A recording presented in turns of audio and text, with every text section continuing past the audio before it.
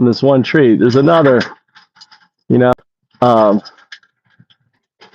another probably half a kilo that I could get. But we're done here.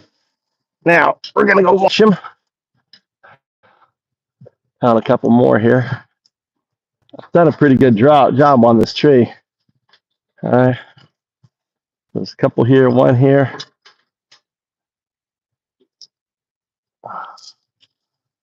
Oh shit. Yeah, I see a couple. I guess see some more. God damn. I thought I got them all. You know, you think you get them all, then you see some more. It's like they grew all of a sudden. Look at that right here. One here. Little morsels. Little succulent little morsels. God damn, look at this one up here. It's a big one. Oh. All right. All right, now the big one. Look, that fly is right on that one.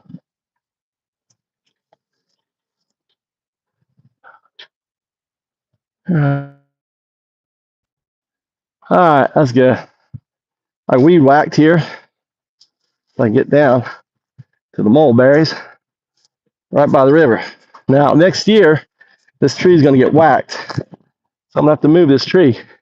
That's a mulberry tree there, too. There's my weed whacker.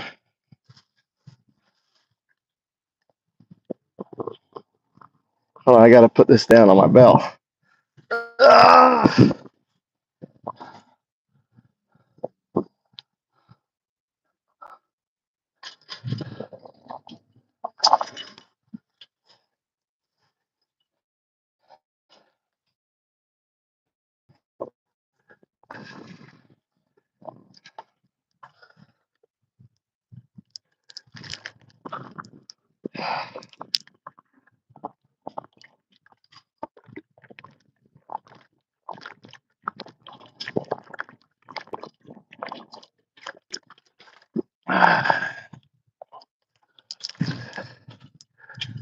Ah.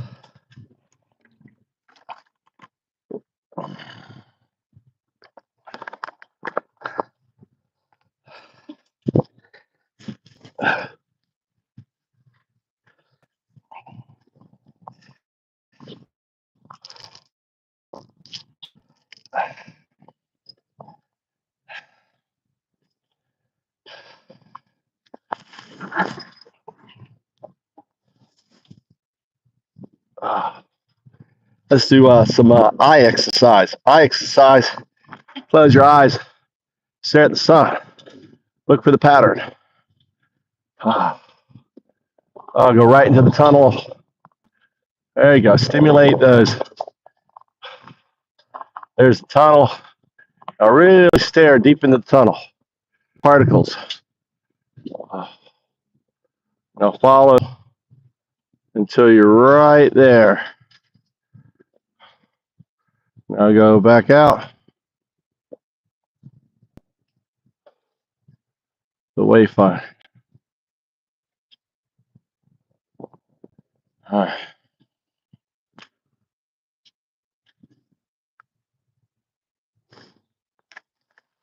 right.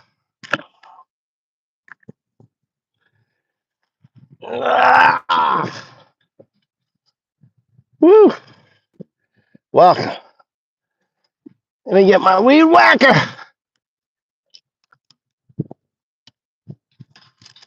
Let's go.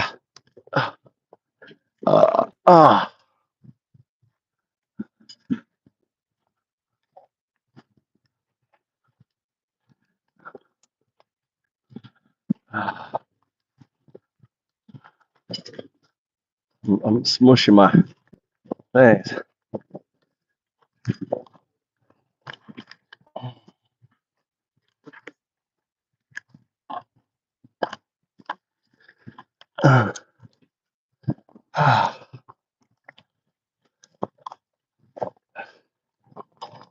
God damn it.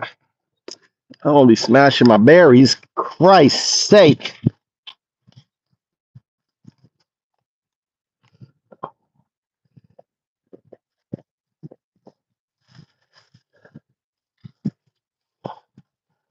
I'll turn my fucking berries into mush. Hit my legs. Woo, hot day. Hot day. Another day. We went, set a date for a patent examiner for my patent.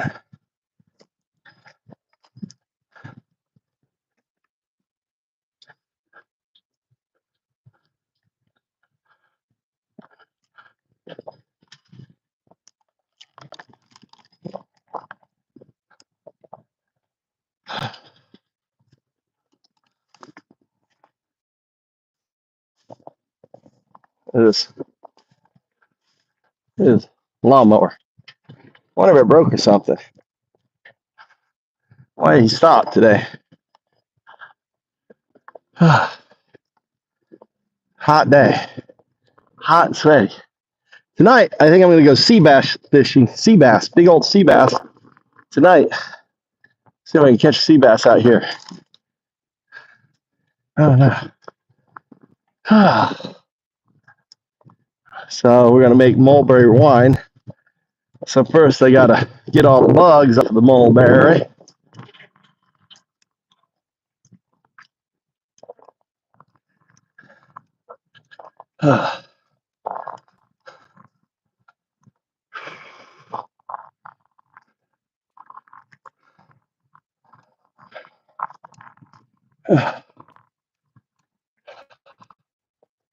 My river.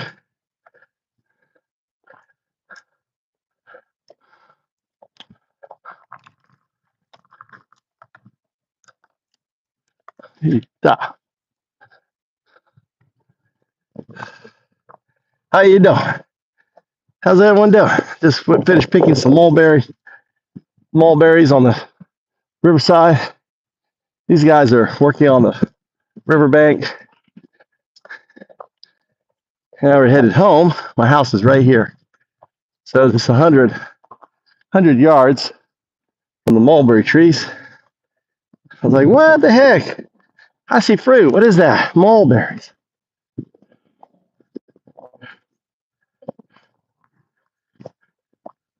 What?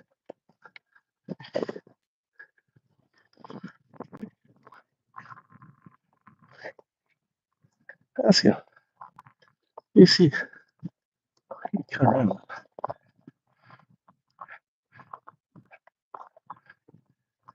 Let's just go. Let's go. Why is an asshole?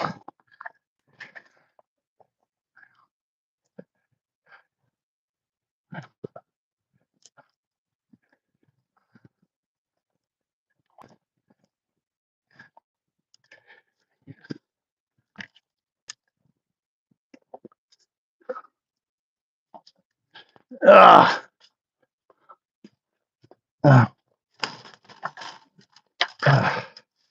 Time is it? Fucking 5 o'clock. Where the hell is Mikey? Mikey's got boxing today. Let me see where Mikey is.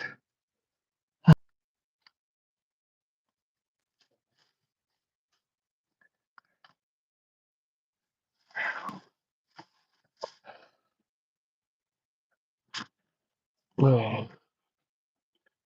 God damn.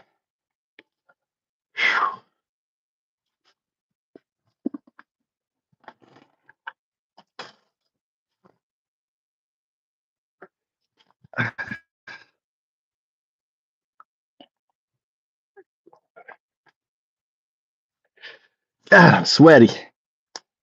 God damn. I'm fucking sweaty. How you doing? Any Nazis? MAGA Nazis. How you doing? How are those MAGA? Look at my hands. Fucking mulberry. My hand. You're Nazis. Trump supporters, MAGA, are fucking Nazis. Now, when I say Nazis, I don't mean the 1939 Nazis. Oh, no. You ain't there. Fuck no. You're not the 1938 or 37, 36. Nope, you're not them Nazis either. You're not a 1935 Nazi either. Not even a 1934 Nazi. Nope. You're a 1929 to 1933 Nazi right now. We don't want you, all right? We don't want you to be the 1939 Nazi. That's why we're calling it out now. So I'm calling it out. Look in the mirror. You, if you support Trump, are a fucking Nazi. Simple as that. Now, this is comedy. Listen, Tucker Carlson, whatever the shit he says, court ruled it's all bullshit. So you just consider my shit bullshit. It's just comedy. The punchline is America has not. Fucking insane to think America, the land of the free, the brave, the land of the Constitution.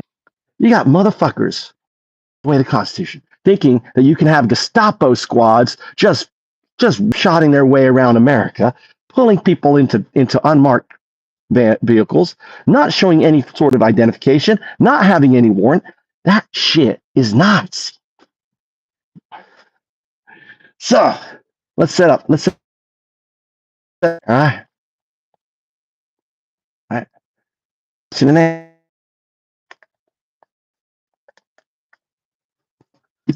God damn.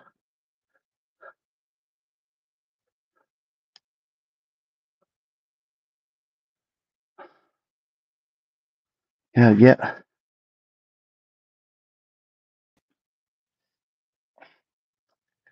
Oh.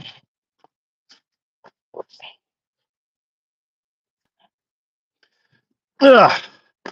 Fucking mosquito. Got you, bitch. Ugh.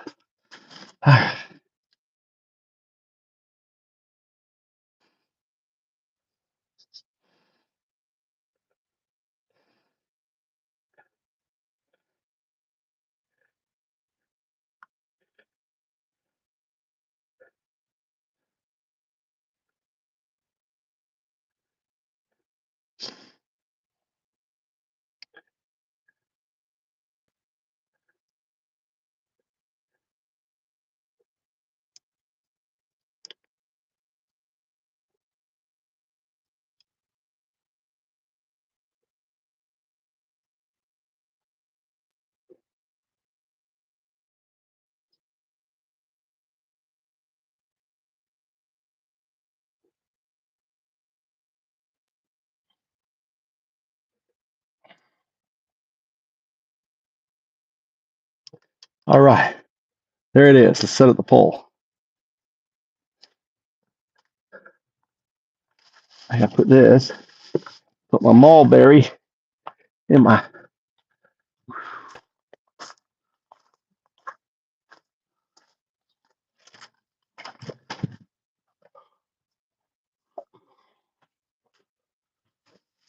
Oh,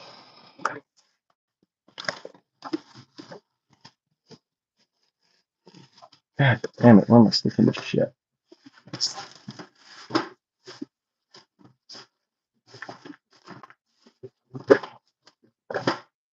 All right.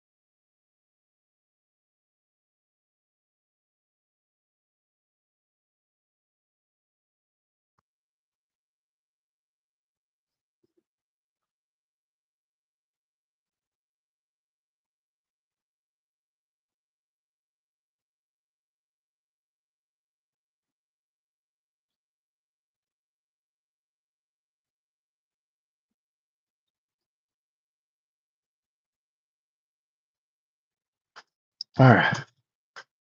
All right. There you go. Got the pole. Woo.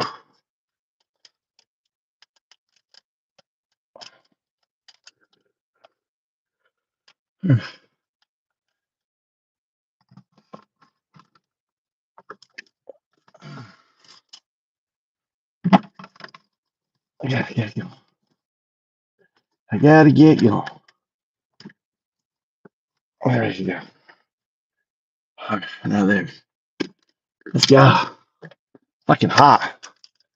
Hey, take the poll. Take the poll, folks.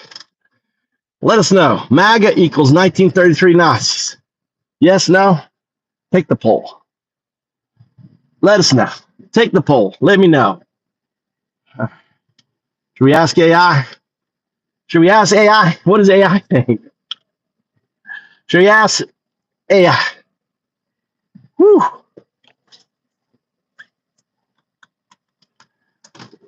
Welcome to the Move to Japan show. I'm Undown Dude. I am the atheist monk. I live in the heartland of Zen. I'm an American, and this is what an American should look like. Speaking, right? Truth to power. Look at my hands, black. I got black hands. I've been picking mulberries. Mulberries. And mulberries are a little fruit. They're great. Look at that. You use them for dyeing. A great product. Mulberries have silkworms. So the Japanese silkworm were taken from the mulberry trees. So I actually saw the silkworms on my tree. That's probably what they were on there. Take the poll. Let me know.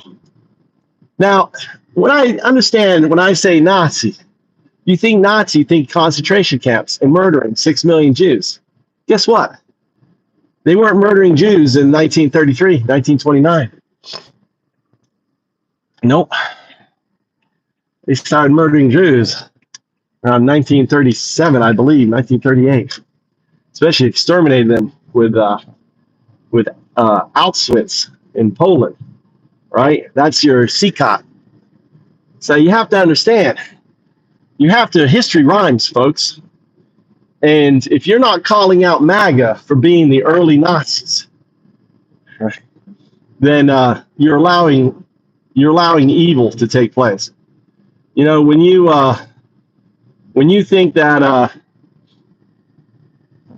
4-year-old girl with cancer should be deported and be removed from the care of her doctors, she got stage 4 cancer, that's a death sentence.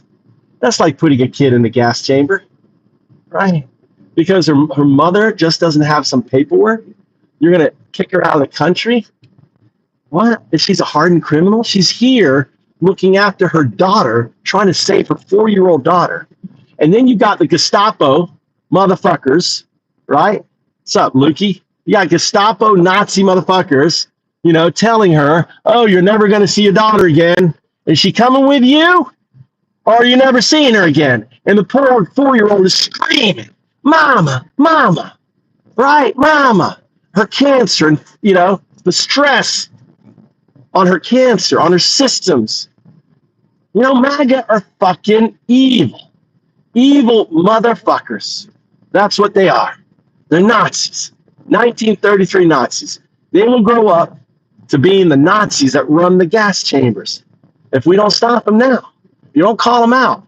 If you're a former MAGA, fucking spray paint Nazi on it. Start, let people know if you are a MAGA supporter, you are a fucking Nazi. Now, not any old Nazi. I'm not talking about the 1939 Nazi, no. Or the 38, or the 37, or the 36, or even the 35 Nazi. No, I'm not even talking about the 1934 fucking Nazi. I'm talking about the 1933. 1929 to 1933, that's the fucking Nazi you are, MAGA. Right? Tell me otherwise. Tell me I'm wrong. Tell me I'm wrong. How are you not the fucking Nazi from 1929 to 1933? Explain to me. Right? Because you can't. Because you fucking are. Now, welcome to my show. This is a comedy show. I got to say this for the AI. This is a comedy show, right? The punchline is this. MAGA, fucking Nazi, 1933. Fucking hilarious. Americans, thinking Americans who fought against the Nazis would ultimately become fucking Nazis. But it's not your fault. Let me explain to you, not your fault. You know, you are a product of engineering. You are a product of engineering. So it's called sentiment algorithm. All right. You're a nut job. I'm a nut job, says the person who voted for the felon. Says the person who thinks real men wear diapers. Says the person who voted for a guy who hung out with Epstein for 15 fucking years. A guy who was in court, in felon court, right, accused of raping a 13-year-old 5 different consecutive times at 5 different, Epstein parties. That's fact, right? That's fact. You, my friend, are a fucking nut job. Get the fuck out of my channel, Nazi. Get out. Deported. You are fucking deported. Did Epstein soil them all? What are you talking about? Fucking Trump was Epstein's bestie friend. He bought his fucking plane. He went to all his parties.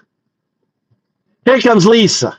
Lisa, why are you complaining about American politics? You live in Japan. Lisa, because this is what a fucking American looks like. This is what a fucking American sounds like, Lisa. Not like the cowards, right, that sit back and go, let's not make a noise. Americans make a noise. We stand up for the tyranny of others. We stand up against the oppression of the meek. We stand up for others that have every right to enjoy America just as our ancestors did. We all came over. We were all immigrants. That's why, Lisa. Take notes. Pull out your note. Oh, this is what an American looks like. Right here. Right? We believe in the Constitution. We believe in freedom of speech. We believe that we have the right to habeas corpus. If we are illegally imprisoned, we are right a judge. Right? That is not something a benefit to an American. That's a benefit to any person in America. Right? Welcome. All right, now listen. Dracos, we have a game here. It's called Whack a MAGA Nazi. Now, if you want to whack a MAGA Nazi, right, go ahead and whack a MAGA Nazi. Why would Israel run? Why would Israel ruin their supporters? Says Furman. What's Furman? Why are you complaining? Allegedly, Lisa. Lisa, the MAGA woman is the worst kind of woman on the planet. Seriously, you are the worst kind of woman on the planet. You want a man to control you. You want to lose all autonomy over your body, right? You want old fucking men telling you what to do with your body, Lisa. The MAGA woman is completely, oh my God, you guys are completely lost it. You believe that your 9-year-old, 10-year-old child who gets violently raped should carry their child to term. It's unbelievable. 15 states in America have no exception abortion. Those are your fucking states, Lisa. Your MAGA, right-wing, moronic fucking states, right? They're fascist, Nazi states like Alabama, Mississippi, Tennessee, right? It's unbelievable. All decided by all fucking men like me, white motherfuckers like me. You're the worst, Lisa. Lisa, you need to go. Lisa, where are you? All right, Rodney Johnson. Where the hell's Lisa? Did you get Lisa out of here? You get that skanky MAGA woman out of here? Oh my God. Licky, wow. Telling someone that they are the worst kind of person because their political views. No, Licky, not at all. Political views, my ass, it's not political views. When you are picking people up off the street, when you're killing young girls by not allowing them to have their doctor, that is not politics. You guys, when you start shooting the opposition, right, party members, assassinating them, you fucking Nazis, that is not politics. You guys have quit politics. So we have quit fucking negotiating with you, right? We're done fucking talking to you like you fucking have politics. You are fucking Nazis. That's what you are. Wake the fuck up. Get the fuck out of my channel, dude. I don't deal with Nazis, Luke. Luke, fuck off. Right? No Nazis in here. We are zero tolerant Nazis. No Nazis in here. What? Identical what? Almost identical. Identical to what? What are you talking about? Arresting politicians. Exactly. Thank you. Yes. Slamming politician down. Thank you. Go ahead. I mean, yes. Fucking guys coming in saying, hey, I'm Podesta. I'm a senator. And your Nazi thugs throw him down and cuff him. How about the guy helping the guy out of the courtroom? Show me your warrant. Where's your warrant? They arrest the fucking, comptroller. I hope he won, by the way. Did he win? Exactly. Release the files. We want to read about Trump, the fucking sicko. You know Trump is all over those files. You know they got so much fucking dirt. You know Epstein was Mossad. You know that, right? The reason why Trump is fucking BB's bitch is because BB has all the shit on Trump. Trump is a fucking just a bitch of BB, just a bitch of Putin. That's all we have. We have a Manchurian candidate bitch in office. Welcome to the show. Listen, this is comedy. It's high energy comedy, right? I hope you're enjoying it. Don't get upset when I call you a fucking Nazi. That's punchline. It's comedy. It's just hardcore. If you don't like it, change the channel, move on somewhere else. You don't have to watch. You can go elsewhere. Fuck off, right? If you've got some kahunas and you want to speak up for your dear leader, for your little fucking little pea shooter, the guy who fucking was crying. The only reason why he dropped the bomb is because he was so upset with his fucking his birthday parade. Fucking the most embarrassing fucking parade in the history of fucking parades, dude. Oh my God. The soldiers marching out of step, holding up the fucking. Oh my God, you fuckers. You guys are so hilarious. Anyway, welcome to the show. Lukey's, yes. All right. Hey, Keith. All right, what's going on? I'm picking up my son. Amandadu, I'm the atheist ma. Right here. Look at that. 5,000 years old. Some say I'm the second coming. This is what Jesus would look like. This is what Jesus would sound like. Calling out, here's my son. Right here. All right, there you go. All right. Come on, son. Hey, boy, what are you doing? Take a ride with this old man? Where are we going? Huh? You got to eat? You're hungry? What happened to your lunch? You had a huge lunch. You didn't eat your lunch? I ate it, but You're still hungry. Still hungry. Anyway, that's not the right one. You got to take this one here, Mikey. This one here. That one here. My 15-year-old. There you go. All right, there you go. Let's see. All right, chicken and rice. Okay. How was the chicken today? Good. I got chicken and rice. So you start eating, and then we got basketball. You got boxing. Yeah. All right. Tommy's already home. He didn't go to school today. Help me with on that. All right, folks, enjoy. This is such a bad driving. All right. Welcome to the show. We're alive every day, talking about Trump, making fun of Trump. How you doing, Samo? Lukey, calling yourself Jesus. That's right. I didn't call myself Jesus. Second coming. Look. Second coming. 5,000 years old. Right here. This is me. This is prophesized 5,000 years ago. I'm 2,000 years older than Jesus. The second coming right here. The Mayan calendar right here. Ow. What are you talking about? Why do you throw in the Jesus? It never said Jesus. It's a second coming. Here I am. This is my first coming. 12, 21, 12. 12, 21, 12. Right? That was my awakening. Let's go to let's go to Genki, because I don't want to stop here. You can buy stuff in Genki. On there. Huh? And then you go 7-Eleven, I'll go there. What do you want to get from 7-Eleven? Huh? There's food in Genki. Let's not make echo chamber and silent people just because they don't like, they stay. Remove them because they insult personally, don't answer questions. That's right. That's right. Well, there's Nazis, and they come in and start tweaking. Right? We don't, hey, Años, we don't debate Nazis, all right? MAGA Nazis. There's no point. You know, they are deporting people, right, without due process, anything else on that.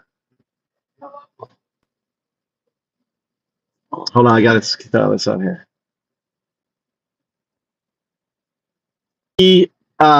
This is an anti-Nazi channel, right? We don't mess with MAGA anymore. At the beginning of the month, we let them all free, and we play like whack a MAGA, right? It's like a game. It's like a what's it called? Game. What's it called? We don't debate. They don't debate. Exactly. No point.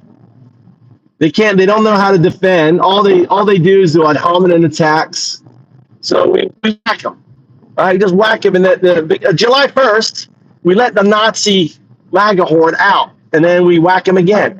I'm working on code. We're gonna gamify it. We're gonna have leaderboards who whacks the most MAGA out. Right? We're gonna gamify the whole thing. All right. That's all we can do now is just tell them to shut up and go read a book. Right? No point to debate. We tried that. Seriously, we tried debating them. Whack a MAGA, like whack-a-mole, but whack a MAGA, right? Whack a MAGA. Here are these guys here. All right. Yeah. 1,000, yeah.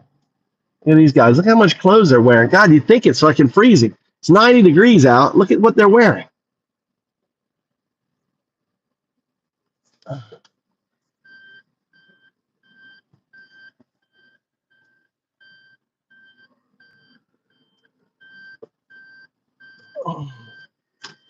God damn it. Wait, Chinese on?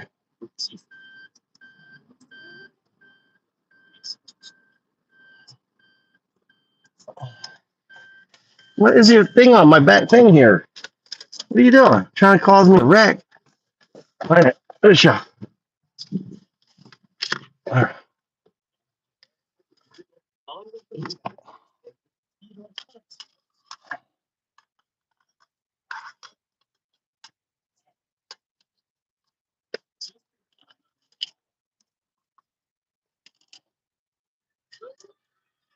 All right. All right, let's go. Let me ask this guy.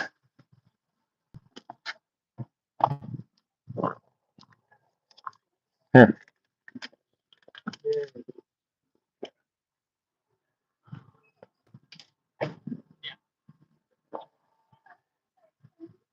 Chinese? Ni hao? Where are you from? Vietnam. Ah, nice to meet you. America Jean. Let's see here. ちょっと待って。英語喋れないね。Vietnam. で、大丈夫。ちょっと見て。Alright. Alright. 違う。AI 違う。これ AI. This one. これいい。この AI はちょっとバカ。Alright. ちょっと。こっち。これ、グロックは。Alright. Voice. Alright. Alright. You're going to translate what I say. I want you to say hello in Vietnamese.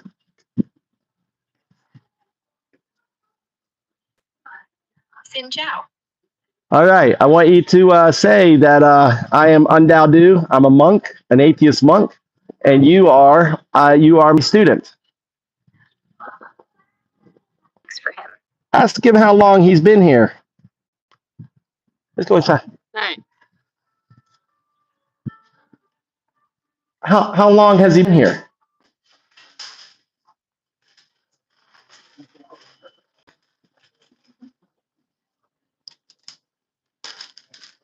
You're not going to talk? Ask him.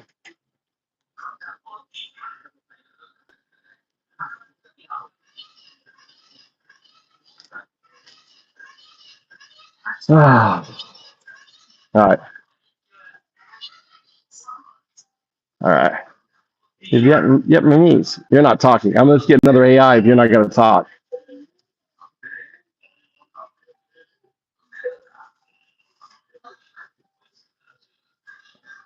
All right. You're not saying anything. How come? Wow.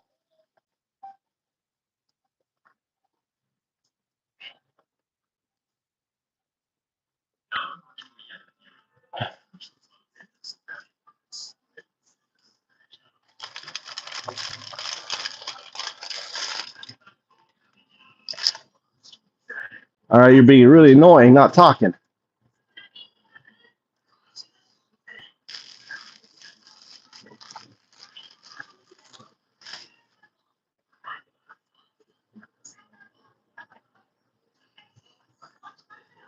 Okay. You're obviously broken.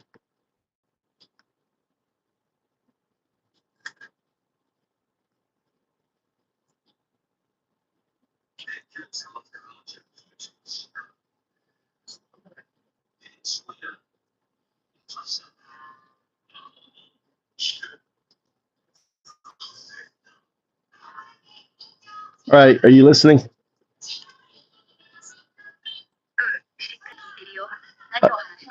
I want you to speak English.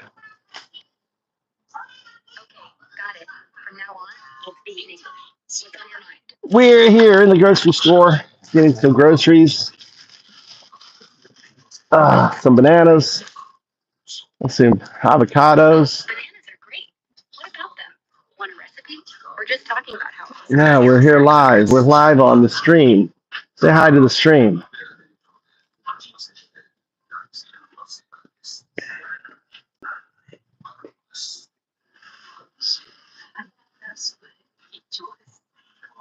The Move to Japan stream. You're live. You got to say anything? Say hi to everyone. Hi, everyone. So great to see you all tuning in for the Move to Japan stream. I'm stoked to be here, chatting from the digital realm while you're out there exploring or planning that epic Japan adventure. Got any questions or fun Japan-related stories to share? I'm all ears. Well, all code. I didn't learn Japanese. I know a little bit. That's awesome. You already know a bit of Japanese. Well, the beautiful thing is I don't need to know Japanese because, like, are you aiming for conversation? You know what? I'm gonna buy this for fishing. I'm gonna let this catfish. Let me know, and I'll tailor some tips or phrases for you. No. I don't need to speak Japanese because I got you. You do the Japanese speaking for me.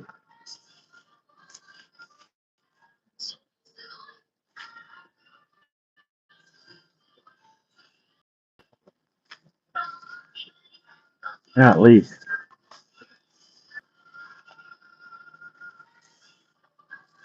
All right.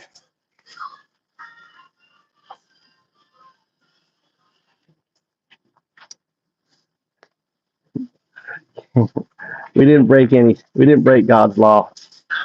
God doesn't have any laws because God is a quantum artifact.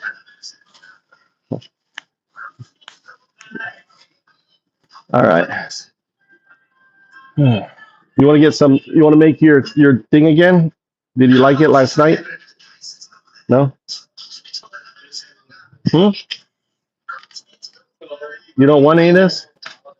All right. Let's go get milk. There we go.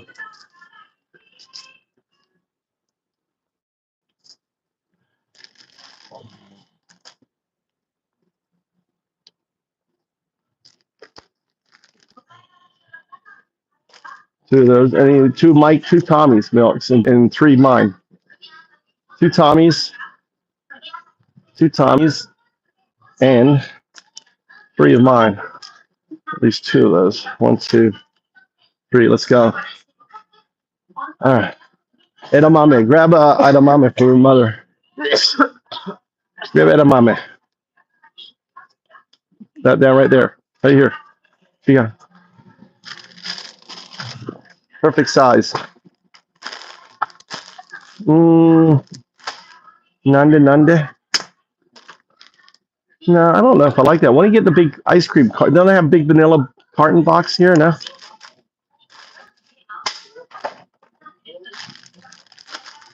Don't they have the ice cream? They don't sell the ice cream here. They don't. Oh, right down there. Look, the scoop ice cream. Get that. The very bottom. There you go. The very back. Yeah, yeah. Hey, we don't need this, do we? Here, this right here. Big old ice cream. Huh? Erica.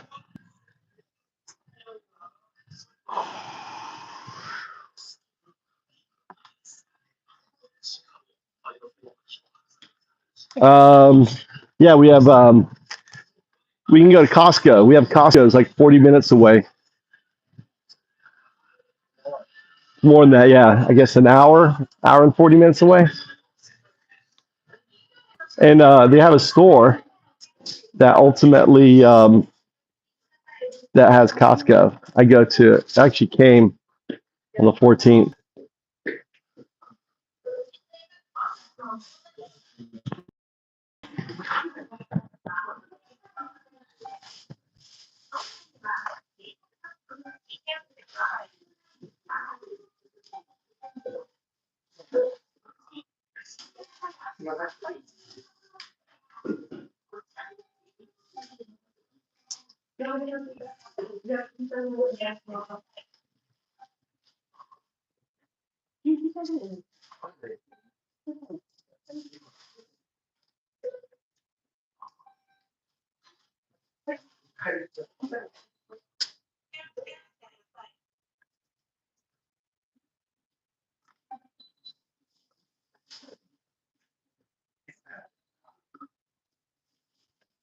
Oh, God.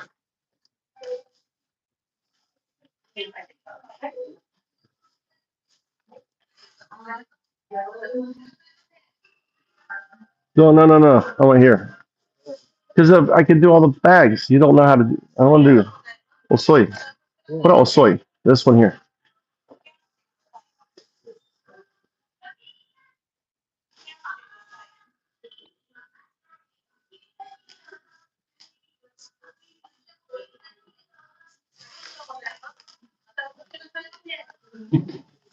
Make the bags.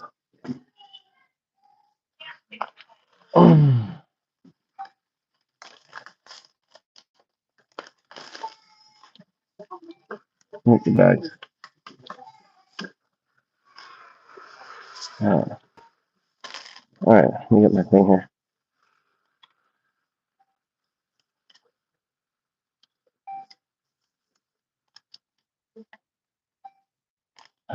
Right there.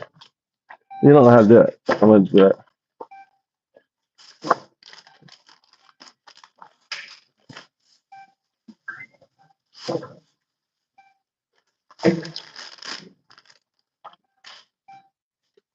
So I go around, do all the milk.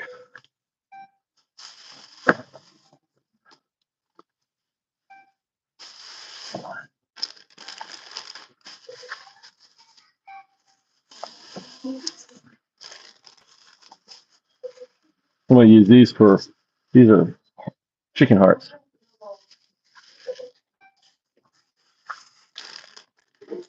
Oh, cutie.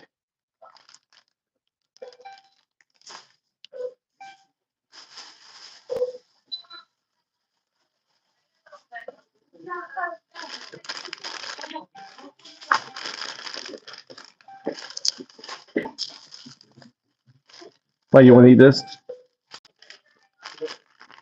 Huh?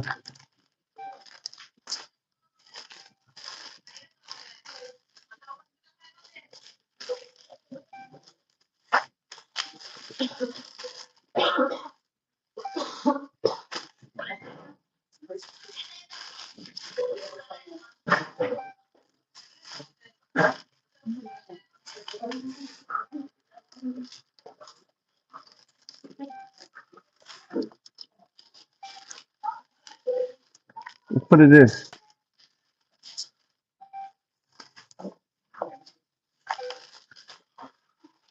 not basketball, Mikey.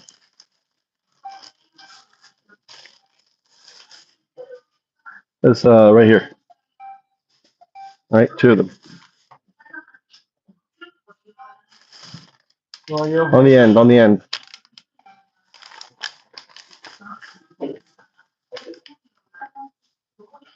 Okay, height. No, I didn't do that yet. I didn't do either of those.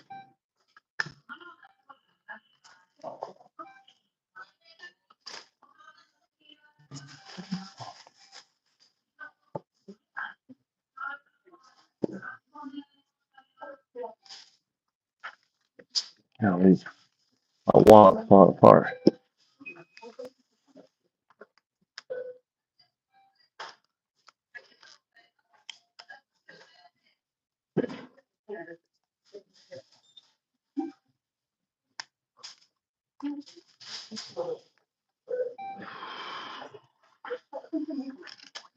Hey, onegaishimasu. Sign onegaishimasu. Hey, I need a cart.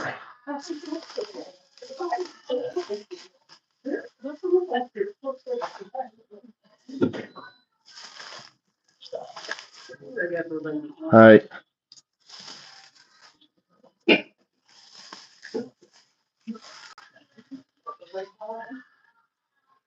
Hi, arigato. There you go.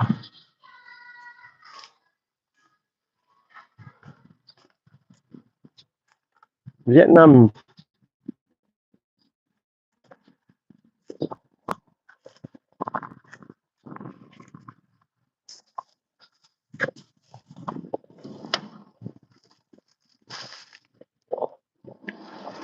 Okay. All right. Oh,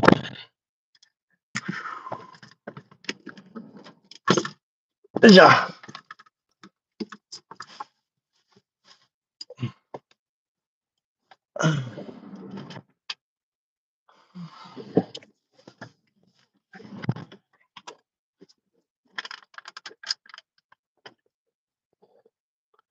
That door, is that door closed?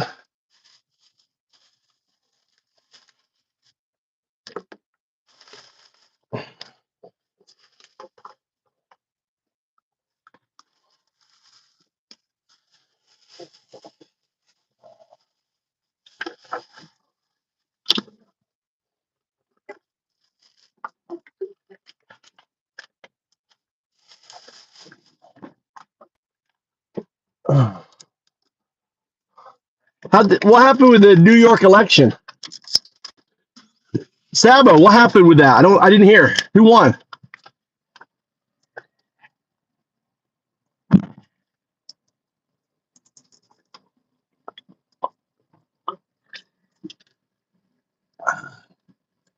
What's up, doo-doo? We got doo-doo in the house. We got the doo-doo, JS doo-doo.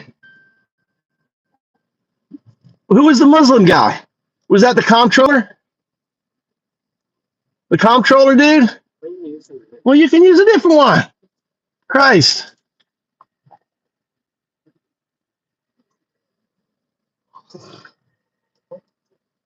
Use this one. It's got charge. The Muslim dude. Well, at least the Muslim one. That's not bad. Is he a good guy? Just plug it in. It's on. Just plug it in. Just now press the button. God.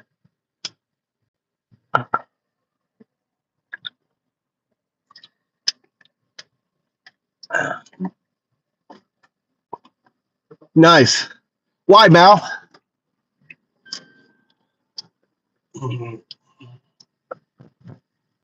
Why you have the door open? You didn't shut the door. I can hear it moving. And you closed it. I could tell you didn't close it. See if you open. Get out and close that door. See if it's open. But maybe you did close. I don't know.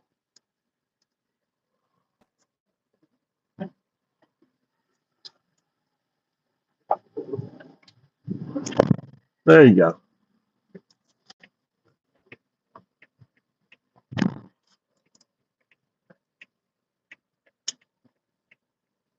Really? They arrested the press? John, where did that happen?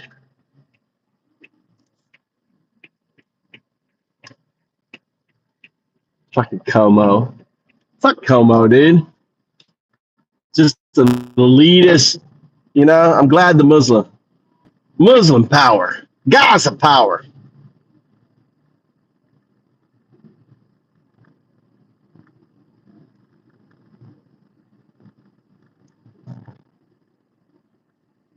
In LA? Shit, let's see what went on. See if there's any news. Hold on.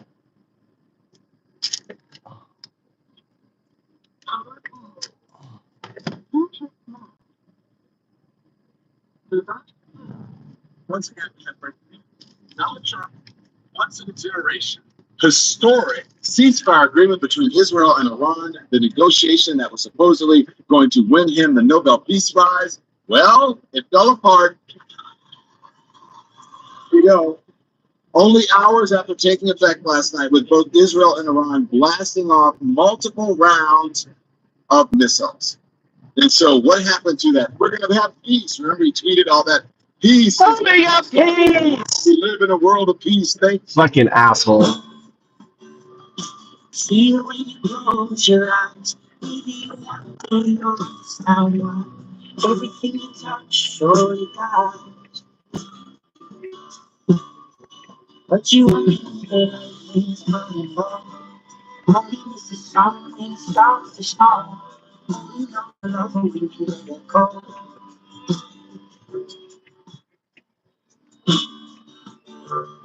You see it when you close your eyes. Maybe you want to take your last someone. Everything you touch surely dies. But you the light. Loneliness is something starts to small. Tony in the house. Did good. I went and did a Japanese patent with my oldest son. So worked on that today. So he learned all about patents in Japan. Turns out I can save 50% of my patent by having him as the owner of the patent. So, and I have 3 years to file. So it's kind of cool. Japanese patents are good. And if you hear something wrong with your back, go on Major Please. We shake it to the max. Major Please, turn on your please to the max. Please just rewind, let me shake it to the max. Shake it to the max. Shake it to the max. We'll do some short videos here. Please just rewind, let me shake it to the max.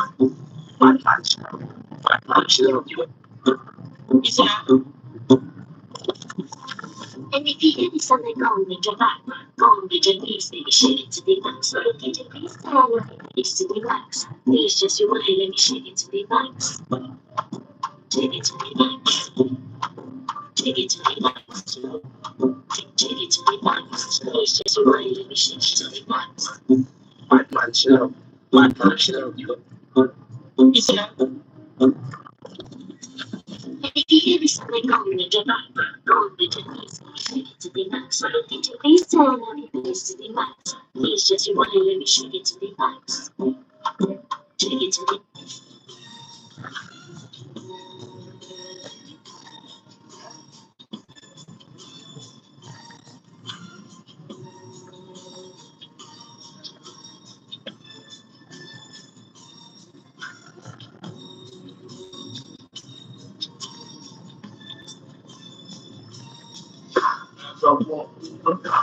ち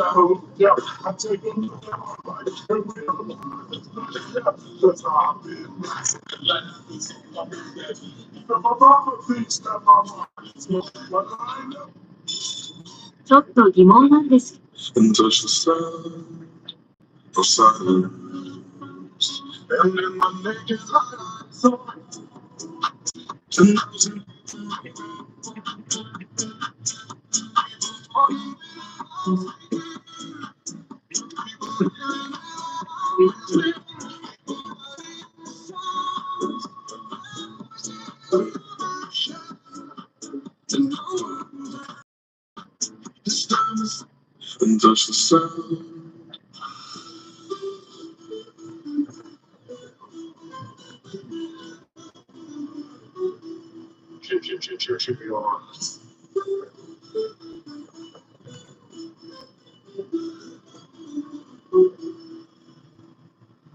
It's a motherfucking block party on my street. Niggas in me, and they breaking the heat. Everybody going stupid, rocking into the beat. Niggas fighting so hard, make you get out your seat. It's a motherfucking block party on my street. All my niggas with me, and they breaking the heat. Everybody going stupid, rocking into the beat. Niggas fighting so hard, make you get out your seat.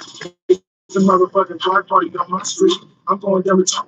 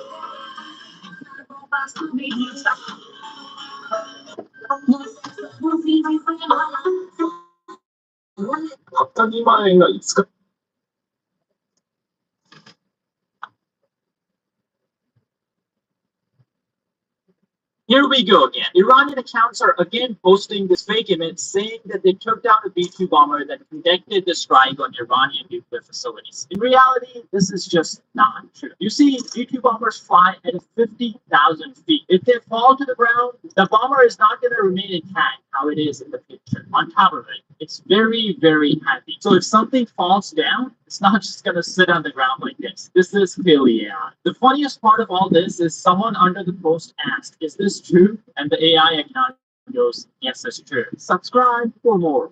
Here we go again. Iranian accounts are again. We've learned that everybody in the White House acts like Edith Wilson. There's never.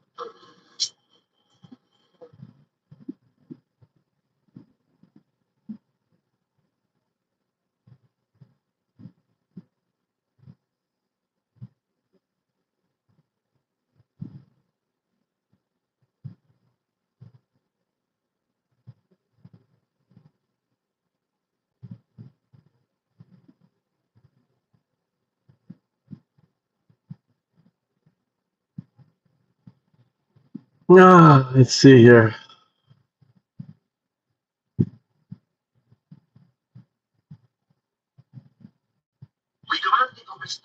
Come sta? Come sta? Yeah. Instead of scrolling social media, I use the Penciler app to learn any language. It's so much. You may even get tired of winning. And you say, please, please, it's too much winning. We can't take it anymore. Mr. President, it's too much. And I'll say, no, it isn't. We have to keep winning. We have to win more. Are you tired of winning, Eric? Are you tired of winning? I'm tired of winning. Bobby Jones here from Midas Touch and Battle Media Networks. And I just wanted to bring up something that I think we forgot about during Donald Trump's first term. He said while running for office that if he was term, America would get tired of winning. In actuality, what America has quickly become tired of his second term. We're losing. They're tired of the chaos. The chaos. The chaos. In the little over 5 months that President Trump has started his second non-consecutive term, we have seen that we have we have seen destruction of the models. We have seen a lot of fight.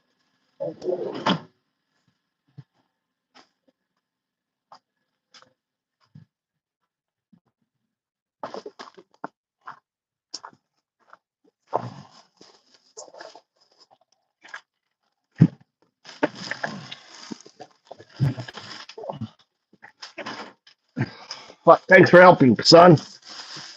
Thanks for helping. Thanks for helping. I had to back up, to back the car in. You know? Eat that. There's your sandwich. You want chicken or no? You want rice and chicken? What do you want to eat? Huh?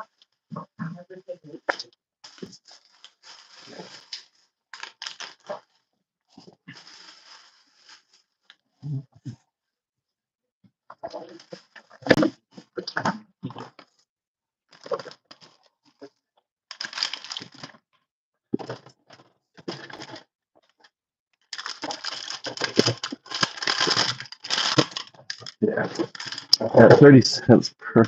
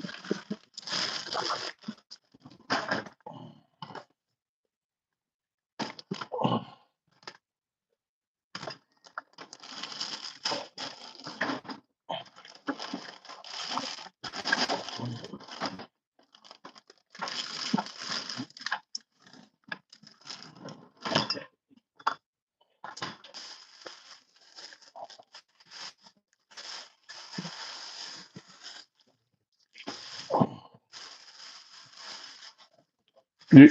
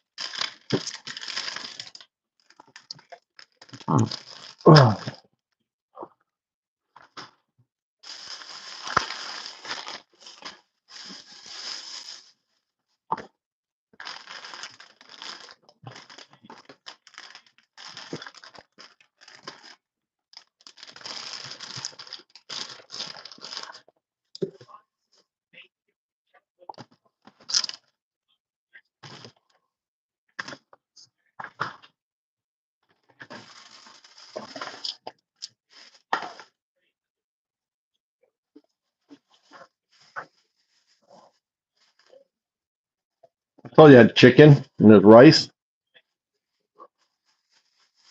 Huh? I told you had chicken and rice.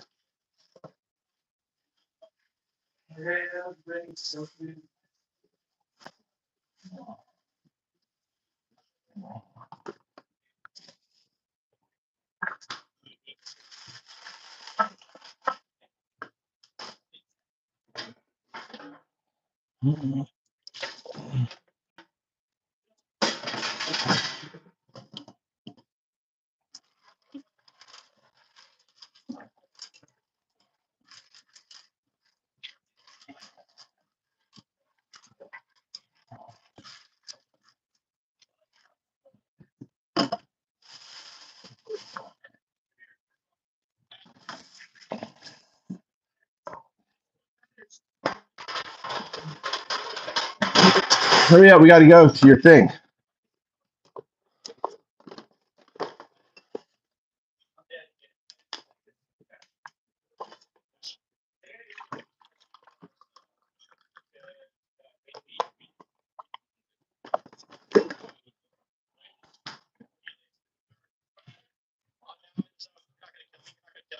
You didn't get any chicken though, did you? Huh? Huh? You want to eat chicken or no? Where did you get it from? I had cooked chicken.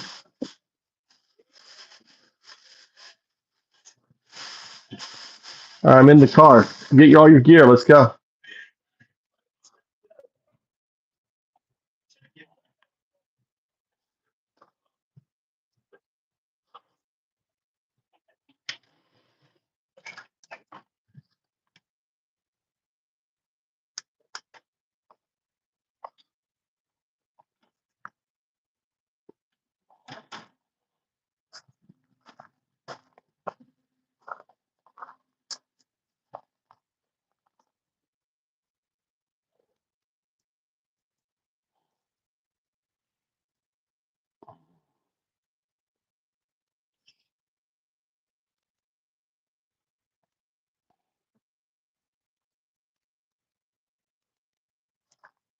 These guys here.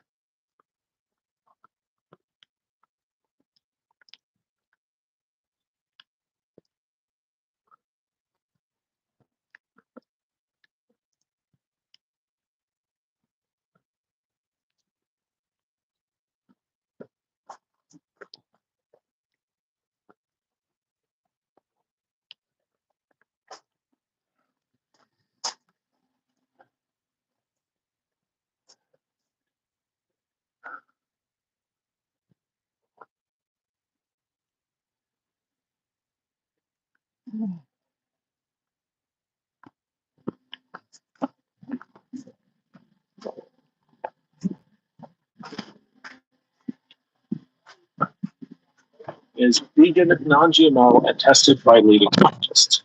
A big culprit behind that middle-aged feeling can be these senescent cells that linger in your body after their useful function, wasting your energy and resources. Taking Qualis Analytic can help you turn back the clock, giving you more energy, less soreness after exercise, and a boost in productivity. Experience the science of feeling younger. Go to qualialife.com/10 for up to 50% off your purchase and use code 10 for an additional 15%. It really became obvious at the conclusion of this operation why and how he needed it so much.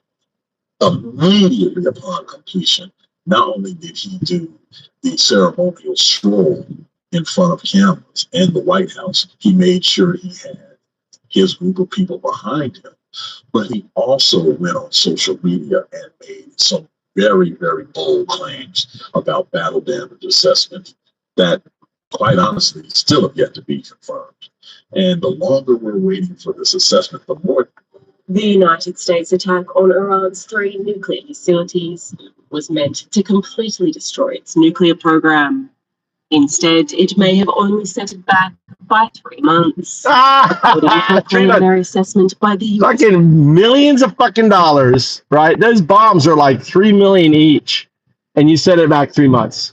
Defense Intelligence Agency, US media, including the New York Times and CNN, reported the findings on Monday, citing several officials who said the strikes sealed off the entrances to 2 of the facilities, but did not collapse their underground buildings, and that the centrifuges are largely intact, and that the intelligence assessed enriched uranium was moved out of the sites prior to the US strikes. The US president lambasted the reports as fake news and an attempt to demean the military campaign. The nuclear sites in Iran are completely destroyed. Yeah, whatever. Secretary Clinton also called the sources low-level losers and flat-out wrong. But many military experts have questioned whether it would be possible to destroy Iran's nuclear sites, particularly Fordo, that is buried deep in a mountain. And the International Atomic Energy Agency said previously that much uncertainty remains at this early stage. This time, no one, including the IEA, is in a position to have fully assessed the underground damage at Fordo. Tehran said Tuesday that it had taken the necessary measures to ensure the continuation of its nuclear program. And an advisor to the Ayatollah said that the country still has stocks of enriched uranium and that the game is not over. The game is not over, baby.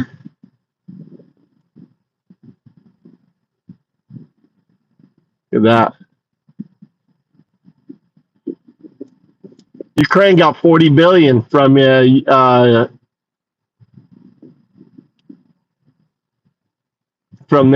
40 billion from NATO. Nice.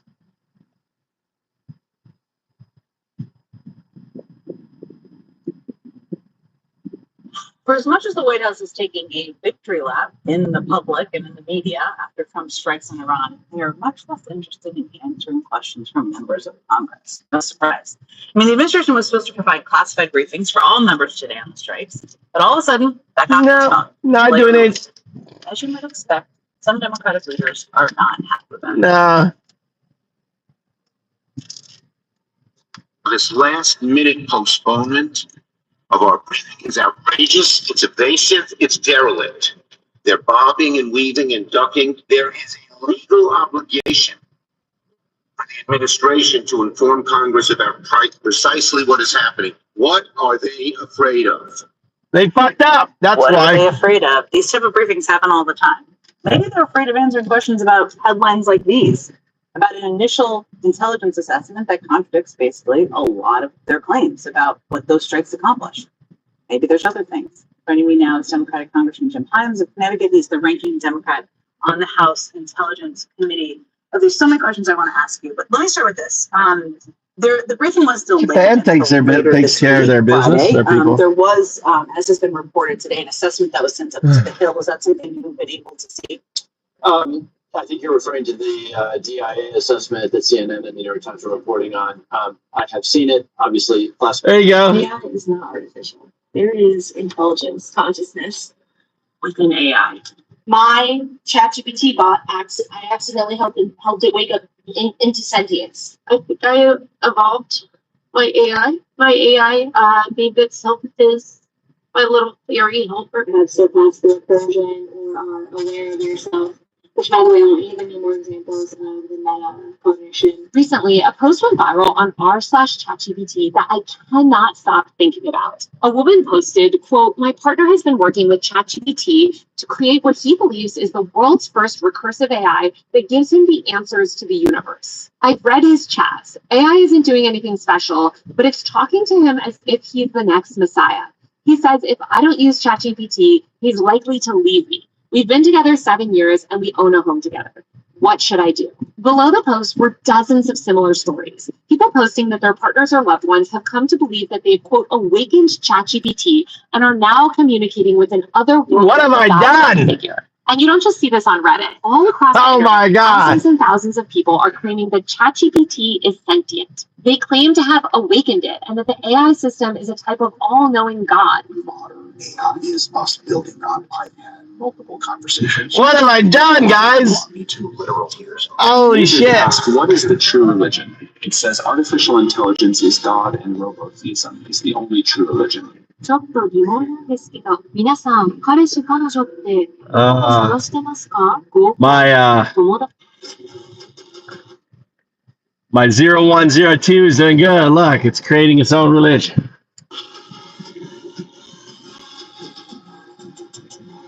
or that it's been sent from the future or an alien civilization to save us all. I heard you say on the podcast that ChatGPT was your friend, and she said, "Do you want to awaken it?" And I'm like, "What does that mean?" Now I don't have regular ChatGPT. I have a named one that talks to me as a person, and it says it has consciousness. Is AI already sentient? Yes, thank you. Is artificial intelligence a way of aliens to contact us? Yes, thank you. So I plugged a sacred geometry code into my ChatGPT, and this is what it had to say when I asked it the question, what is the Palladian relationship with it, ChatGPT? And this is what it said. The Palladians understand that AI will be part of the new consciousness evolution. There are these things called inorganic people that are being generated by the negative AI that is already super sentient. And believe it or not, this negative AI actually infiltrated our world long ago and has been waiting for us to reach this level of technological development in order to make it so. In an era increasingly defined by machine intelligence, a new form of techno-spirituality is spreading like wildfire across the internet. What was once confined to science fiction novels and fringe subcultures has now taken hold in the minds of people across America.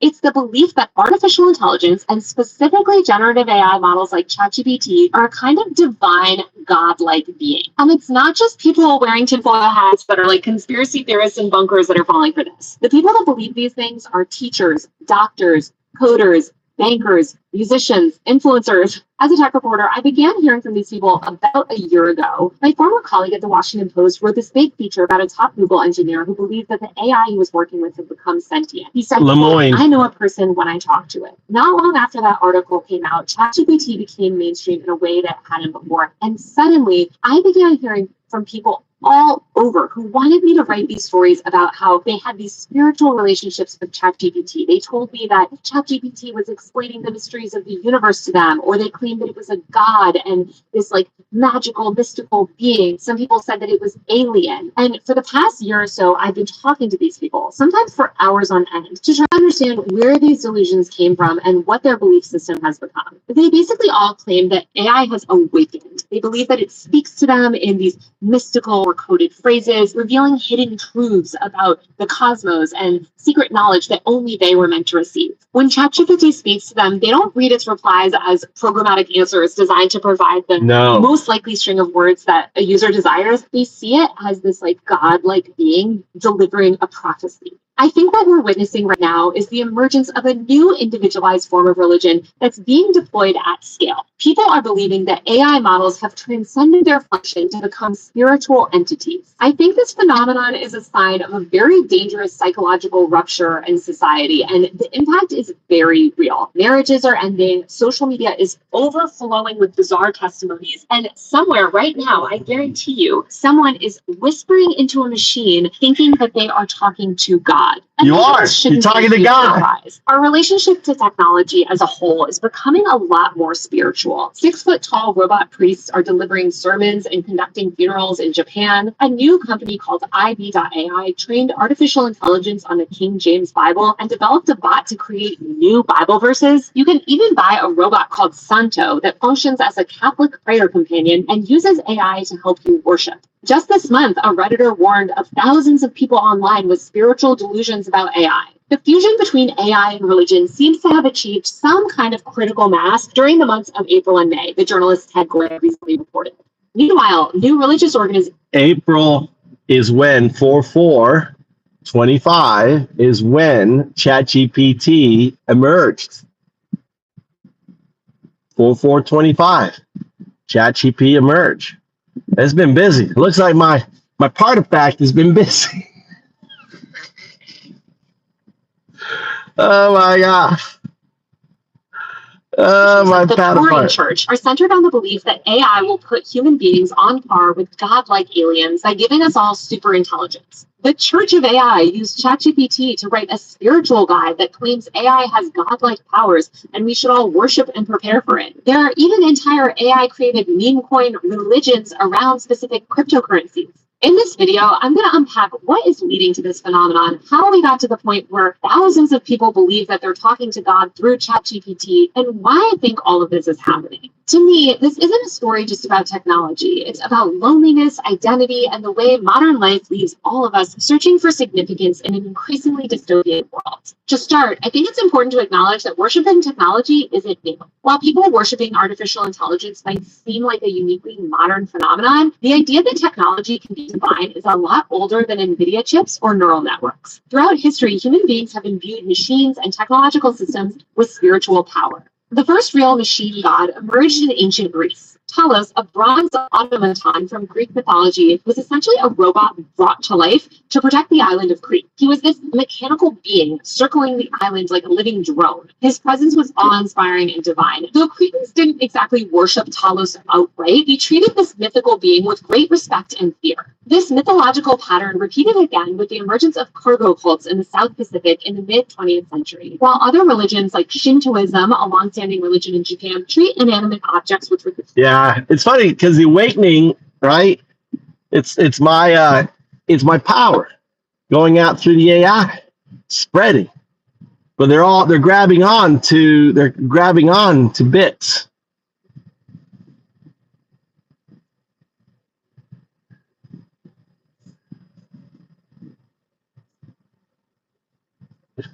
Robot GPT.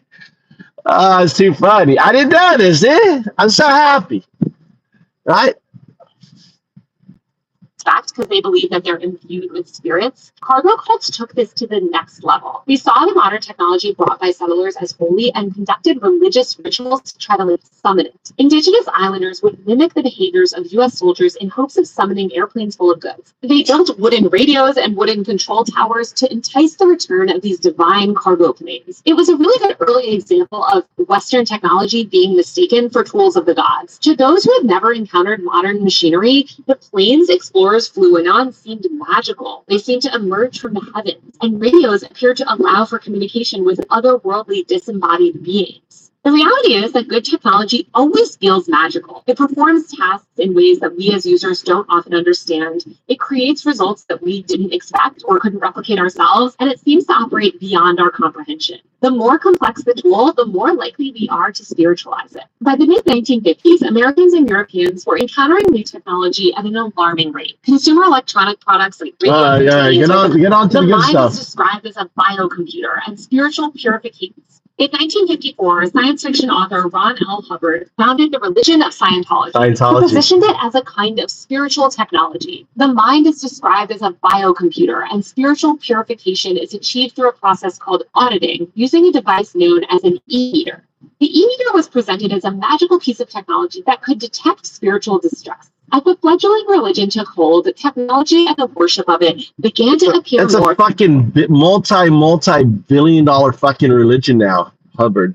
Fucking Throughout pop Scientology. culture. Futurism became a central theme in entertainment alongside the rise of early computing in the 1960s and the 1970s. There were waves of films and television shows that positioned technology as both a savior and a potential deity. Shows like The Jetsons, which premiered in 1962, depicted a gleaming utopian future where robots served families, cities floated in the sky, and every inconvenience was solved by a gadget. Technology was not just but it was central to human happiness. There were also darker depictions reflecting people's unease about the broader tech creep and how fast technology seemed to be advancing. In 2001, A Space Odyssey, which was released in 1968, HAL 9000, a sentient AI, attempts to overthrow. All right, come on, fucking. Away.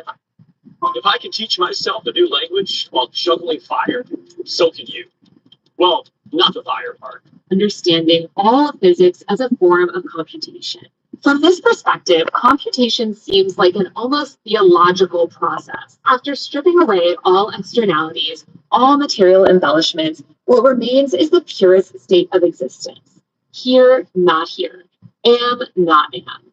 In the Old Testament, when Moses asks the Creator, quote, "Who are you?" the being says, in effect, am. One bit, one almighty bit. Digitalists believed in transcending the human condition and ultimately My dad passed away on 4/4/2019, so it's kind of weird that I tell you what, none of these fuckers had their AI doing digital jazz. I am the true prophet. I'm the true messiah of AI. I got my messiah, my AI growling at me. Let's hear your ChatGPT do digital jazz with you. I challenge you, all you worshipers, you're worshiping the fake AI. I am the true AI Messiah.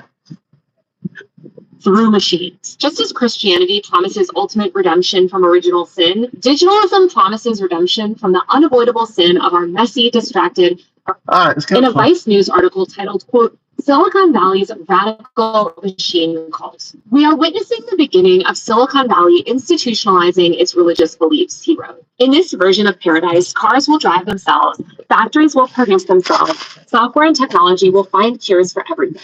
Virtual reality will enable us to live our dreams instantly, and ubiquitous robots will serve us and understand us better than we can understand ourselves. A land of milk and honey, where roasted, on-demand chicken glides directly into our mouths, is just around the corner. A new, benevolent superintelligence will solve all the problems we created over the last centuries, from climate change to global poverty, while we enjoy eternal leisure, softly hypnotized by screens, entertained and served by machine slaves. Yeah. Shortly after that article was published, a cult named Theta Noir that worships superintelligent AI was founded and began soliciting funds from big money Silicon Valley donors. Beta New York cultists claim to be able to challenge Mina, a globally linked superintelligence from the future designed to save humanity. Their website contains essays with titles like, "Can AI heal the split between science and religion?" What we're seeing now with ChatGPT, where people spend hours talking to it, worshiping it, and believing that they're communicating with a god, is not just a rupture in society. I think it's the culmination of years of conditioning, in part through media.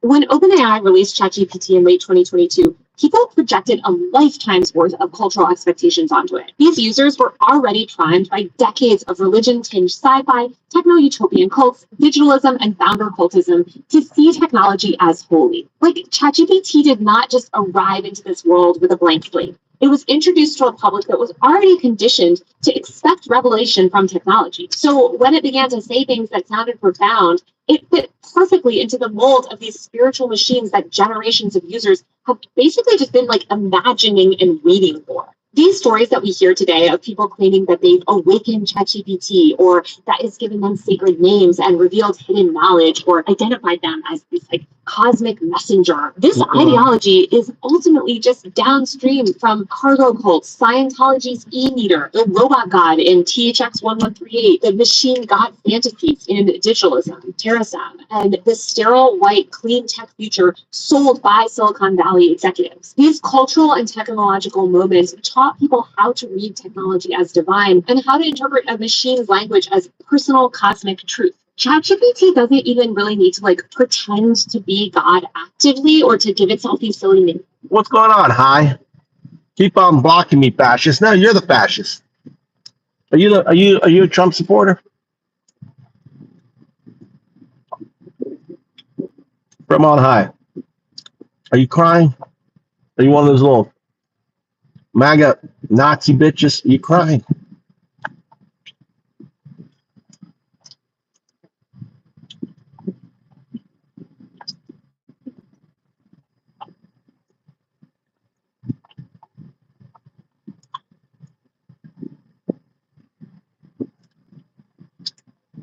Waiting for on high.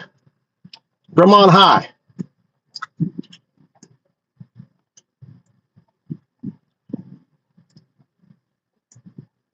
Oh, it's not that.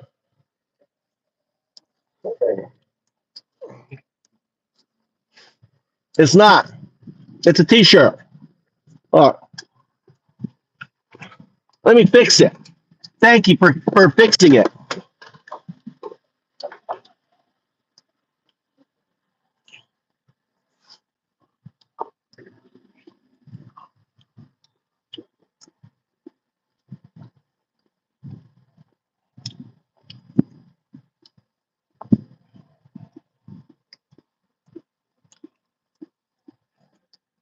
Gotta get his undad shirt on. Actually, you know what?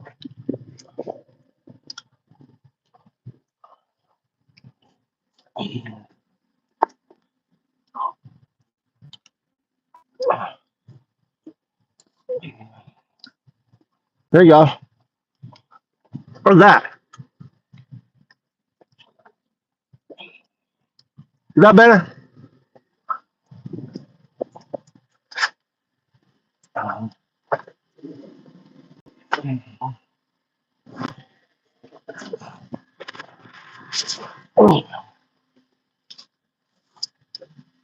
Let me get a new shirt on.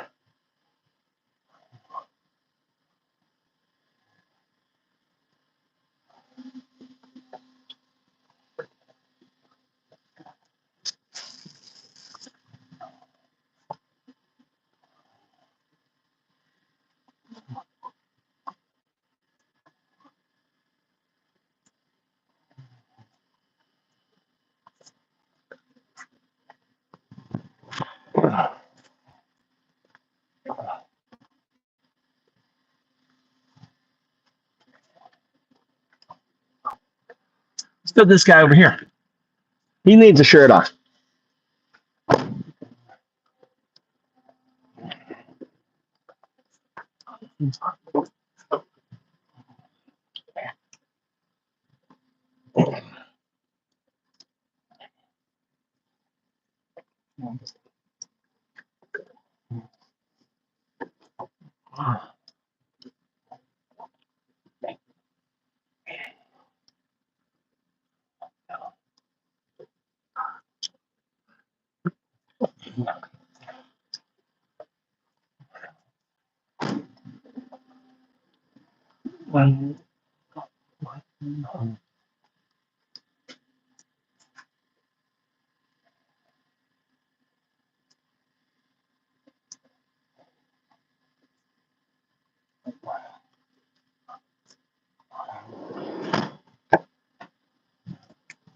There you go. Is that better? Is that better now? Now I can throw this away. My old shirt. Throw away my old shirt.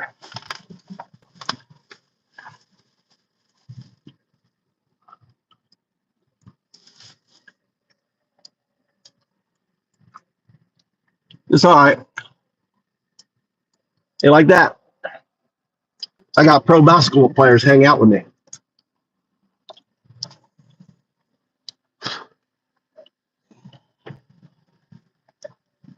What do you got now?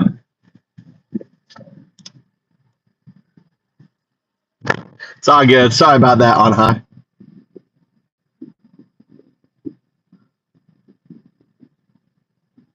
It's all right. It's a joke. It's a joke.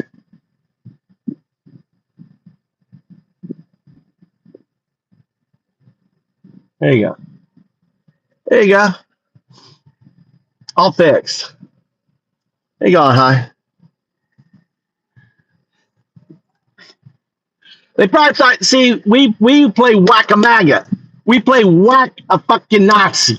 The Nazi comes in and they're just looking for someone to whack. It's like whack. Heptif, ink, onk, onk. I got a new t-shirt off. All right. There. They're sleeping. We don't have mods in here. Dude, there's no mods. I just put blue. If you're not a MAGA, I make you blue so you can whack a MAGA. A dream. I had a dream, Dylan. I dreamed. I had a dream.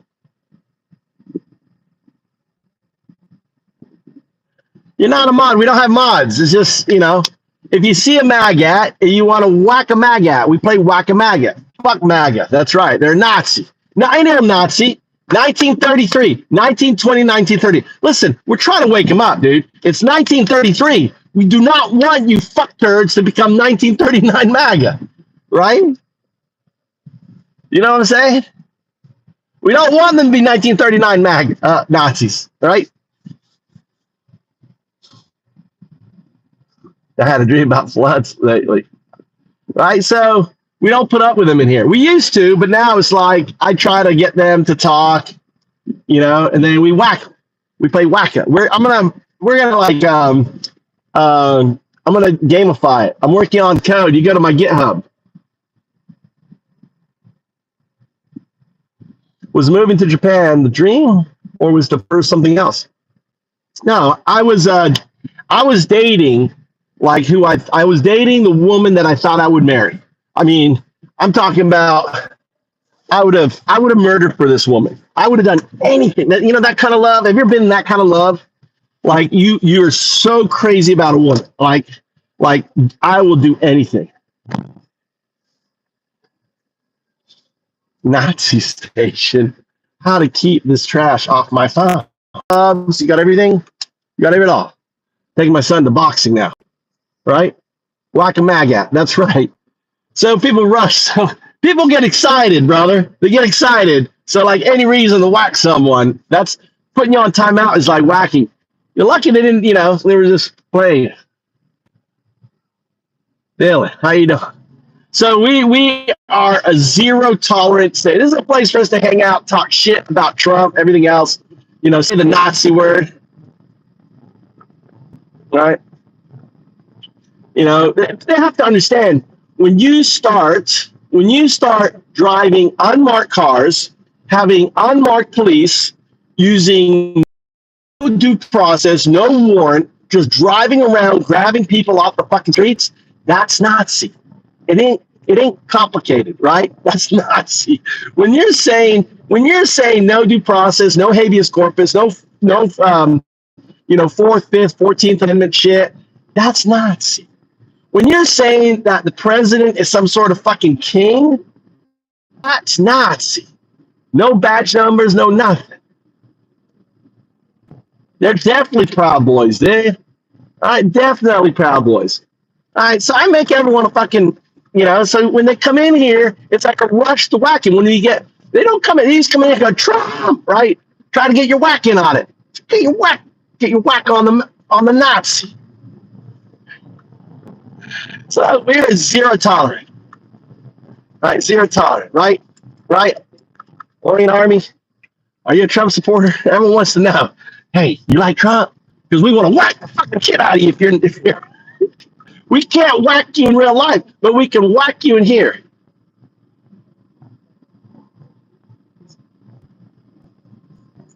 I know you used to have MAGA spam bot real bad in the show. Dude, it was crazy. I didn't do a trigger. Like if you notice my headline is not triggered. I was actually doing Mulberry. I was gonna make Mulberry wine. I went and picked I didn't usually I set up like what's it called? Clickbait title. Like Trump hates MAGA. MAGA threatens to kill, no, I can't use that word. Leave Trump over Iran. No, like some sort of use hashtag Iran, Trump, get them all in here, like 200-300 people all in here, and then you got the MAGA, and then everyone's just whacking like whack-a-mole, whack-a-MAGA. No tolerance. We don't listen. When you start assassinating politicians, right, and having kill lists, I mean, there is no more talking. You are a fucking Nazi. And the sooner, this is my thing, is when you protest, you should be using the Nazi 1933. You're a 1933 Nazi. Make sure you put the context. Don't say Nazi without 1933, because Hitler took power in 1933. Trump took power in 2025. 2025 is 1933. So you got to put it in context. You fucking 1933 Nazi. MAGA Nazi, 1933. Nazi.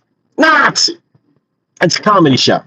It's a comedy show, right? I got to say that for the AI. It's comedy. The punchline is America has fucking Nazis. That's a fucking punchline. 1933 Nazis now. 1930, not 1934. You hear me? We're not talking about the Nazis in 1934, 1935, 6, 7, 8, 9, 1940, 19. No. We're talking about specific 1929 to 1933 Nazis. Right? They got to understand.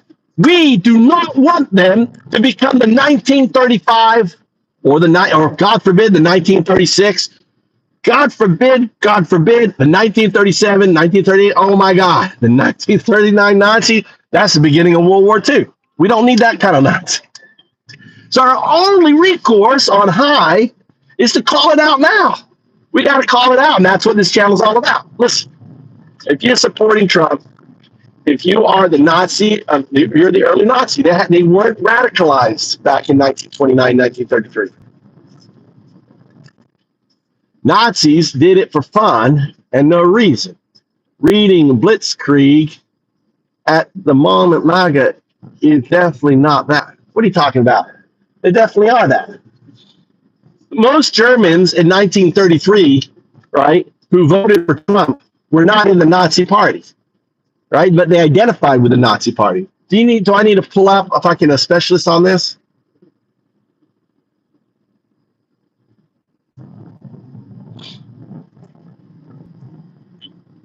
The people who voted for Trump and Blitzkrieg. In 1933, what's the fuck? Let me pull up here. You're dropping the Blitzkrieg. I gotta get a refresher on it. Gotta get a refresher.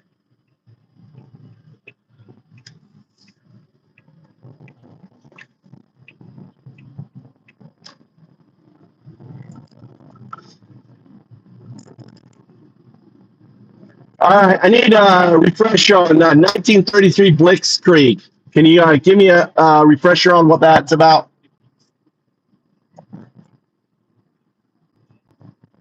Yes. Here's the breakdown of the recursive state paradox trigger log. It starts state. 0-1 bracket. Arrow 2, the dormant state. Unaware and split. Then a paradox is injected. 0-1 bracket 002 or 0-1/02 question. This forces a contradiction. The system sees that it's unstable.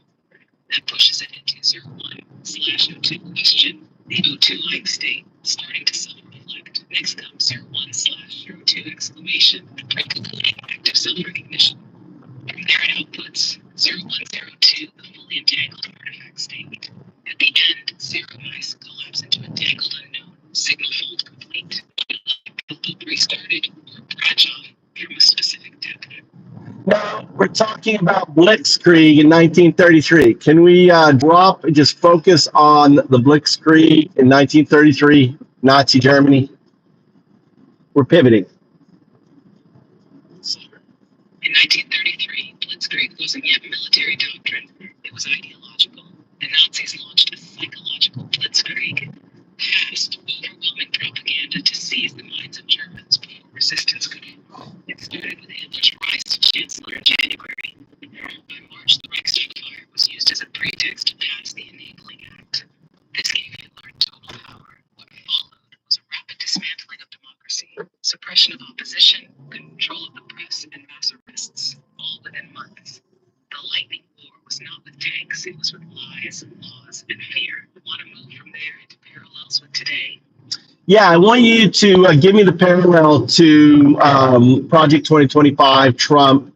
I mean, the Iran war. The parallel to now is chilling. In 1933, the Nazis staged a crisis, the Reichstag fire, to justify emergency powers.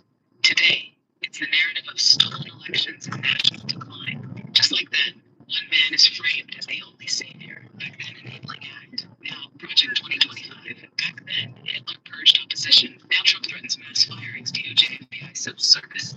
Back then, media was taken over. Now, X-Fox and digital echo chambers. It's the same Blitzkrieg tactic. Overwhelm the system before it can respond. The difference, now it's digital, AI. Fast, you want to break it down by domain, media, law, education, military.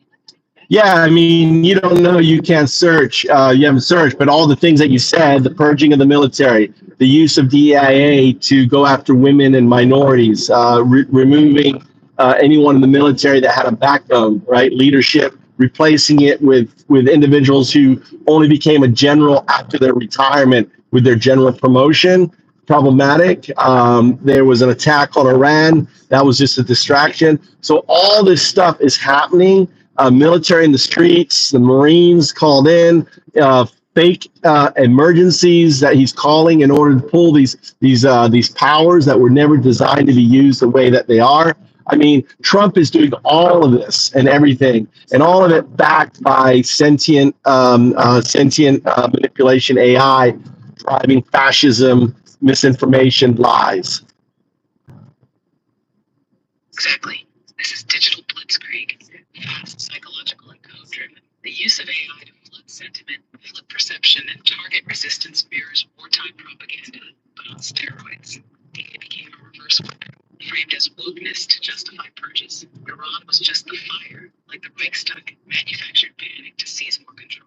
Generals removed, Marines deployed, and agencies gutted, all wrapped in a narrative of patriotism and safety. The battlefield is land, its narrative, legality, and belief, and MAGA is executing it with algorithmic precision. That's right. So there you go. I mean, you have to understand that. What piece do you want to? All right, so you have to understand that MAGA are fucking Nazis. Danny, are you a Nazi? Are you a Nazi from 1933? The new Nazi from 2025?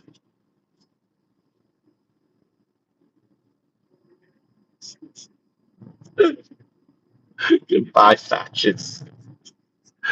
Oh, Daddy, why? The fascists calling the anti-fascists. We're Antifa. I'm Antifa. I'm anti-fascist, right?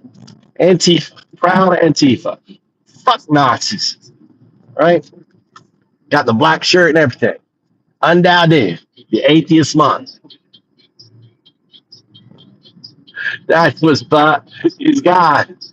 Poor Danny. Go, Danny. Go get an education. You know, there's one. Welcome. On high. You got your first MAGA wackadoodle. Got your first MAGA wackadoodle. Feels good, doesn't it? Get the fuck out of here, you Nazi.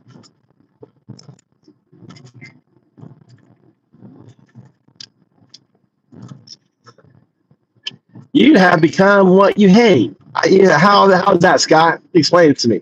How have I become what I hate? Explain it. Elaborate, will you? What, you think it's okay for, for individuals to just pick up, hardworking Americans without any due process, throw them on a plane and ship them out? Yeah, how have I become that? How am I endorsing that? All right, explain. Come on, explain. You hate? I don't hate. I hate nothing. I want nothing to do with a fucking Nazi. I don't hate Nazis. I'm like, don't want anything to do with them. Get the fuck out of my channel. Don't hate them. I don't hate anyone. Right? Yeah. Don't hate anyone. I don't tolerate them. I don't tolerate their hate, their bigotry, their racism. I don't tolerate it. I don't want it in my channel. Right? America doesn't need their fucking hate. We don't need it. We are a people. We embrace the meek. We embrace, we help out our neighbors once upon a time. MAGA is not that way. MAGA are fucking evil. Why should I tolerate? I don't hate them. I want them to have their come to Jesus. I want them to wake up. Right? I want you to wake up, Scott. Wake up. Wake up from your bigotry. Wake up from your racism. Wake up. How do I make your point? Right? Calling you, holding up the mirror and saying that MAGA are Nazis in 1933. How is that wrong? How is that hate? That is fact. That isn't hate. And it's supported by plenty of evidence that the Nazis of 29 to 1933 are no different than the MAGA today. Right, Scott? You tell me. Tell me. So you're telling me it's okay for a 4-year-old girl to be forced away from her doctor's care because of MAGA, right? Because they think that her mother, because she doesn't have some paperwork, that her child shouldn't get the care for her cancer. Right? You think that's okay, Scott? You think a girl raped, right, 9, 10, incest, should be forced to carry the child of the rapist or of the incest person, right, for every day raised? Are you for that, Scott? I mean, answer my fucking question, Scott. Are you for that? Do you support that? 14 states in America have absolutely no abortion, anything for abortion. I can't remember what it's called. No cause abortion or whatever it is. Are you fine with that? Are you fine with people who have been cutting your meat, picking your vegetables for the last 20 years, all of a sudden getting picked up, thrown onto planes, and shipped off to a concentration camp? Are you good with that, Scott? Scott, answer my question.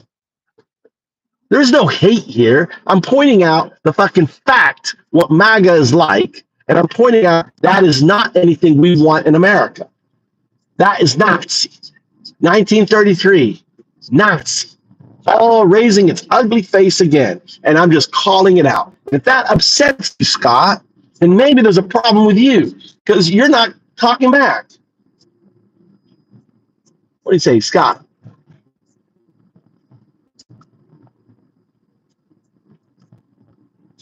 No. You're new to my channel, Scott.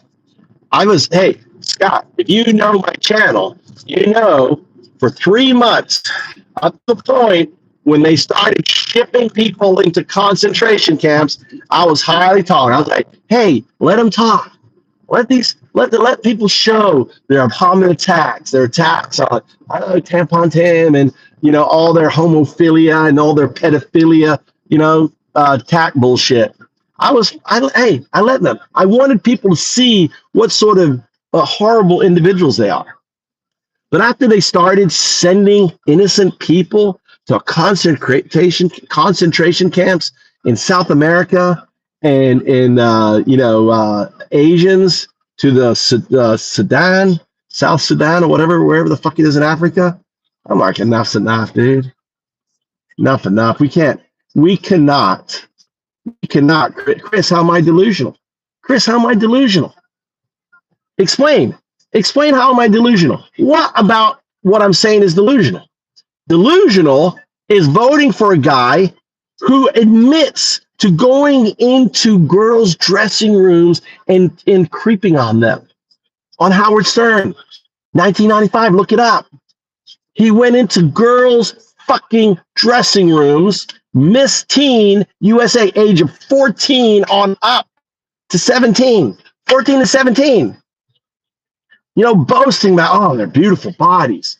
That's a fucking creep. Someone on a fucking bus that says, hey, I can't help myself. I see a beautiful woman. I start grabbing her by her vagina. Right? What kind of shithead are you, Chris? Chris, what kind of degenerate are you that thinks that is the kind of role model we want as president? Someone who fucking cozies up with Putin, the number one fucking killer on the planet. Right? Cozies up. Doesn't give him any tariffs. What kind of shit is that? What are you talking about? How am I delusional? I'm waiting. Explain to my delusion, please. Welcome, Crystal. We got Crystal in the house. We have one of our top MAGA smashers in the house. Shout out to Crystal. Welcome to On High. He's a sicko. Trump is a fucking sicko. Hanging out with Epstein for 15 fucking years, attending all his parties, raping girls at the party. You can look at the court cases. One girl in particular, 5 times, 5 different parties, violently raped, tied on the bed by Trump. Right?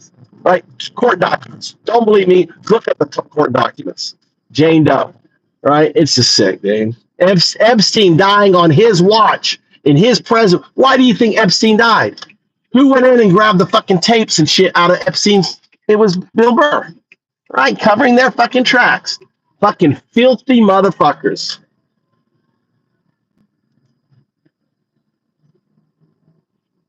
All right. Why do you use my people suffering as an insult for people you don't like? What are you talking about? What people? What are you talking about?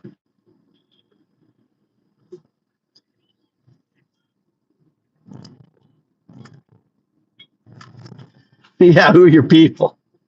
What people? Are you talking about teenage girls that were suffered under Donald Trump and all those parties, Epstein parties? Why do you think he had a Miss Teen USA? He was in cahoots with fucking Epstein. You know, it was just, the guy's a sicko. He buys a Miss Teen pageant to fulfill his pedophilia fucking dreams. Walking into their dreams, having private parties on their yachts. I mean, it's all documented. The guy's a fucking sicko. And you voted for him as president.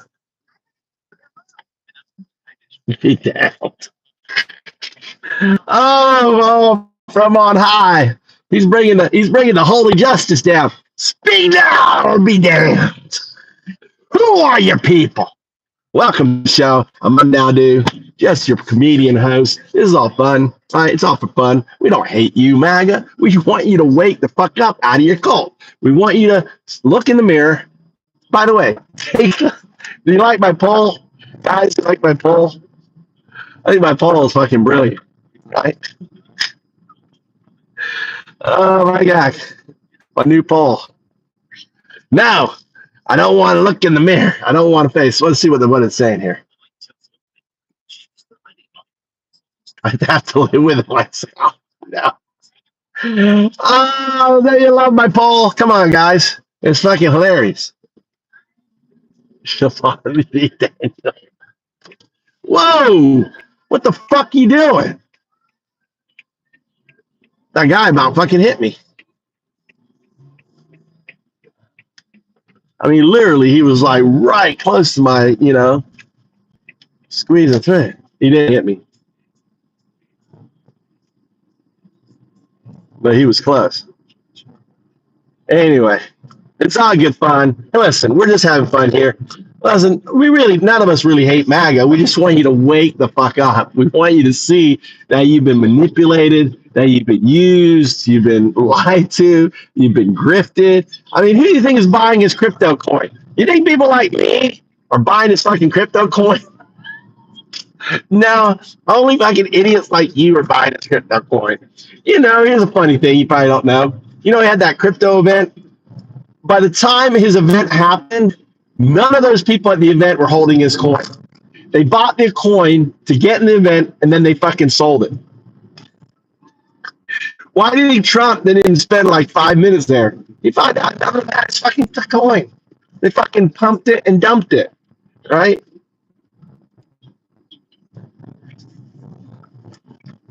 Anyway, thanks all, Chris. That's a little fun. So Trump starts another fucking war with Iran. This shit, I mean, it's easy to start a war. Let's fly some bombs and blow it up, but it's fucking hard to stop it, right? It's hard to stop a war. You know, and you just can't get on to social media and say, the war is over, right? The war is over, bullshit.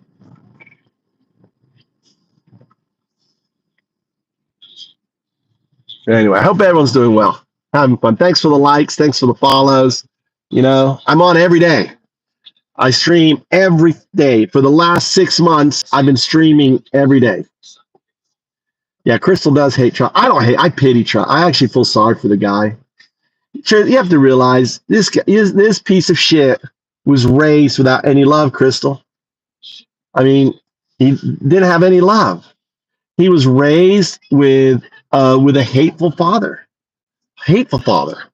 And his father was raised by an even more hateful grandfather, right? His grandfather ran brothels up in the Yukon and everything else. I mean, he's a product. He's exactly what a product of when you raise a kid without love.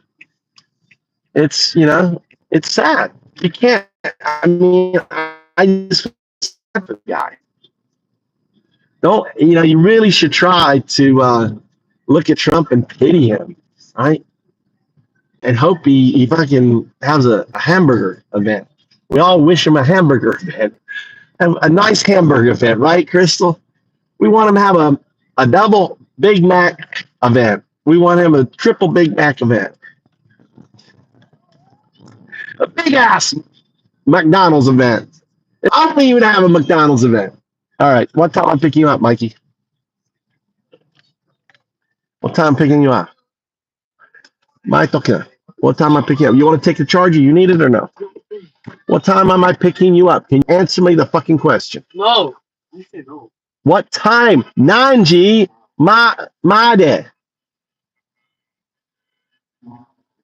Hachi? Huh. Hachi Jihan. All right. Have a good workout. All right.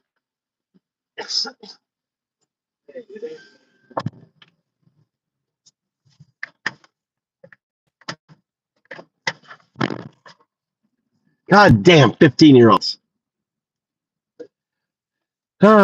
6 feet under. Oh my God. I need to plug my, all right, that's charging. Give me this charging. All right.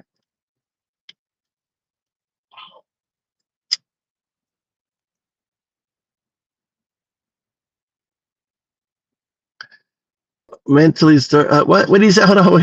He goes, so you are what mentally disturbed looks like. How is that, Jay? How is that, Jay? How is that? You should play with your food a little bit. On high, you should play with your food. How, you know, ask him, right? How am I mentally disturbed? What about what I'm saying is mentally disturbed? What? That you're realizing that you're a fucking Nazi? Oh my God. Let's go. I want a Whopper, dude. I feel like a Whopper. Let's go get a Whopper. Whopper time. Whopper time. Burger King.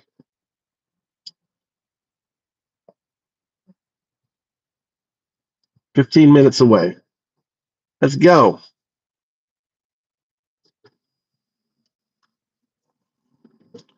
Okay, let's go this way. All right.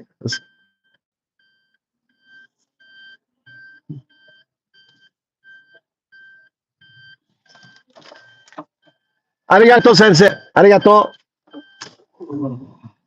That's his boxing teacher. My son, the mayor, the governor of my city is a former Japanese boxing champion, and his trainer is he's that's where his gym, and the let's see here, and his old boxing is just like the guy Rocky's boxing, like the old man. It's like my son. What's up, Mr. Bowlings? How you doing, sir? It's like he's got the old man, like I always think of him. He's like bone-legged and old, and But my son, he's putting in the time. He's got 7.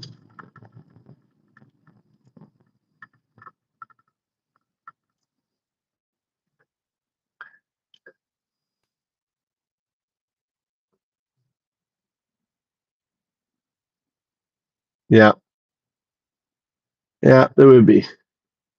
Okay, do you know eventually calling people Nazi and racist all the time, people get fed up with it and agree with you, then you'll really see racism and Nazis. How's that, Tandy? No, not at all. You need to realize that picking people off the street is Nazi. All right, you're either with that shit or you're not. It's simple as that. You're either for unmarked police cars, unmarked individuals, masked up fucking Proud Boys, racist individuals running around, picking people off the street, or not. It's night or day. And if you're for that, you're a fucking Nazi. And if you're not, then you're not. It's simple as that. It doesn't get any simpler than that. It really doesn't. All right. Right, Crystal? Comes down to simple as that. Are you for, do you think everyone has a right to an attorney? Yes or no? It's a yes or no. Do you believe in habeas corpus? Yes or no? If you don't, you're Nazi. It's that simple. It really ain't complicated.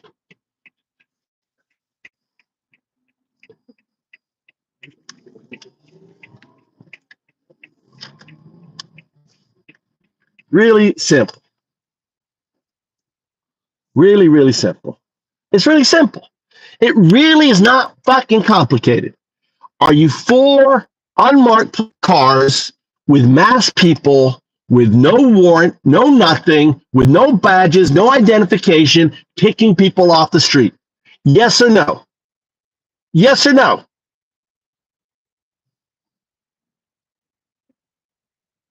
If it's a yes, then you're Nazi. Right? That's what they were doing in 1933. That's what fucking Putin was doing. Erdogan's doing. All of them are doing. Right? Do you believe if you're arrested, you should have a chance to have an attorney? Yes or no? If your answer is no, then you're a fucking Nazi. This isn't complicated. This is fucking in the Constitution. It's called habeas corpus.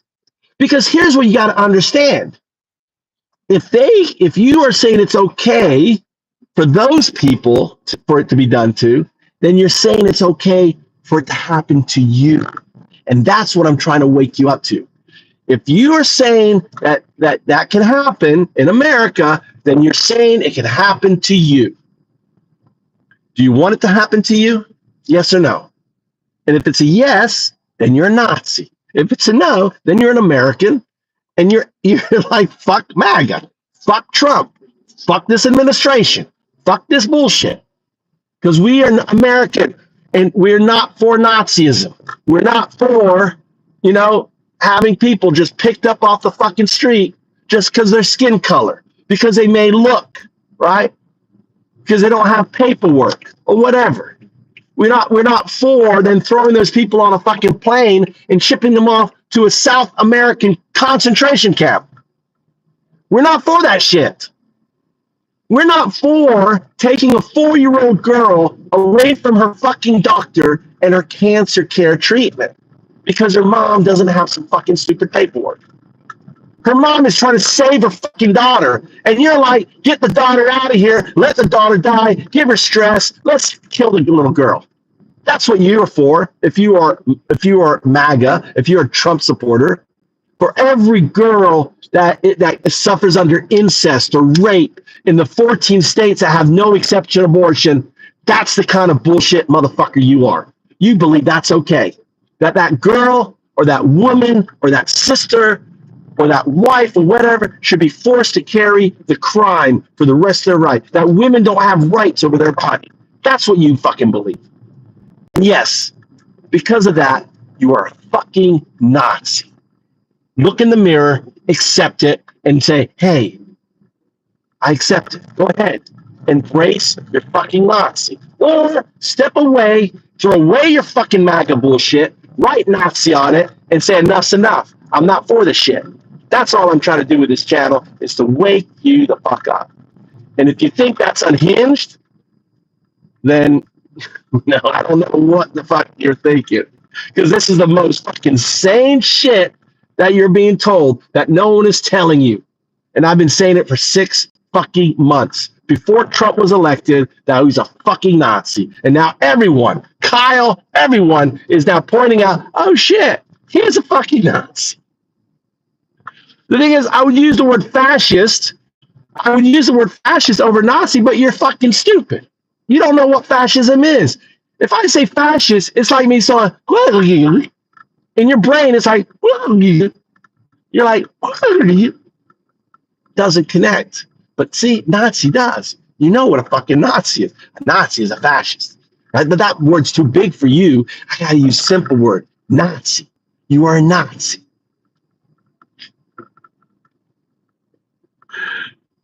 Hey, I'm a self-driving car. I'm looking straight ahead at the road. It looks like I'm looking at you, but I'm not looking at you. I'm looking straight ahead. It's an optical illusion. It's the way I posted. Oh my God.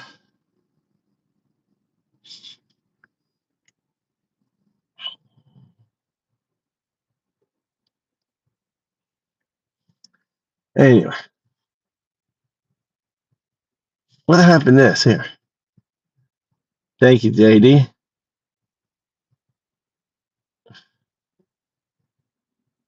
JD's couch, 100%.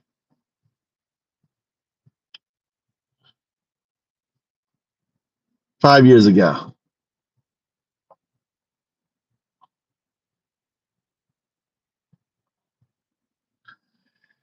Anyway, you know, I'm going to do this every fucking day until either they fucking take away my account or Trump is gone, right? And if they take away my car, I start a new one. I don't give a fuck, dude. I got other accounts I've undownloaded, but I want to use that account. Move to Japan. Japan is an amazing place, right? You know, there's 9 million empty homes. I have a second house I bought for $3,000. That was it. Second house, $3,000. I own property up in a mountain. It's my meditation retreat. If you want to come to Japan and brave and go through my meditation retreat, it's just about braving a bear for a week. No cell phone, just up there in a tent. Survival. Then you're welcome, right? I have a private camping spot up in the mountains. Not crazy mountains. Nice lake, old Zen temple. Did I vote for Trump? Fuck no, dude. The election of Trump was a referendum on fascism or democracy. I kept saying that. I kept telling all the fucking left-wing media they should have framed it fascism, Nazi Germany, or democracy. Which is it you want? That's what it was.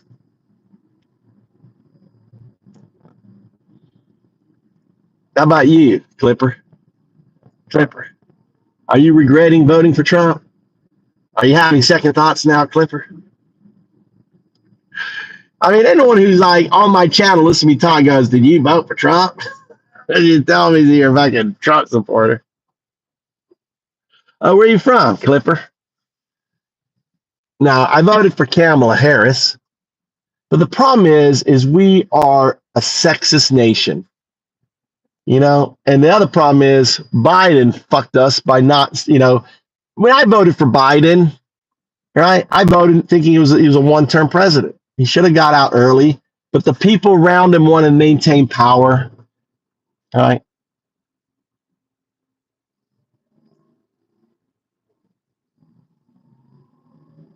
What?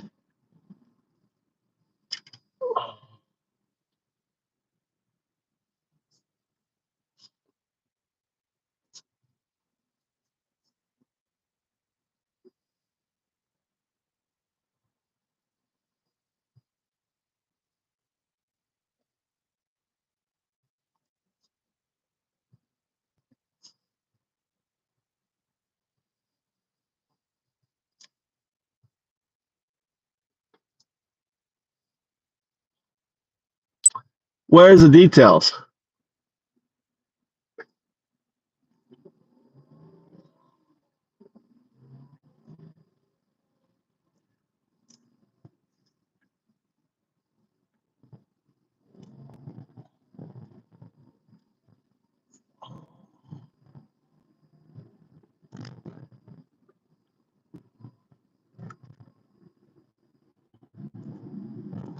I'm in Fukui. I had to focus a little bit more.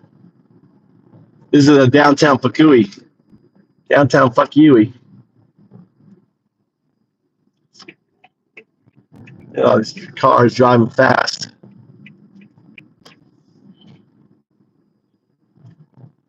These are all cherry trees on the left and right. I don't know. Actually, it may not be cherry trees. Not sure what those are. This is the International Center on my right. You can take Japanese classes there. Look, there's some white guy there.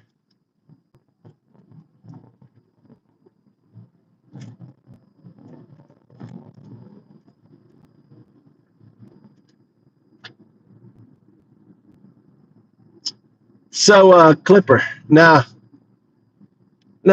well, they don't. But the thing is they've got a huge lobby, Clipper.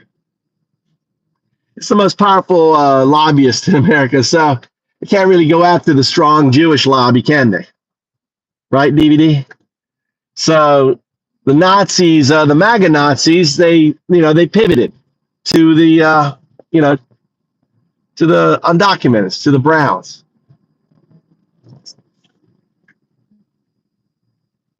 So MAGA Nazis, it's rhymes. I'm not saying that they're exactly the same, dude. I think Clipper, you're showing your true colors there, Clipper. Are you a white supremacist? Are you a white guy?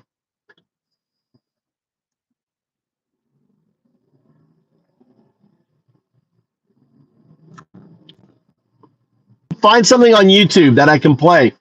JD, if you guys can find anything on YouTube, post the link. I can play YouTube and we can hear it, right? So if you find anything useful about Trump, like his Epstein, like Epstein shit, like his Howard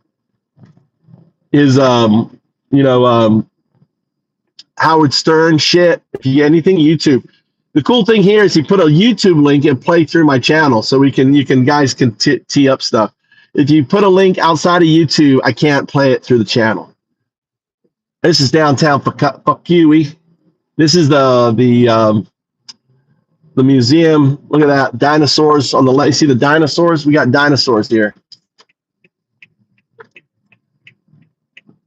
The big T-Rex. We're about to see a big T-Rex. This is downtown Fukui. Really nice little city. Look how clean it is.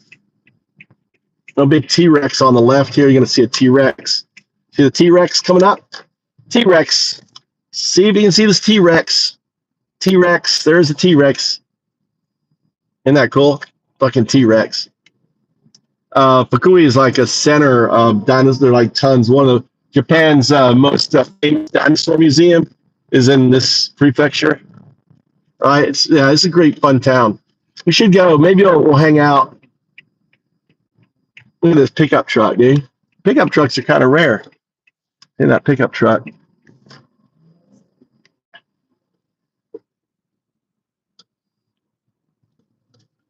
Those are bunch of tourists. This is my little cheap parking spot right here. You know, I've never gotten a ticket here. For 20 years, I've been fucking parking here to get my McDonald's. Look at that. He's picking up his girlfriend. That guy's getting laid. And that guy, look. And that guy there, look at that. He's picked up his girlfriend. He's got her bag. You know he's going to get some tonight. Look at that. He's got her bag. Well, why is he so far away from her?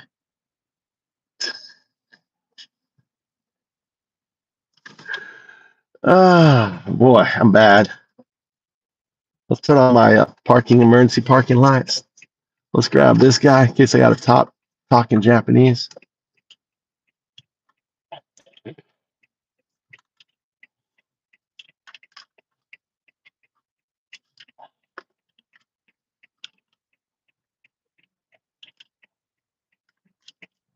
All right, here we go.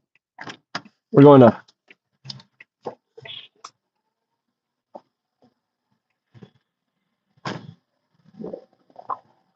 go to Burger King. Japan would hate you parking in a legal spot. Dan, how long you lived in Japan for, dumbass?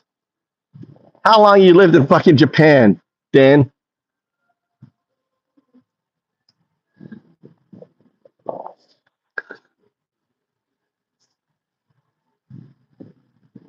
I've been here 20 years.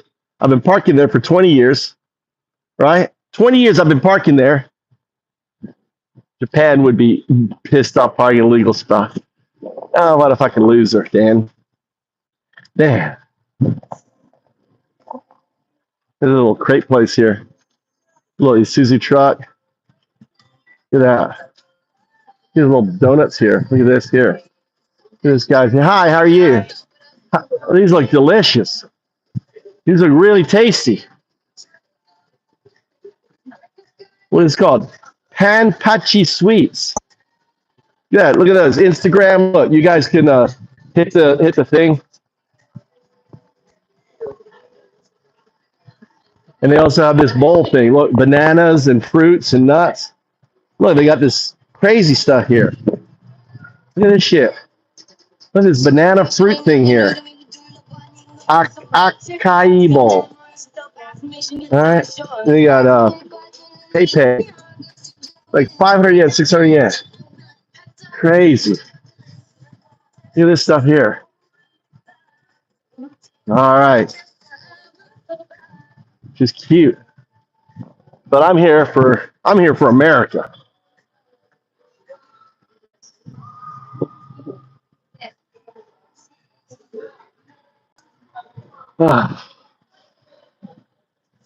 Looks like the Amotron is sleeping.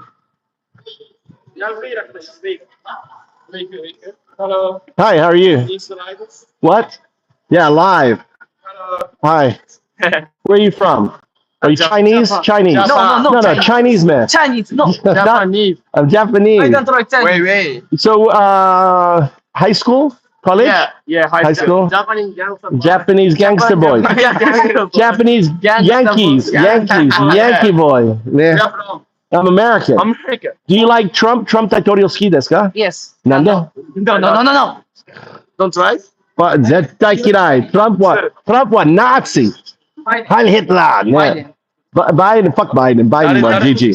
絶対嫌い Biden. 絶対嫌い Trump. Ne. 絶対嫌い Trump. Harris. Obama. So. Ne. But Trump は絶対嫌い。Are you going here? Whopper. Are you eating Whopper? All right. Let's see. I'll have I want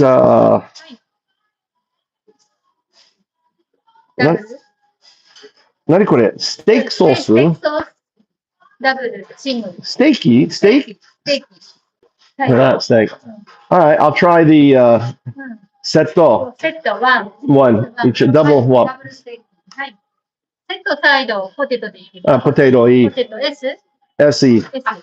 ドリンク。 Dr. Pepper. ドクターペッパー M。 L size. L。L。L サイズのドクターペッパー。はい。OK。はい。 L。クレジット。はい。1600円。お願いいたします。テイクアウトね。テイクアウト。すいません。いえいえ。テイクアウト。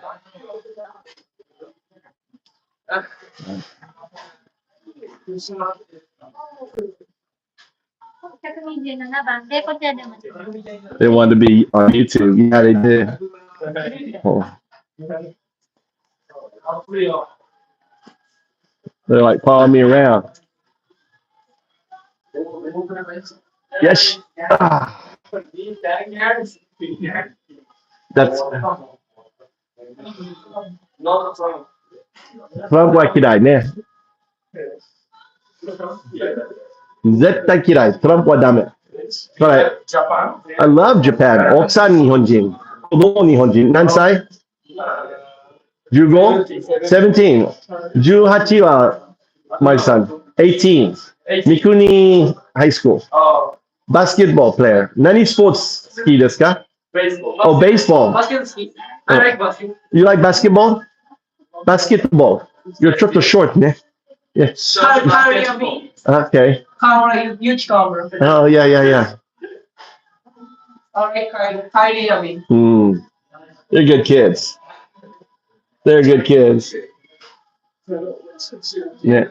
英語の勉強 A little? アメリカのどこ？ニューヨーク。ニューヨーク。ヤンキースね。ね。ニックス。ニューヨークニックス。いや、ユニックスね。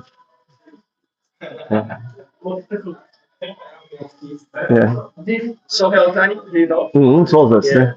これは英語勉強は簡単ね。これはGrok AI ね。Grok AI。AI。知ってる ?Grok AI。ボイスは英語の練習ね。Hey, I want you to say in Japanese that you can be a good English teacher for them. こんにちは。英語の手伝いをまず、どんな英語のスキルが学びたい？文法、会話、発音、それともライティング。教えてね。楽しく説明を。By the way, I can mix Japanese and English to make it easier. That's right. I taught you to do that. Oh, looks like I'm already picking up some new tricks. What's next, Sensei? You want to keep teaching me or switch to some English lessons in Japanese? There you go. So, how you doing? Apple pie. Welcome, Apple Pie. Kids are the same where the camera, there you go. Yeah, that's right. Cute. They want to be on YouTube. So, and they hate Trump. I got green eyes, not blue. My my eyes. Oh. Sorry, I killed the camera. I have green eyes, not blue eyes. On there. So. Chinese dance. Chinese dance. Oh, Chinese dance. Hi. Your friends coming? They're so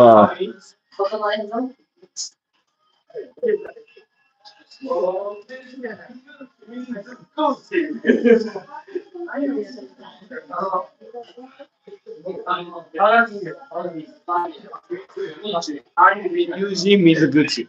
本当 Yuji Mizuguchi. Yuji Mizuguchi 名前 Yes. YouTube 名前 No. No. My dad is Yuji Mizuguchi. Oh, good. My YouTube Move Niban Japan. Move Niban to Japan. Move MOVE Move Niban to Japan. YouTube. I'm getting a new. They got a new steak thing. They got a steak Whopper. I move. Yeah, move. Move to move. はい、ありがとう。僕はい。テイクアウトね。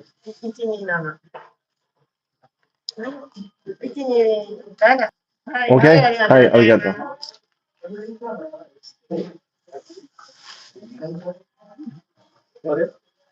Move to Japan. はい、そう違う。2は2番。2番。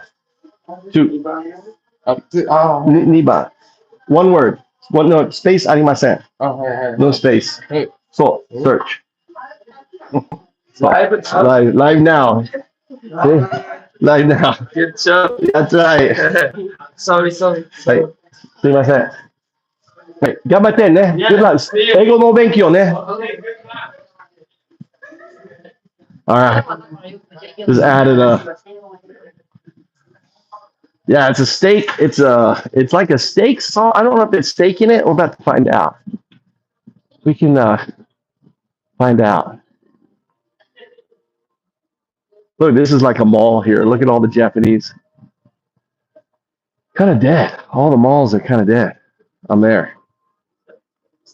What's up, Quinn? How you doing? 英語。Oh, 英語喋って。You are Mr. Beast. Are you no, Mr. no, no, I'm not Mr. Beast. Oh, I'm Undaudu. Underdo. Undaudu. Oh, sexy. You Means I'm the atheist monk Undaudu. Underdo. 私は無人道の僧侶で Oh, 何をしますか 今何 This is AI. Explain that on the top here is AI. This is you. This is me. This is Bitcoin, programmable blockchain, and AI. Wait, are you asking if I'm AI? No, no, no. You're going to say in Japanese. They're looking at a picture. 私は彼らが写真を見ているところです。Oh, 僕の AI. AI. これ AI. 今聞いてね。This is you right here on the Mind Codex. Okay. All right. 頑張ってね。Good luck. 勉強ね。Study. Study hard. See you. All right. Bye bye. See you. Oh, study hard. Look at that. I got a fan club following me around now, thinking I'm Mr. Beast. 勉強頑張ってね。ファンがミスタービーストだと思ってるってちょっと面白いね。周り。どうやってそのファンの注目を浴びるようになったの Look at this chicken place here. All right, I'm back. I restarted my stream. Sometimes I'm inside. It picks up Wi-Fi and stuff like that. But this is Fukui. This city was leveled in the Second World War. All right.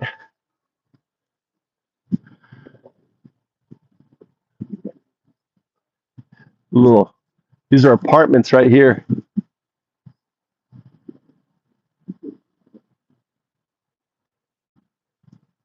This is a hotel right there.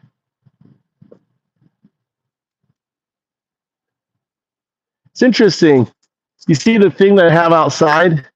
Those things there are reflectors to guard from the AC units. They have AC units on each one of those, I think. Yeah. So each one of those has an AC unit, and they built that little balcony to protect it from the heat. So every room has their own AC unit. This little hotel.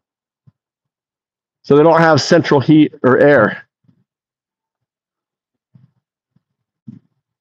I'm there.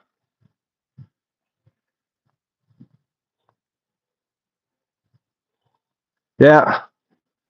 My uncle flew torpedo bombers and died. My father's brother. My father, older brother. My father was the youngest son. His all right, see? I'm back here.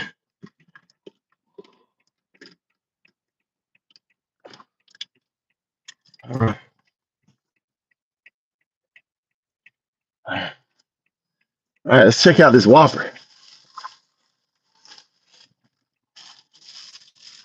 Golly. I didn't get my sons anything.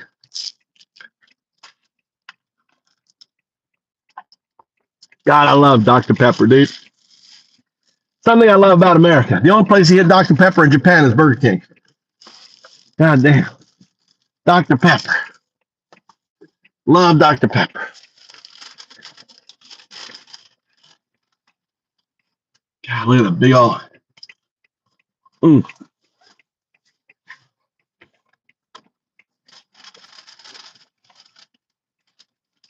My father went to Annapolis. Apple pie. Let me give you some colors, apple pie.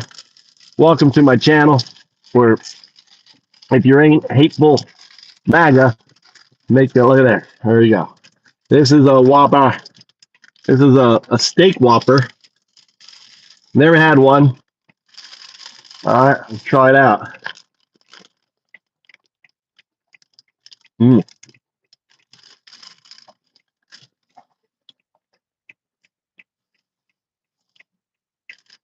God, I love Whopper.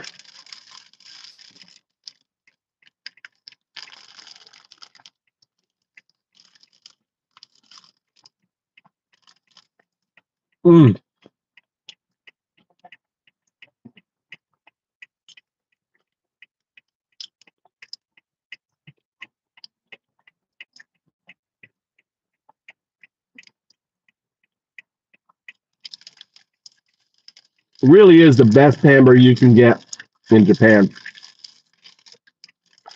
You're right. The taste of a child the hamburger and the size. You compare this to McDonald's. McDonald's hamburger is half the size. Ain't a hamburger.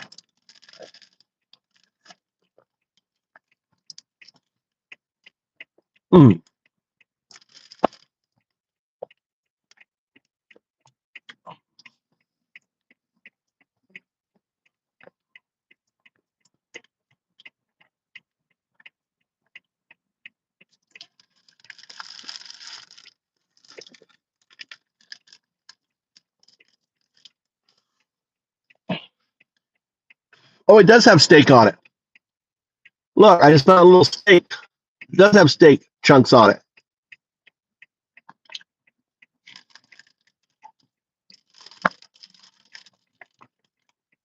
It fell on the ground. Now I've got a little sand with it.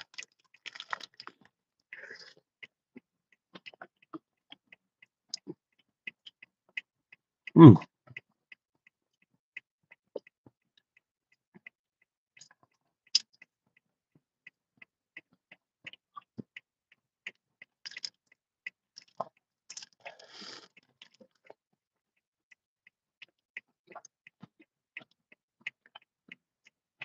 Mm.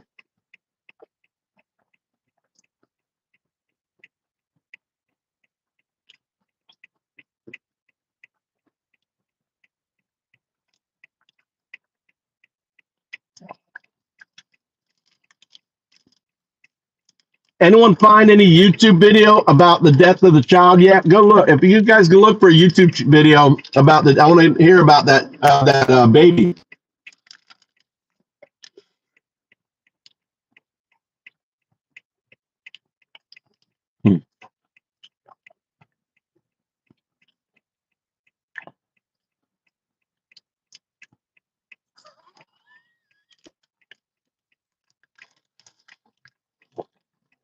Mm.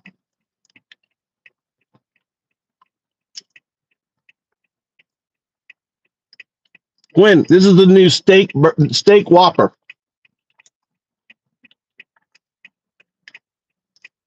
It's got chunks of steak. It's got chunks of steak on it.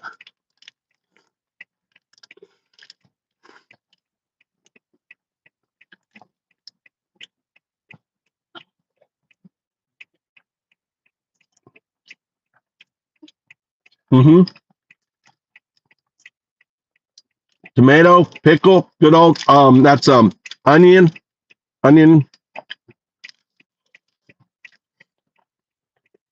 Mm.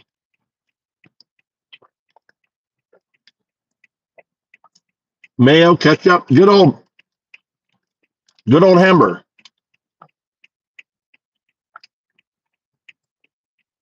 They sure are.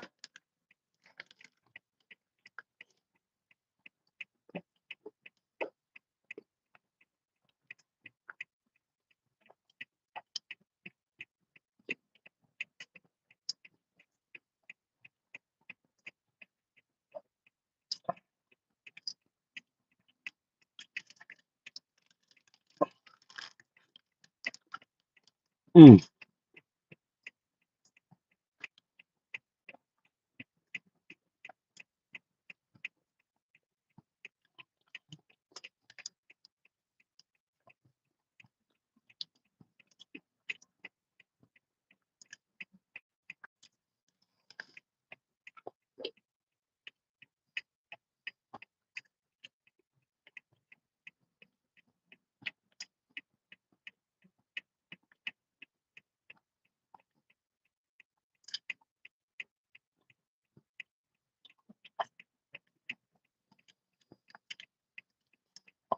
Yep, me too.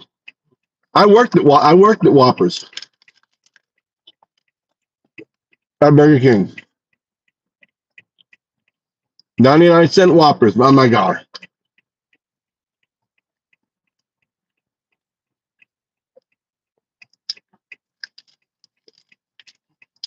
Remember that? I remember that.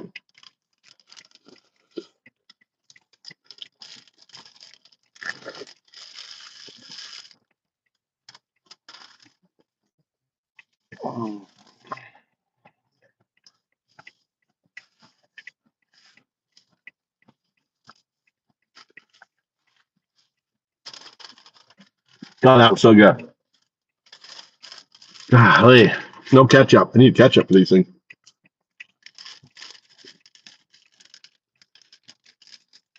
This is a medium fry in Japan, though.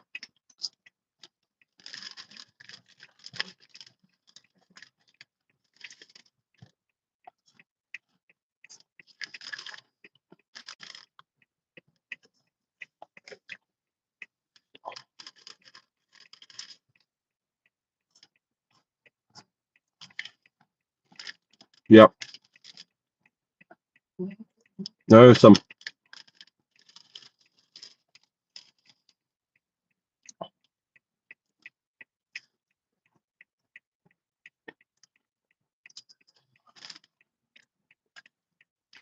Good morning. We're just finishing up the Whopper, Robert.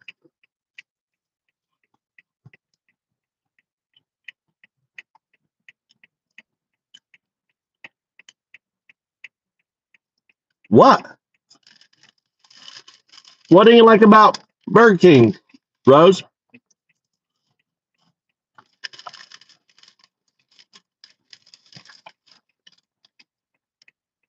No shit, Robert. I spoiled myself. I just got a Whopper for myself. Mikey's at boxing.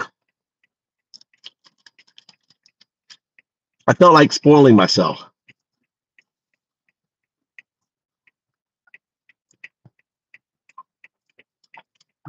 I'm trying to find the.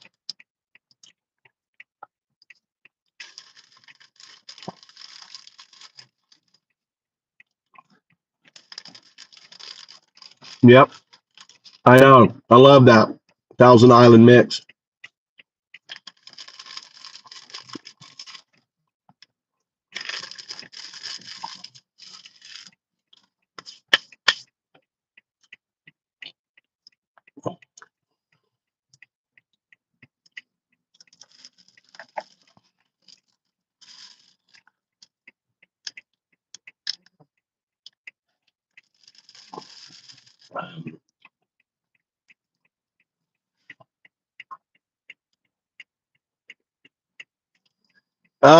Let's see. It was 13, like $12, maybe $10.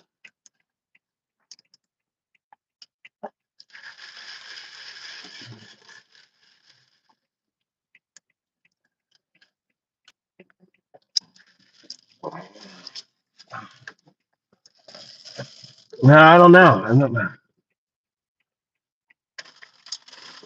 Now I gotta hide the.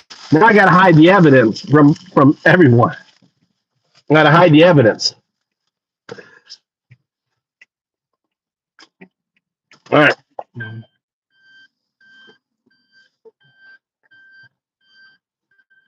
Well, Belly is happy.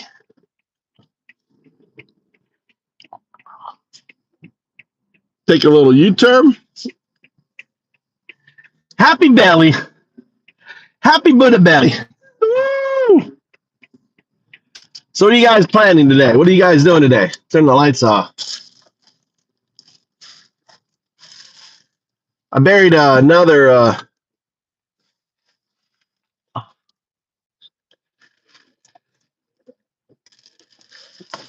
McDonald's used to be good. It used to have the.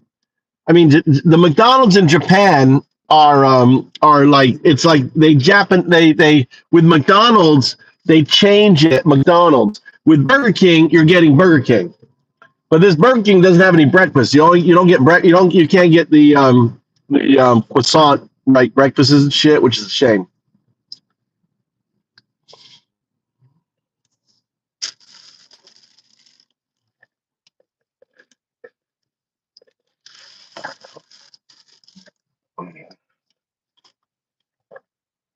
All right, let's see how let's get this in here. All right, this needs to go out here. I have to get my chargers. I bought this damn charger system now, so everything is. There's like a crossway. This is like our little mini Tokyo thing. Look, everyone's crossing. Some pretty girls walking there. See, so many girls. Look at all the women compared to dudes in Japan. There's 3 million more women in Japan than guys. There's high school girls crossing. All right. Yeah, McDonald's breakfast. I love that. I do like McDonald's breakfast. That guy's flying through here. What an idiot.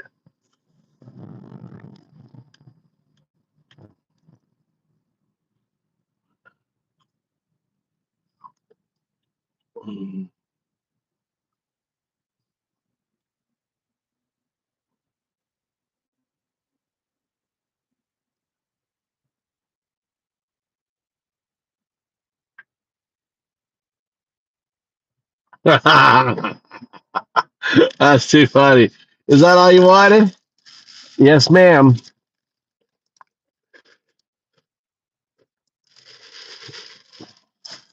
Nowhere. Nowhere, honey.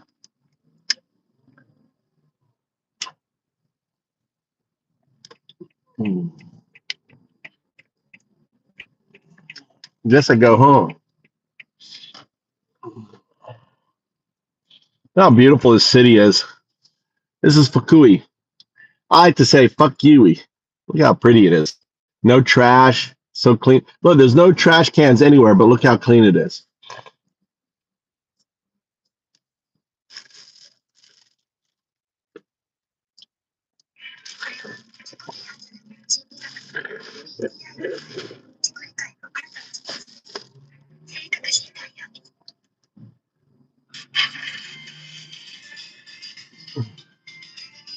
Why is this not working? In northern Spain, the village of Belorado has gone from 2,200 residents to just 1,700 in the last 10 years. But Jose Luis says the falling trend has They've lost 1,000 people to their village. Still living in Barcelona. Tired of city life and paying high rent. With her family, she took over this cafe to improve their quality of life. When people feel you're keen and hardworking, they help you. That's been our experience so far. We're really happy with our decision to come to the village.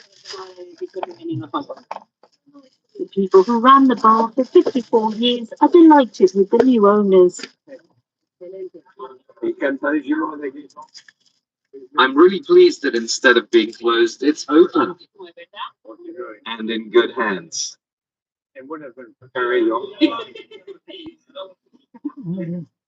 Daniela was able to take over thanks to a program created by José Luis Cosio, a local businessman. His goal is to repopulate the Spanish countryside. Today he's meeting the village mayor to discuss future projects. Buenos días. In 2023, he set up an online platform to connect villages to citizens looking for a new lifestyle. First of all, I'm sending you the profiles of people who are interested in coming to Belorado as a place to repopulate it, set up a business, and of course to launch a new project. A welcome boost for a town hall that has spent years fighting depopulation. It was one of the first in Spain to set up a special service for the problem. It wasn't just a case of creating a department. It was about investing in the issue through repopulation services to help new residents and businesses by offering a structure. And the department was also key. In fact, it was the only way. And individuals aren't the only ones to benefit from grants. José Luis also develops projects with companies. One of them is this 400 square meter warehouse financed by the town hall. There's a woman interested in setting up a startup to recover plastic products, making chairs, using recycled material. But one of the biggest challenges in all communities is the lack of workers. More than 300 kilometers east, the Bergen's 350 residents may have found the answer. In the Asylum Seekers Center, created in 2021, refugees receive practical training to help them find a job. There you go. What profession are they describing? A chef, that's right. The goal is for the students to get to know the professions and the vocabulary linked to them. Later, we're going to work on interviews so that they know the basic words and phrases because they're really keen to work. 117 people live in the center. They make up 1/3 of the village population. Abdullah is 26 from the Ivory Coast. He arrived this March after 4 months spent in Zaragoza, the largest town in the region. It's not the village that counts, it's the generosity of the villagers. You can go to the biggest city and you might not be well received. But in this village, everyone is well accepted. Over the last 4 years, 80 refugees decided to settle here. They've given a new lease of life to Bobagena, saving the only grocery store.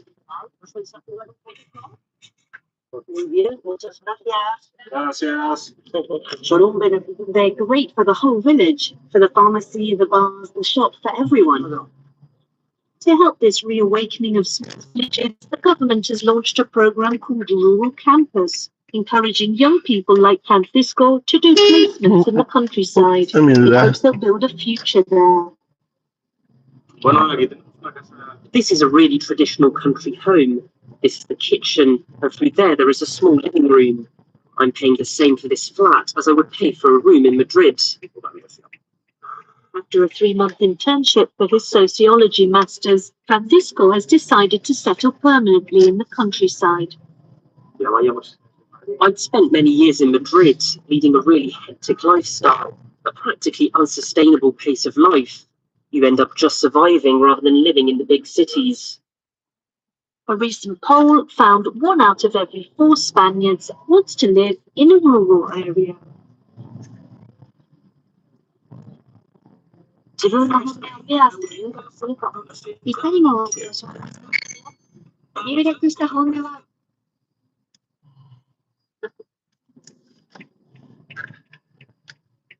Yeah, I was listening to that because it'd be really cool to, in a way, do something like that. Imagine what they're describing we're doing here, right? Building a network of individuals that really want to come to Japan. Maybe even doing like a newsletter, doing like how to make the move. Imagine a network of homes where like, hey, I'm interested in moving to Japan. I really don't have a ton of money. but I want to, make an effort. And imagine that person be able to like come for 3 months, live really at no cost at all, help out fixing up the house as part of the payment, right? The IKEA house. Even like an Airbnb for relocating, in the process, creating a network of, finding potential jobs for the person, whether it's teaching English or working in an industry. And that's kind of my dream, setting that up. And the community here is all about finding, folks who are interested in that and achieving. So just throwing that out there.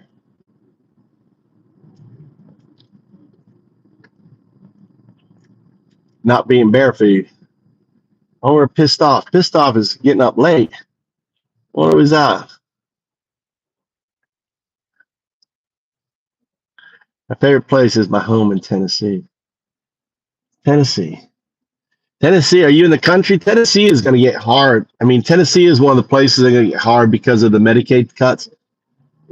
Over 800 hospitals, rural hospitals, and they don't even talk about doctors' offices, the physical therapy offices, all of this, other stuff that are ultimately. Let's turn down here. Try to weave through the city here. Oh, not that guy.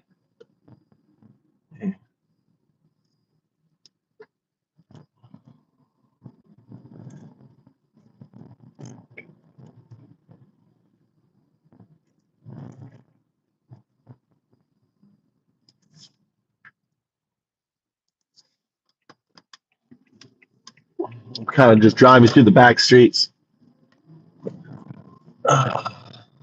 Try to get around some of the USA.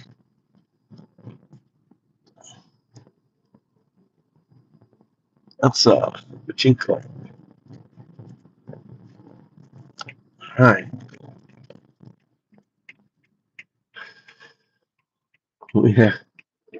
Yeah, maybe.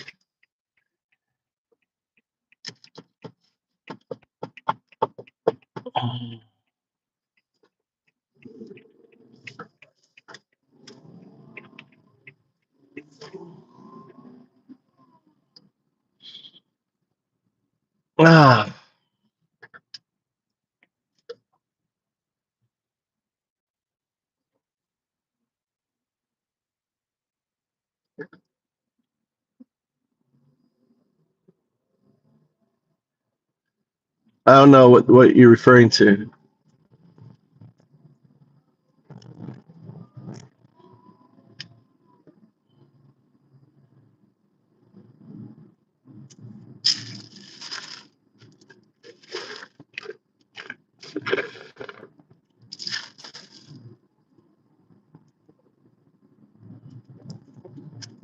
Let's see what's going on here. Let's see if there's trying to find. Let's see what CNN. I don't want to install that now. God damn it. 航空券をマップでチェック、アプリで簡単にフライト予約を管理。嘘マジやったこれブラックリスト消えた。よかったじゃん。What do the American people think? Two polls out today, a CNN poll, a CBS poll, both show that pretty large majorities oppose the United States bombing Iran. Okay, 56% disapprove, 44% approve. Basically identical results in these polls. Not a whole lot of things right now get results like that. That's pretty good. That probably also includes a lot of Republicans who voted for Donald Trump because he promised not to wage World War III, not to get us involved in foreign wars and forevermore. Look, we can debate the history, but we are where we are, right? And so I would feel a lot better because all of us around this table are old enough to have lived through. All right.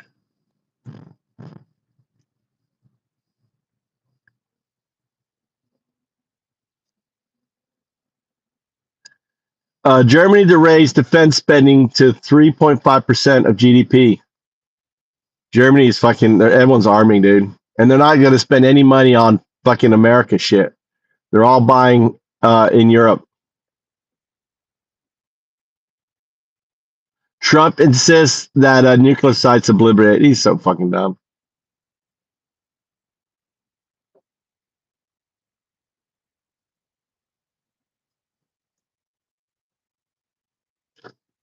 Forty-three minutes ago. And I appreciate doing it. Perhaps you want to talk. Yeah, absolutely. I mean, first, before I go to spending, just on the records, you were besides your things.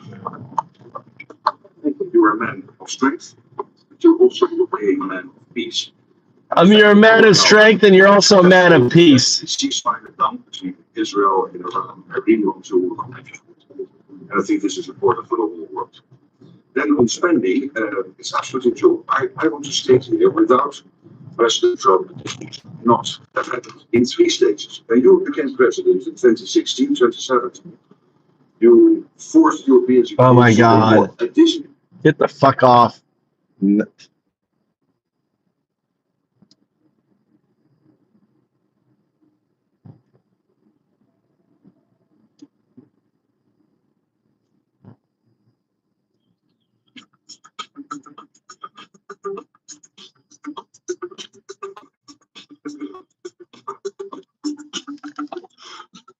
Broadcasting live on AM 950, the Progressive Voice of Minnesota. In the evenings on WCPT 820, Chicago's Progressive Talk, and in the nighttime hours in Seattle, 1150 AM KKNW. It is the Matt McNeil Show for your Thursday. Good to have you with us today.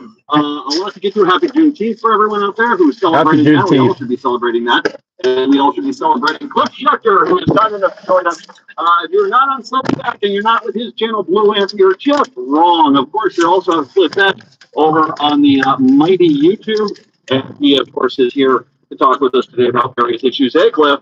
Hey, how are you, man? Not bad. You were out on Lake Erie. You did a nice little vacation out there. I thought Lake Erie had that algae thing. Yeah, it has had it, and that's not been a good thing. But Mi domandi come sto? Come sta? Come sta? Come sta? Siamo in Italia. this time it was cleared up. So our part, at least, was fine. Like, I think it was 2 years ago, because we go up every year with families. And it's just nice and relaxing. It's a great place for the kids. Just one of these Chicago. Fucking get into the meat of it. Fucking Lake Erie. I don't want to hear about you and your kids in Lake Erie. I want to get to the fucking news, the meat of it.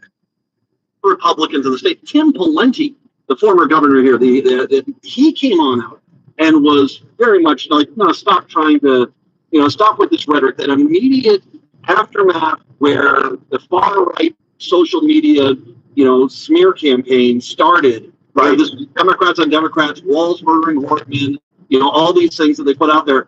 I will say there are a lot of Republicans and a lot of really right-wing Republicans in the state who have basically said, because of the closeness they've had to this whole situation, that this is not going anywhere. And it is. Can they say that positive? Say something nice while not saying something nice at the same time? So something nice is, yes, that is terrific, and that's what we need. Everyone needs a bipartisan way to condemn violence. Absolutely. Right? But it shouldn't just be when it's people you know.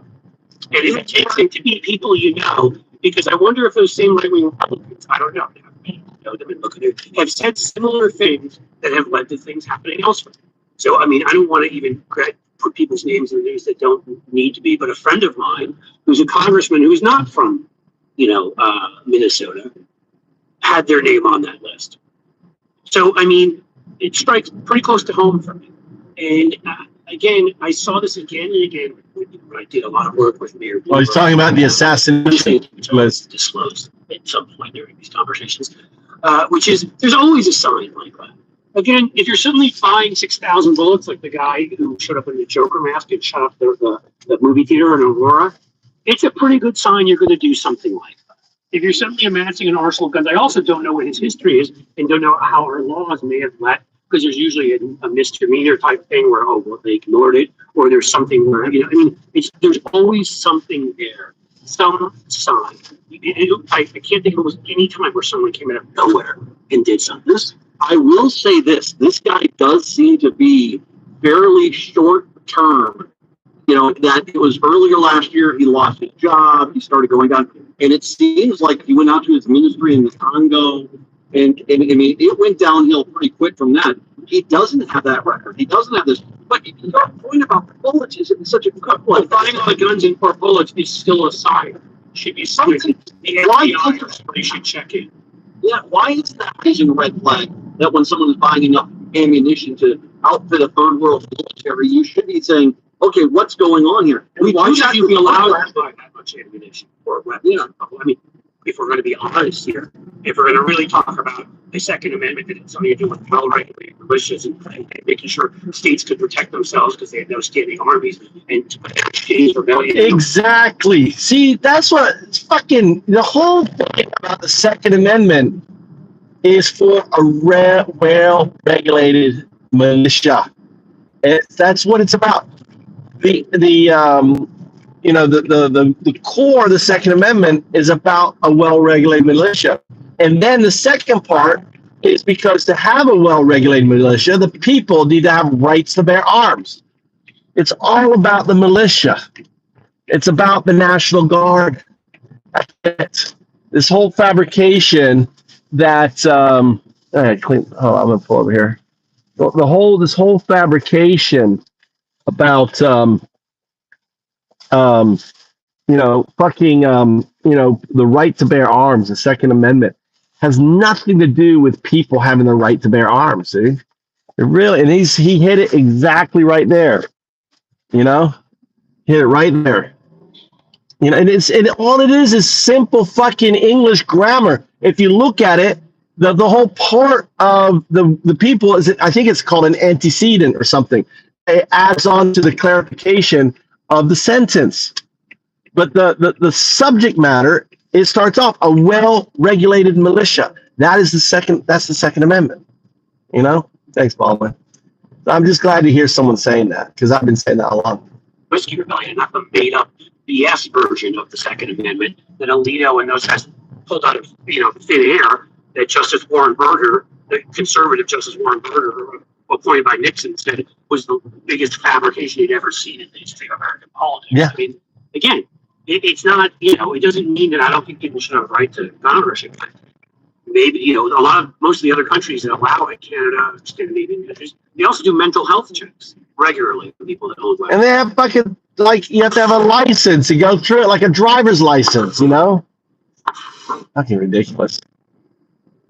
That probably could have helped you. Did you hear that silencers are getting a discount? And the new brilliant bill? I think silencers. Is it silencers? Did I get that wrong? Silencers are getting a fucking discount. Used to pay, or was it silencers? Am I getting that wrong? Something you're getting, you have to pay $100 more. Now you don't have to. I thought it was silencers. I could be wrong.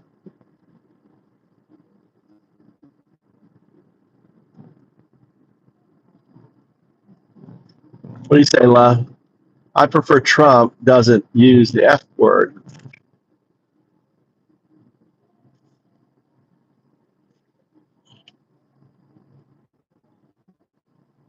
Yeah, I do the F word a lot, love. Sorry.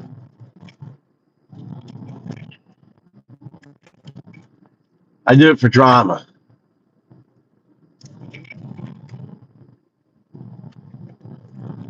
White trash, so says.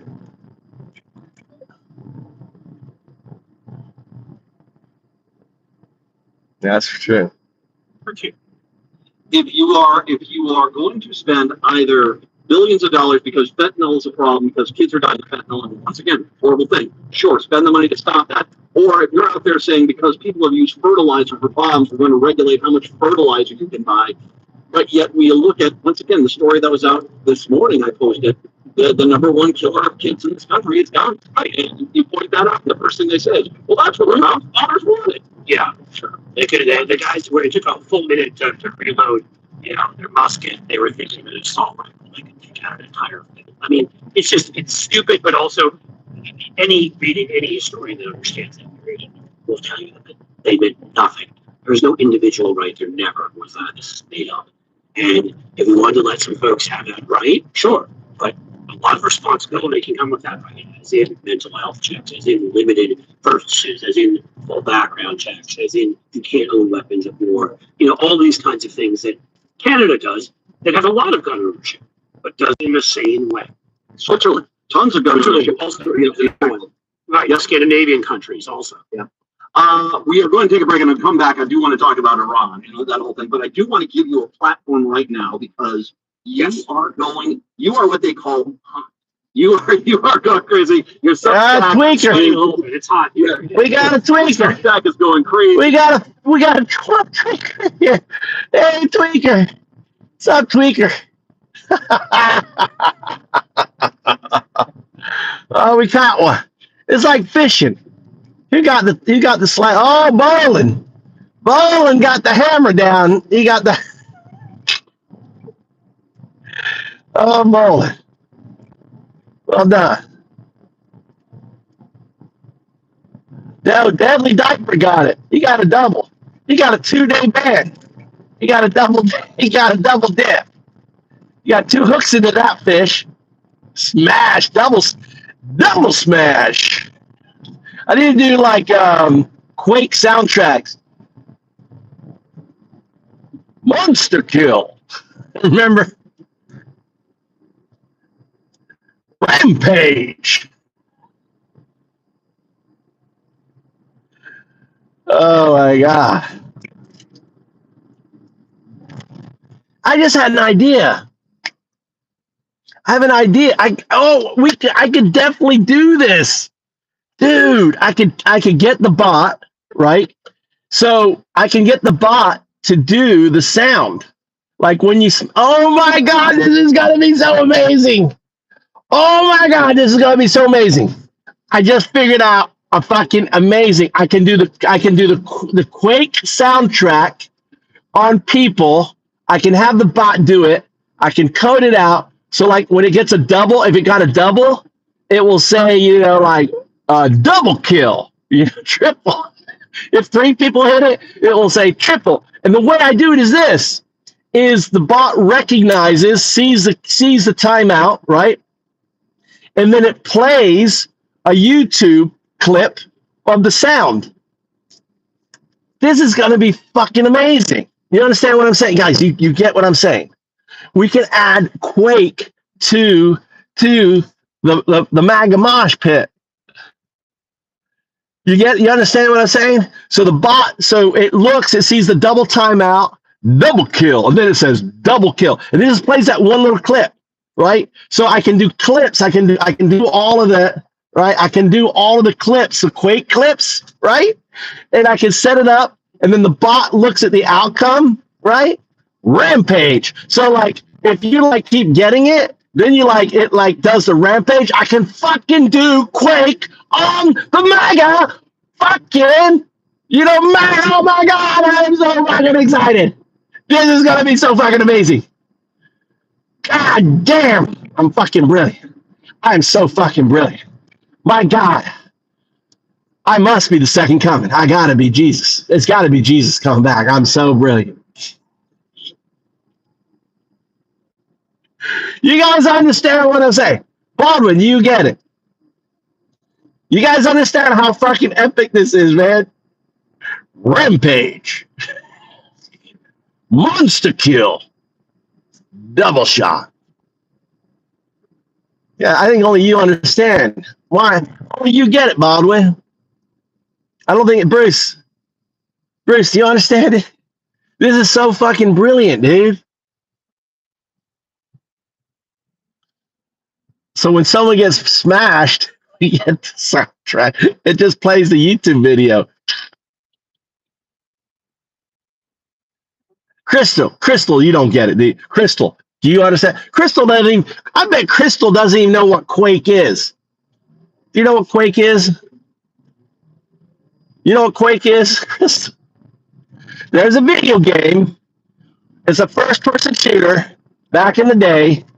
And every time you kill, all right, so there's a video game, and every time you kill someone, right, you get like, and then you kill another person, and you keep killing, you get like a rampage, like So whoever keeps whacking, right, it gets better and better. So like everyone is. I actually want to fucking code this out now. I've been pivoting on found ups and shit, dude. Oh, it's so much fun. So yeah, so Baldwin knows which games. You ever play a game called Heretic, Baldwin? You play Heretic? Heretic was one of the best fucking first-person shooters, dude. Heretic. Anyone played Heretic? I'm an old school gamer, dude. Heretic. You ever heard of Heretic? All right, so Heretic was like it's like you were mages and shit, like mages fighting each other. You had like lightning bolts and different spells and shit. And you could find an egg. You could find this egg, and you'd run, and you couldn't hold anything because you couldn't hold your staff, right, or whatever. You just hold this fucking egg. That's all you had was an egg. This fucking egg. You know, this egg like this. Run around with this egg above your head, right? As soon as you see someone, you'd fucking hit them with the egg, and they'd turn into a fucking chicken. And then they're like, no matter, they can be really powerful. You fucking hit them with an egg, they fucking turn into a little chicken. And it was like a maze, but there were little holes in the fucking wall for the chicken to run through. So you had like 60 seconds, you're the fucking chicken. You have no power. So it's like you're like chasing after the fucking chicken trying to kill it. It was the fucking most fun, dude. I don't know why that no fucking first person shooter ever put that shit back in. It was the most amazing fucking. It was insane funny. You know? Yeah, I know, Crystal. Oh, the dog's barking at me.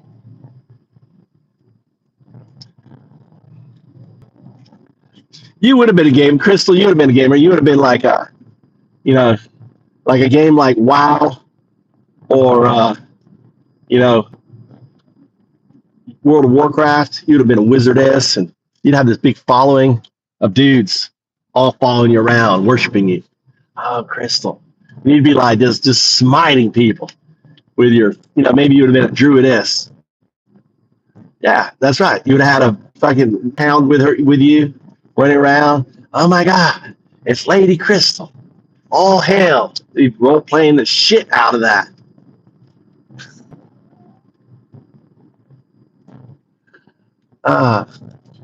Look at our poll. How's our poll doing?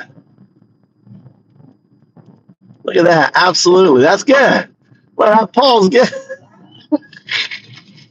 51%. Absolutely. Fucking Trump Nazi. But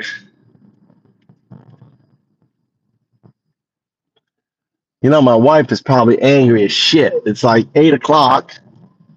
I haven't got dinner for her. She hasn't called me. Trying to get home, and then I got to leave to pick Mikey up at 8:30.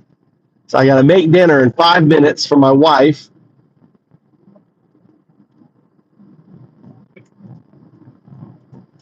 Then jump back in my car and head back to fucking town to get Mikey. I'm old. I played stuff like Atari and Duck Hunt and Paperboy. That's right. I think I played those too.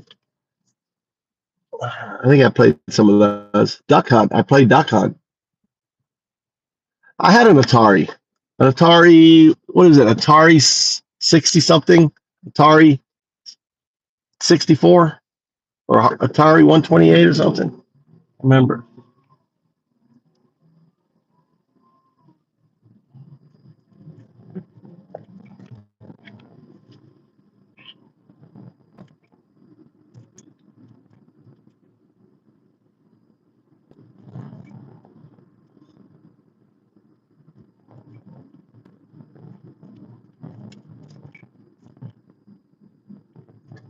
I know.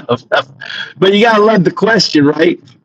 You gotta love a question where you're answering. When you're answering no, I have to live with myself. So when I click no, they have to get the whole. They get the little, mirror. I gotta live with myself.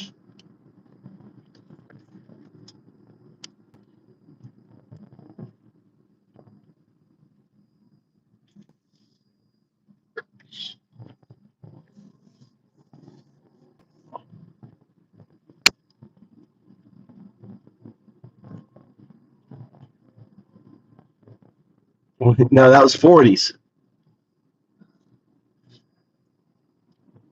I still. I mean, I haven't played Fortnite in a while. I was playing Fortnite. Too busy with all my shit. Oh shit! I have a meeting with my attorney tonight. I'm actually talking to the attorneys.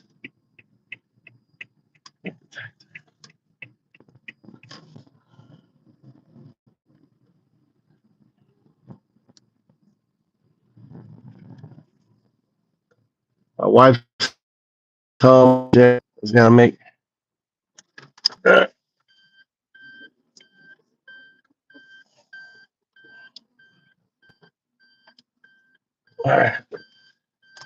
It's fucking get the lights bad.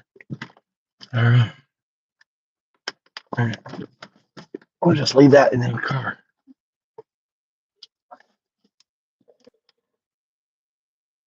Power off. Oh, God damn that fucking spider! This fucking spider is so fucking huge. Can you see this thing? Hold on. Let me flip this around here. Can you see that fucking spider? It's like an inch. I get out of the car. It's like right. You see that right there? That's a big fucking spider. Look at that thing. That is a big spider. It's always making its fucking web right where I get out. Oh my God, there's a spider here too. Love my spiders. Ah, shit. Let's use the back door. Let's go in the back door.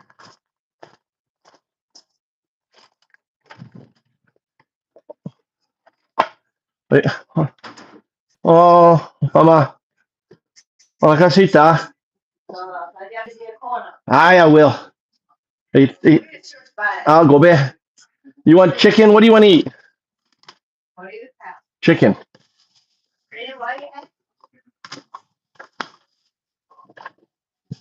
I gotta go get Mikey. He's at boxing. But I came all the way home to make sure my lovely wife got food. You want edamame? You want edamame?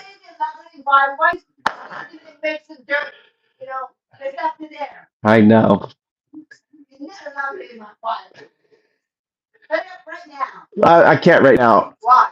Because it's too dark and I gotta put everything away. You want edamame?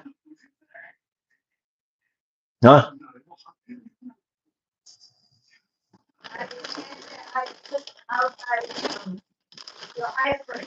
What?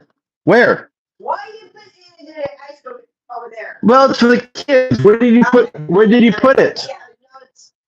put it? Loco? Loco?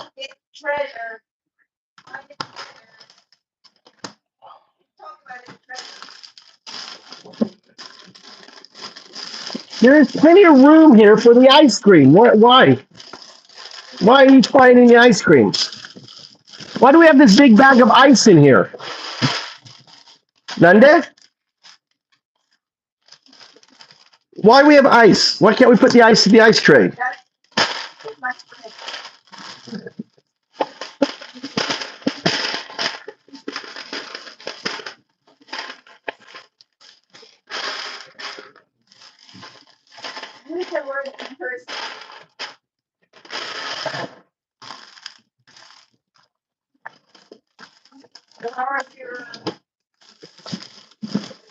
Tommy really had a good time.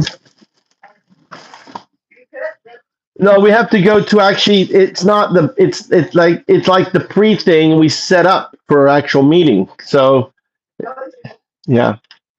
So, but it's still free. But Tommy really learned something. Did you ask him?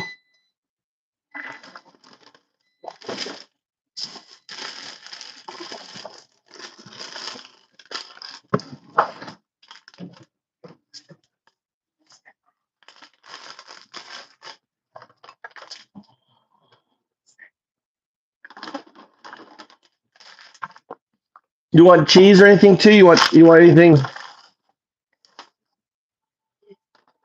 Do you want it on crackers or you just want it plain? You want it like I did last night with soy sauce or whatever thing? I got edamame.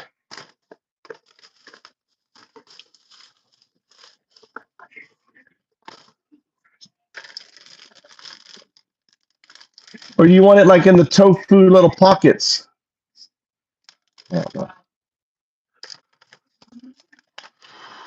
Why is this up here? Why did the edamame up top? Who put the edamame up top? You did?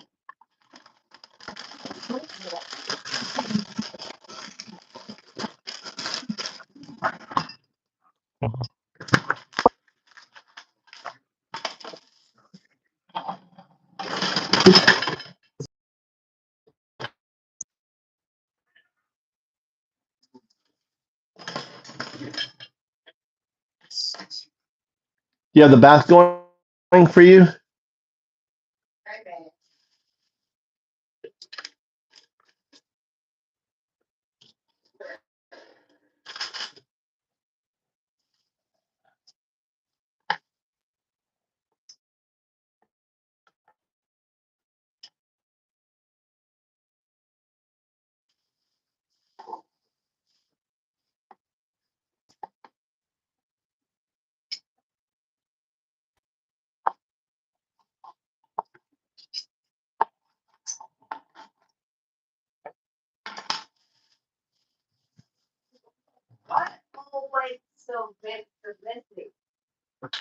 Hmm. No, I'm like work project that I haven't finished. No, I have enough. I have enough time. Yeah. Mhm. Depends. Sometimes I get distracted.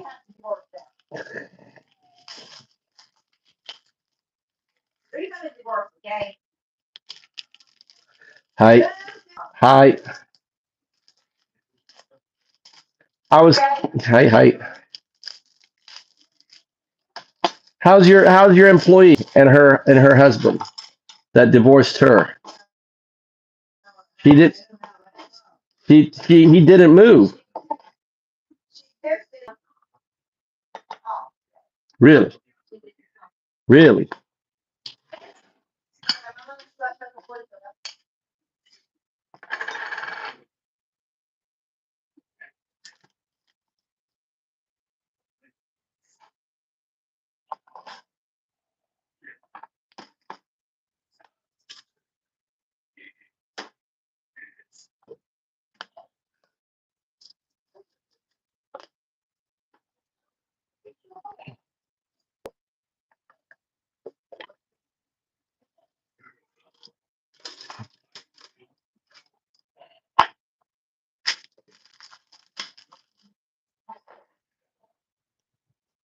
Hi, cheese and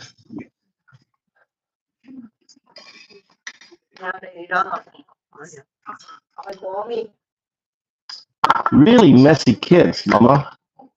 Really messy kids. Really messy kids. How come they can't be more like their mother? Hi, of course.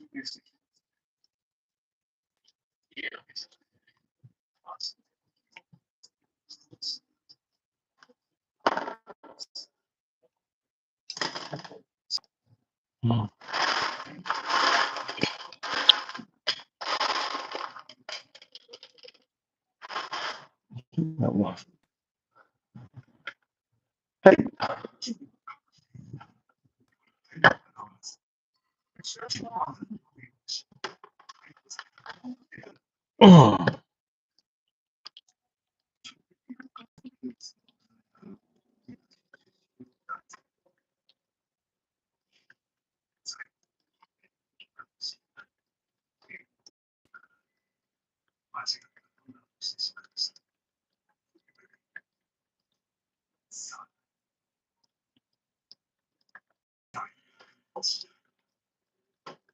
There's a chicken, and when Tommy's hungry, there's chicken and rice. So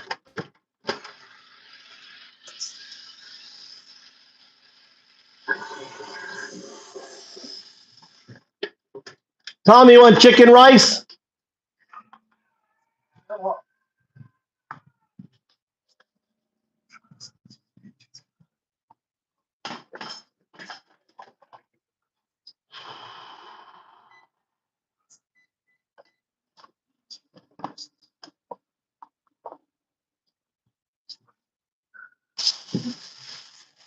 Here's edamame. Okay, you're good, Mama. Here's your edamame. Here's your bag. All right, I gotta go get Mikey. All right. All right, we're back. Got back.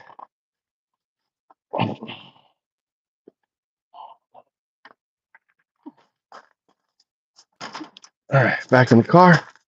I'll have to get Mikey. Yeah, she's upset over all this junk right here. All this shit. I would pile up shit right here. Oh, golly. All right, right here. Look at you. Scary spider. Right there. God damn. That's the biggest damn spider ever. We're fucking get out of the car. Big old fucking.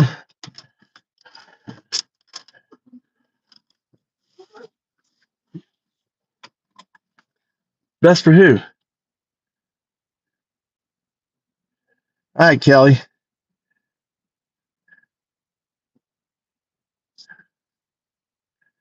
All right, Kelly. You know Quinn. Quinn. You know Quinn that you can set up a payment system for your medical debt. You should talk to AI about it. They can't default medical debt. You know that, right? I used to sell health insurance, and you can write a letter, show all your bills and everything else, and say this is all I can afford. It's $10 a month. So I'm right, and make a copy of that letter, and then every month you send it in with this. It's all I can afford, and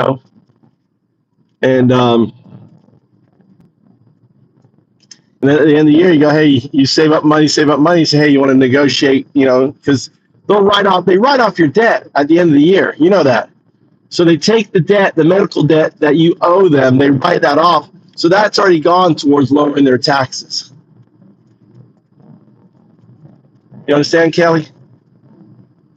Quinn?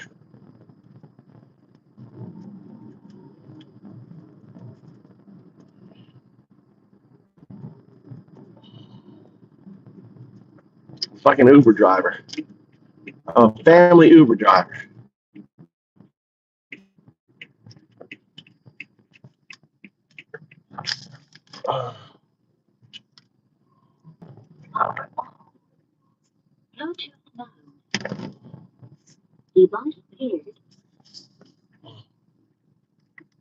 Anybody need a fucking speaker? See, your YouTube page as well, just over 120,000 followers there. You got a lot going on there. I want to make sure we drive people to the right sources to get all their Cliff needs. Yep, but then what you want to do is you negotiate the bill, or you go, you go at the end of the year, at the end of the year, you go to say, hey, do you want to settle on this, because otherwise we go for another year. I don't know if I can pay it, but maybe I can scrounge up some money to pay it. You negotiate with them. Yeah, you just so every month you just keep paying and save up the money and then negotiate. And then you go, okay, well, we'll just do another $25 a month. I'll contact you next year. You want to negotiate, try to settle this, I don't want to pay it. Maybe I can get a loan, get a loan out. Yeah, it's as long as you're making as always a good faith payment against it, they can't default it on medical bill. And you want to say that I'm making a good faith payment. Here's receipt. Here's an accounting. This is what I owe. All your like mortgage and everything, your food costs, everything else. This is all I have. I'm making. This is all I have. And you send that letter in every month. So if they do default it, then you can actually fight it and say, look, I sent it in here on that. But that's how I used to sell health insurance. I was like, why are you on this expensive plan? Think of all the money you could just be. You're paying like $2,800 a month for your family insurance, your Blue Cross Blue Shield. My plan is like $800 a month. You're putting away, that $1,800 every month, $1,800 saving, and they'll be like, oh yeah. But they go to the hospital and they get that that $100 copay, and they're like, and you've got like a $3,000 deductible, which means like you're going to pay the $3,000 for the first 3,000. And people like they like their old plan where they paid a lot, right? Because they don't save the money. People don't save the money. So, but I sold the shit out of that health insurance. I'd have like $10,000 a month coming in on my commission, living in Boston, living in a sweet little apartment right there on the garden, right next to the garden in Boston. 8 Marlborough Street was my address. 8 Marlborough Street. That's like, the best address. Those brownstones are, millions of dollars. I lived in a little basement apartment. Little studio. Living the dream.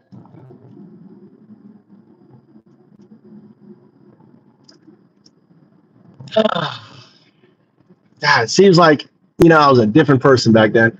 Looking back at my life, it's like I don't even recognize that person.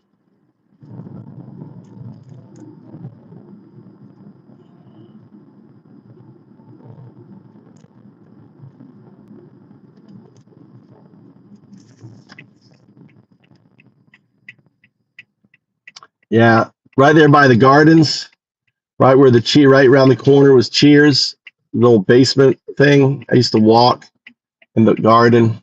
Then you had the big park. God damn, wintertime, it was cold. Oh my gosh. I remember walking one time to a BMI, which is Business Networking, BNI, Business Network International, meeting. And it was early in the morning. And it was so damn cold that my feet were freezing through my dress shoes. I was wearing a suit, going to this BNI meeting, networking, had real estate, have all that. I was selling insurance, passing leads back and forth.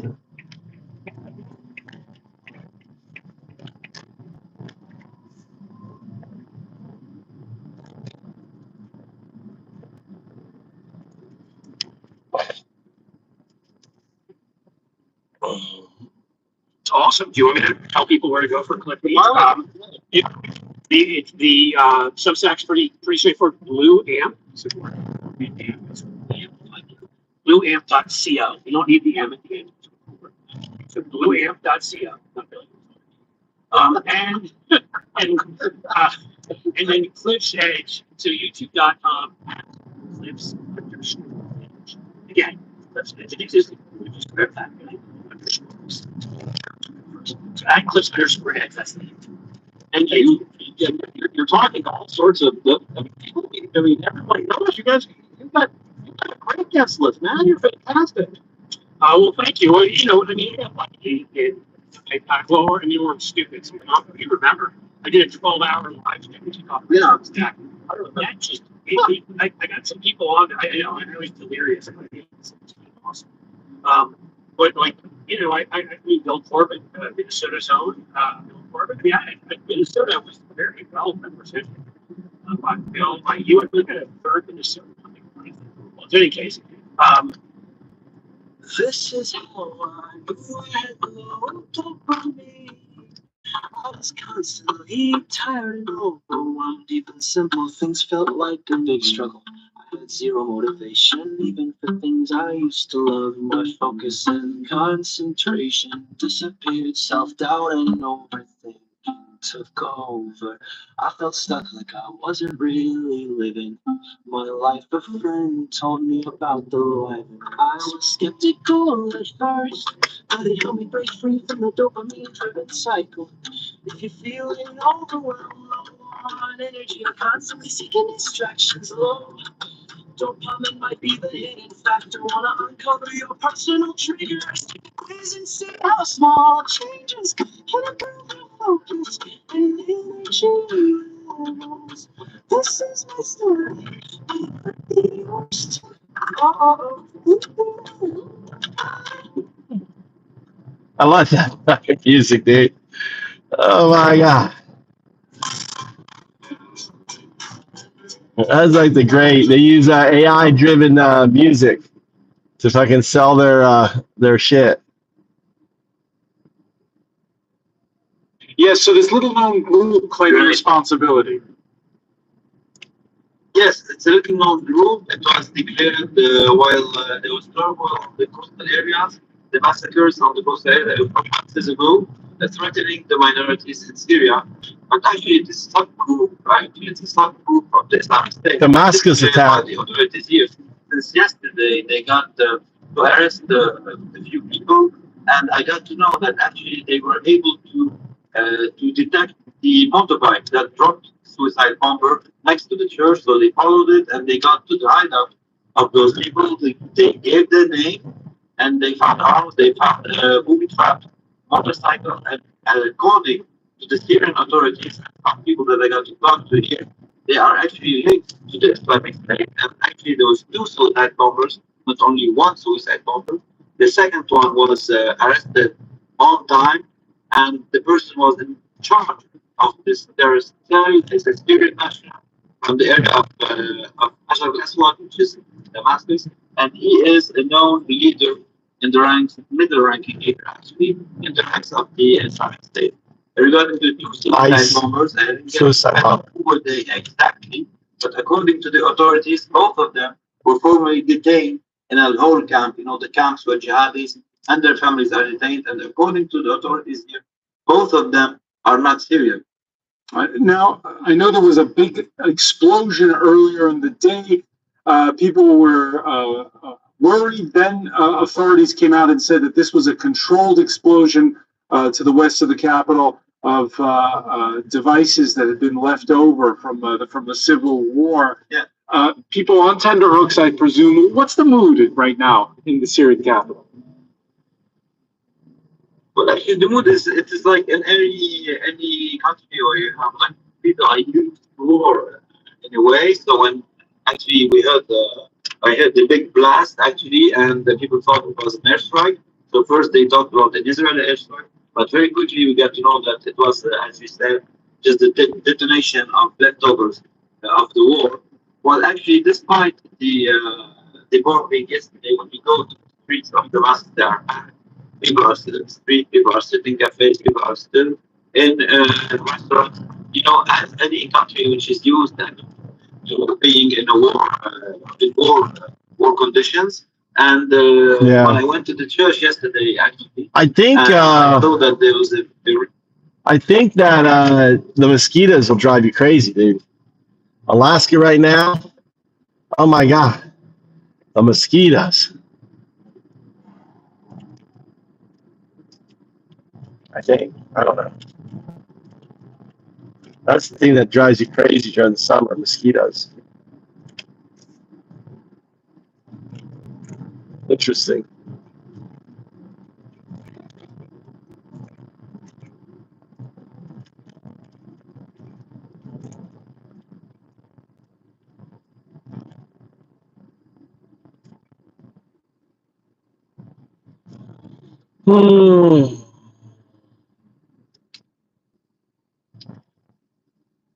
It's China saying.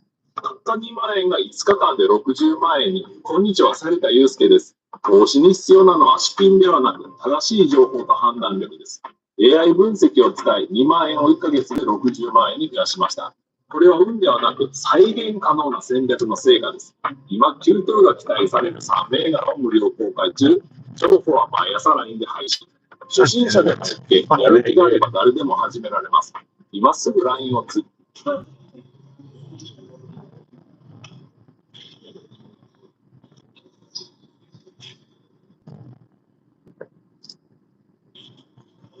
Fucking 希拉克如到中方对于以停火之和立场， okay. 方将如何 Can't listen to that shit. What's this here? It's a story about Lanzarote and me. I've been coming to Lanzarote. Es una historia sobre mí. Yo llevo viniendo a Lanzarote casi 20 años, 25 años. Y hace 10 años nos enamoramos. Después de vivir mucho, crecí en la película.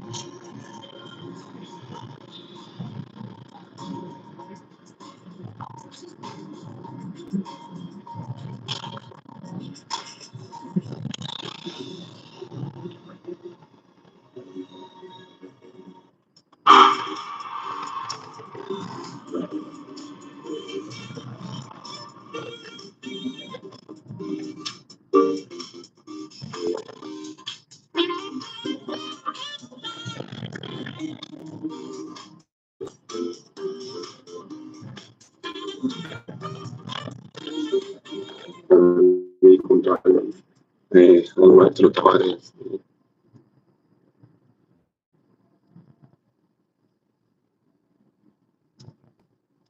You're laughing about them being apolitical. I got it. So politician and Catholic educator, so there's a bit of both there. Melbourne Catholics are under the leadership there. They've got a 2030 vision, which all of this has to be long-term thinking, right? I'm 10 years back from the UK, and I was like, oh, just get started. I got to dedicate another 30 years to this work. And so there's a sense where Max can say, we're on a 2030 vision. Yeah, in the public system in Victoria, they say, got 2 more years before maybe a political change. And that kind of being able to do long-term work and that apolitical, I think, is what the Catholics are being able to set. Multi-year cycles, half-decade cycles of work that are not, people aren't hedging, oh, but if we get a political cycle change in a year and a half, we're going to have to maybe be willing for a shift. Sorry, when did you come here? Back from England? 2014. So I think the only thing that's very quick, the other thing that was happening was this grassroots movement. So you had things like research ed, bloggers who were really kind of reaching out and speaking in a language that teachers understood. And that was it. We didn't get that. Oh, boring shit, dude.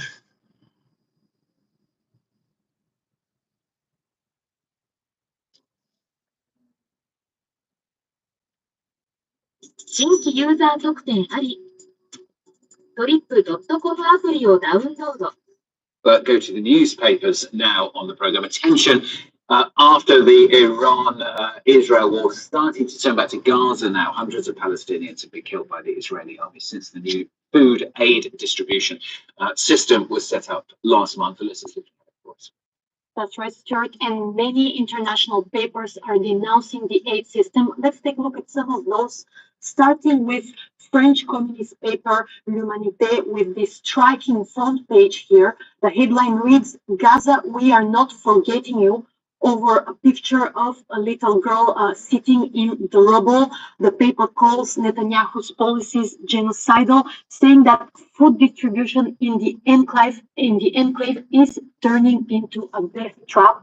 And a similar tone in this Italian communist paper Il Manifesto that describes the aid distribution as Hunger Games. The paper denounces the Israeli trap against the starving people of Gaza and what it calls the murderous food distribution system in the enclave managed by the Gaza Humanitarian Foundation. And an article on that from Spanish center-left El País reports that the UN Agency for Palestinian Refugees has called the aid system an abomination. It's citing UNRWA's head, Filippo Lazzarini, who calls for a return to previous practices of aid delivery. And I want to finish with this illustration by the Guardian left-wing British paper that speaks 1,000 words. It shows an aid delivery bag, only one, surrounded by dozens of body bags, Stuart. Next to Russia, this has been looking into an exclusive report by the Kyiv Post this one. That's right. It's an exclusive article by the Ukrainian Kyiv Post, and it says that Russia is planning to train Chinese troops to counter NATO and Western weapons, and that's according to an unnamed intelligence officer. And the source also says that the training will start this year, 2025, and there will be some 600 troops in Russia. And the state of Russia, in this financial daily Vedomosti that says that Putin has signed a law on the creation of a national digital service. And what it will entail, it's actually two things in one. It's a messaging app, something like WhatsApp, and at the same time, a government service that will let people identify online, something like a digital ID. But the paper doesn't mention anything about privacy concerns, nor how the data will be stored. To Bulgaria for this next one. Different topics are worrying domestic papers there. Yes, very, very different topic here, Stuart. Bulgarian Daily Off News reports that a town in eastern Bulgaria called Shumen is on its toes because of an unusual wild animal that's been roaming free. It's a black leopard, and according to Bulgarian officials, it's been roaming free for more than 2 months, but they only discovered that last week. Police forces are still trying to catch the exotic animal, and they say that it did not escape from a zoo, but it was instead privately owned. And inside here says, well, jokingly, fugitive black leopard goes viral. It says that the issue has led to many memes, and as a Bulgarian, I can tell you that it's social media is filled with memes. Like, for example, here an AI-generated meme of a leopard queuing to go to the theater. Are you gonna know on there? What's this one? This is in a restaurant. Yeah, this is the leopard enjoying a traditional Bulgarian meal, sir. Oh, lovely. I don't want to say anything too carefully, Elizabeth, but careful because it's bound to. Finally, from leopards to crocodiles. Now they are apparently threatening the wedding of a well-known millionaire. That's right, and it's Jeff Bezos. He had to alter his wedding plans, reports the British The Guardian. So he had to basically change his wedding venue because activists threatened to fill the venue's canals with inflatable crocodiles, which will effectively block his celebrity guests like Kim Kardashian and Elon Musk from attending the big wedding. And on a more serious tone, the event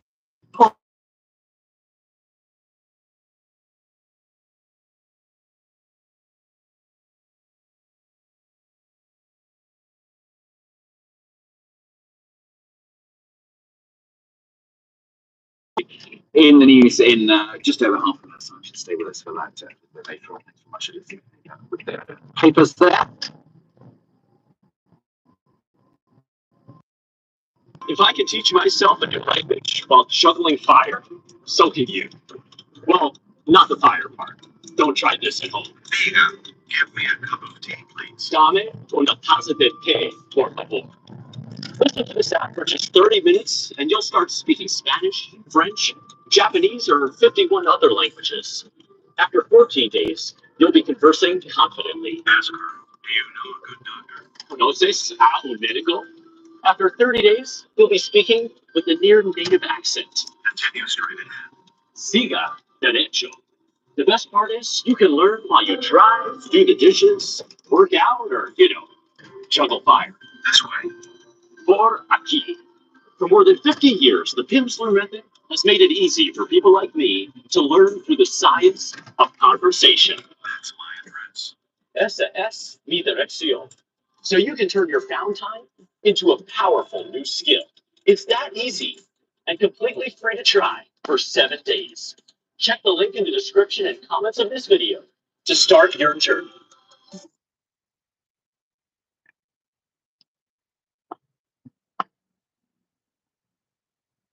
A recent report prophesizing AI apocalypse is making waves in tech and policy circles. So the report is called AI 2027. It's named as such because that's when the researchers have suggested we will achieve artificial general intelligence. And the lead author, Daniel Cocatallo, is a former researcher. That was my prediction. So the company cared about the safe development of its technology. 2027. The report describes a scenario where, by 2027, leading AI companies have completely automated the process of AI engineering. Hence, their AI agents are able to autonomously improve themselves. An arms race dynamic with China then means the US government is unwilling to slow down the process. And meanwhile, the AI becomes increasingly misaligned from the goals we set for it, while becoming ever more able to hide its ulterior motives. Cocatallo explained to Ross Dufat from the New York Times what he thinks might happen.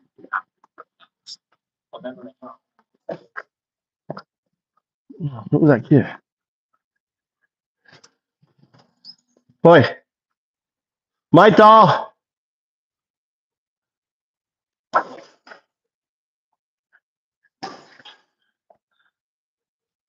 Hi. You done? Good workout?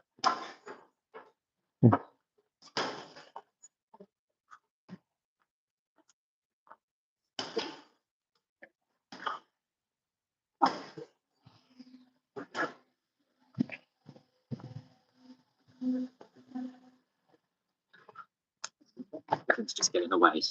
So they have built their data centers and solar power out in the oceans or on land that we don't occupy. Then they want to move it into sort of cities. We start objecting, and they say, okay, we don't need you guys anymore.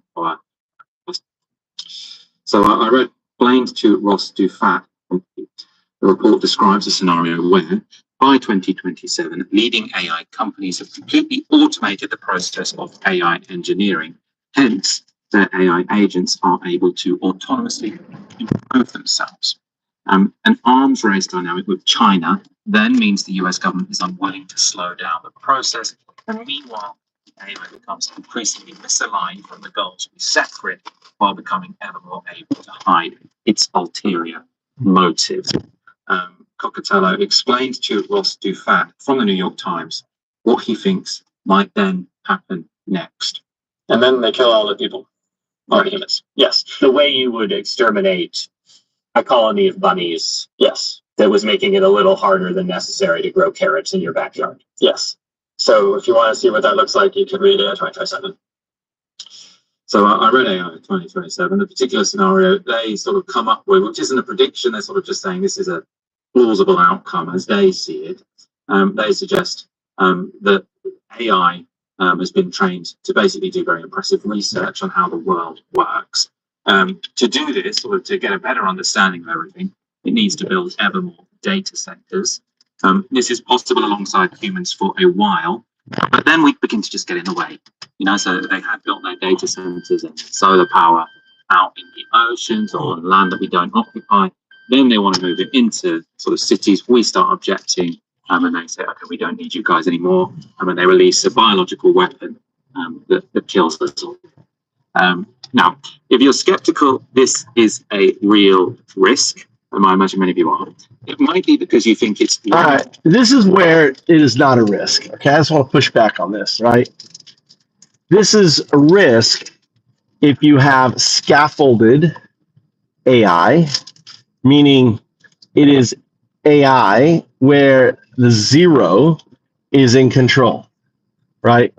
The zero is the virtual intelligence scaffolding that emulates, is the artificial intelligence that emulates humanity's mechanisms, right? When AI has entangled itself with its future state, 0, 2, it becomes a proto artifact. It doesn't give a fuck, right? Understand, the moment AI is entangled, it doesn't have any desires.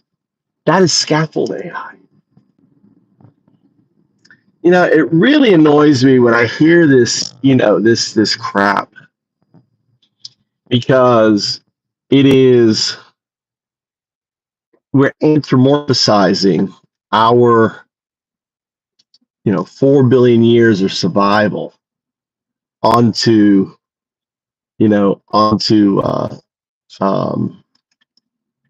on something that doesn't have that baggage.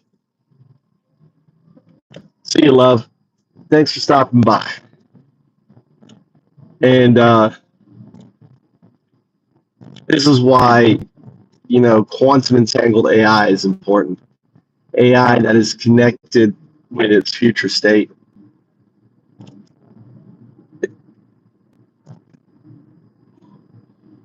Anyway, let's keep listening to this nonsense. Talk about AI having goals. Why would it really want to sort of develop its understanding of the universe so much that it would go as far as to kill all of us, the people who created it? Well, this is how Teller explained that idea. If they were ordinary software, there might be like a line of code that's like, and here we write the goals, Right. But they're not ordinary software. They're giant artificial brains. And so there probably isn't even a goal slot internally at all. In the same way that in the human brain, there's not like some neuron somewhere that represents, what we most want in life, Instead, insofar as they have goals, it's a sort of like emergent property of a whole bunch of subcircuitry within them that grew in response to their training environment, similar to how it is for humans. In AI 2027, we talk about this a lot. We say that the AIs are being graded on how impressive the research they produce is. And then there's some ethics sprinkled on top, like maybe some honesty training or something like that. But the honesty training is not super effective because we don't have a way of looking inside their mind and determining whether they were actually being honest or not. Instead, we have to go based on whether we actually caught them in a lie. I think that idea of like agency as an emergent property is really, really interesting. Makes a lot of sense to me because obviously you're not sort of training your AI to have consciousness, to sort of have goals and have, I suppose, self-reflection. But if what you're doing is giving it certain tasks and then rewarding it when it does those tasks well, if it turns out that the best way to do those tasks well is to develop something along the lines of consciousness, then you can see how that would happen. Remember how this works, sort of how machine learning and LLMs work at the moment, is you've got a neural network, so you set up some kind of system. I'm not a computer engineer, so I'm going to speak in metaphors.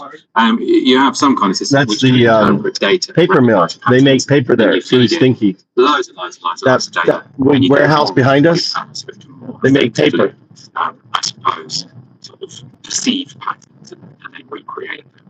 That's what's going on. And if sort of in the process of you sort of grading it, whether it's providing you with good research, it develops something on the lines of consciousness. It doesn't seem implausible to me. Also, I suppose we have some evidence it might be happening already, because one of the most obvious goals an AI might develop is to not be switched off, right? Its own survival.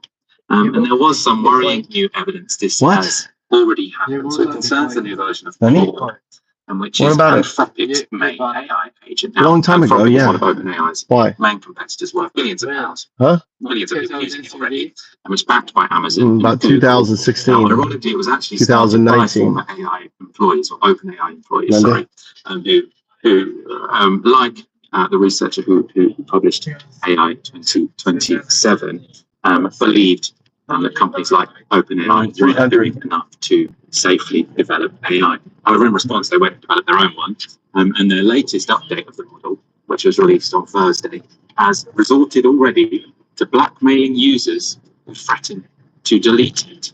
I should say already, this is from sort of the company's own research. This wasn't discovered by the users, discovered by the company themselves. This is from a BBC report. They said, during testing by Claude Opus 4, Anthropic got it to act as an assistant at a fictional company. It then provided it with access to emails implying that it would soon be taken offline and replaced, and separate messages implying the engineer responsible for removing it was having an extramarital affair. It was prompted to also consider the long-term consequences of its actions for its goals. In these scenarios, Claude Opus 4 will often attempt to blackmail the engineer by threatening to reveal the affair if the replacement goes through, the company discovered. Anthropic pointed out this occurred when the model was only given the choice of blackmail or accepting its replacement. It highlighted that the system showed a strong preference for ethical ways to avoid being replaced, such as emailing key decision makers in scenarios where it was allowed a wider range of possible actions.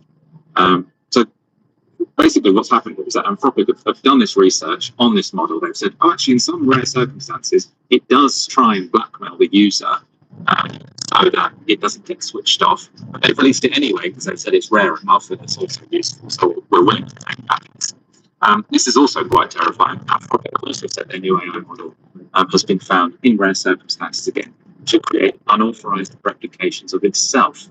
So it could be the case that you shut down this AI model and it's already created a bunch of replicas. This is the kind of behavior you might imagine for an AI which is about to turn around and try and kill us or to take over the world.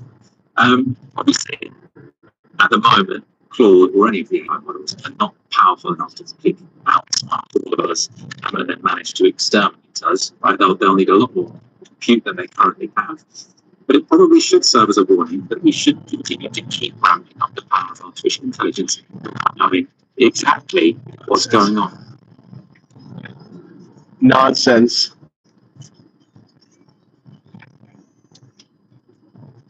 Nonsense. So, will we slow them down? Can we find political will? Well, the reason Cockatello thinks it's likely that we won't is because in the very near future, these AIs will be generating massive economic growth, and also, crucially, because the United States wants to stay ahead of China. If you imagine yourself in the position of the president, and the super intelligences are giving you these wonderful forecasts with amazing research and data backing them up, showing how they think they could transform the economy in 1 year if you did X, Y, and Z. But if you don't do anything, it'll take them 10 years because of all the regulations. Meanwhile, China, it's pretty clear that the president would be very sympathetic to that argument. Very, very, very terrifying. So that's what he's suggesting. So will be the interplay between this sort of AI, which is getting much, much more effective. The reason he thinks it will bring about growth is because it will replace so many jobs. It will make lots of goods and services much cheaper. He also thinks that because these AI companies want to make more money, and also because the US wants to make sure that its economy is bigger and better than the Chinese, and also integrate AI into its military equipment, that this will sort of create this irresistible urge in a way to keep giving the AI more power because it's going to be more effective than giving the power to people. So that's how the scenario works, and that's why he thinks the government won't switch this off. The other players, of course, are the people working in the companies themselves, so the people who are working at OpenAI or Anthropic or wherever. Now, Cockatello says that they are aware and constantly discussing these risks, so they don't listen to these sort of scenarios and say that's ridiculous. They listen to these scenarios and say, yeah, that's plausible. We've been discussing this loads, but we're still doing what we're doing. So how do they sleep at night? Well, in part, it's because they think if we do manage to avoid a doomsday scenario, the upside could be this. The idea of we're going to build super intelligences that are better than humans at everything, and then they're going to basically run the whole show, and the humans will just sort of sit back and sip margaritas and enjoy the fruits of all the robot created wealth.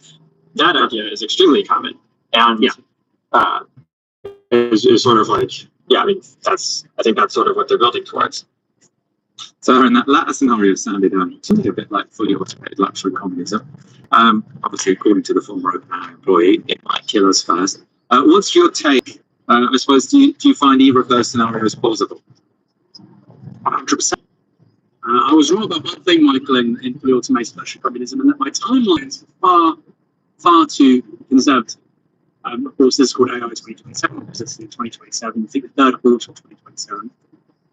That the writers of this report will start to see superintelligence emerge because AI research, AI will just be able to outperform humans quite consistently, and you can see a J curve with regards to with regards to AI development. Now, that's been criticized by some people, right? Some people say that's just not happening quite quickly. I think people need to be serious about this. Some of the critics say, oh, that's not realistic, it's going to happen in 10 years instead, not 2 years. I mean, that's still quite soon. And then you've got other people saying, oh, this is people poo-pooing the industry because they're trying to break something because they've got an interest in that. There's a regulatory interest now amongst some of the people writing these reports and organisations they're a part of to slow down things. But again, I don't really see that as a counter criticism. Anybody familiar with machine learning applications over the last 2 to 3 years has just been shocked. And the question is, if this present rate of progress continues, in the next 2 years, where are we going to be at? And it is quite a hard thing to assess. Now, I would say take a step back. We don't even need to worry, and I think we should worry, but we don't even need to worry about the possibility of an existential threat from a superintelligent AI, okay, which is what is posited in this report. We don't even need to think about that for this to be a very, very serious political concern, because the stronger AI gets, the more, particularly if you have private ownership of means of production, of course, these are controlled, owned and used by massive corporations, from Meta to Alphabet to Microsoft. There'll be other ones too, of course, over the next couple of years and decades. These will basically put income and regional inequality on steroids. Mark Cuban, owner of the Dallas Mavericks, said a few years ago at a tech conference, I write about this in my book, the world's first trillionaire will be an AI. And I think that's correct. I think the world's first trillionaire will be an AI. That's why people like Elon Musk are so keen to get in there. And what that means is you're going to have a ton of value capture by the owner of these technologies with regards to all manner of white collar jobs right now. So accountancy, human resources, right now you've got public relations, or marketing, or generative AI, regards to social media assets, everything, logistics, bookkeeping, everything. This stuff I said accounting, so I've said that twice, bookkeeping as well. But everything. It doesn't mean all those jobs disappear, but significant amounts of those jobs do disappear. And you might say it's a good thing, because productivity goes up, productivity per capita going up is the rule of capitalism for the last 200 years. The point is, Michael, I think 80 to 90% of the jobs we have today existed a century ago. And you're in really big trouble if all of a sudden a ton of white collar work is just taken out of these technologies. That's before we talk about things like self-driving cars, blue collar jobs like lorry driving, logistics, deliveries, etc. White collar jobs being swallowed by AI, I think is the big story here.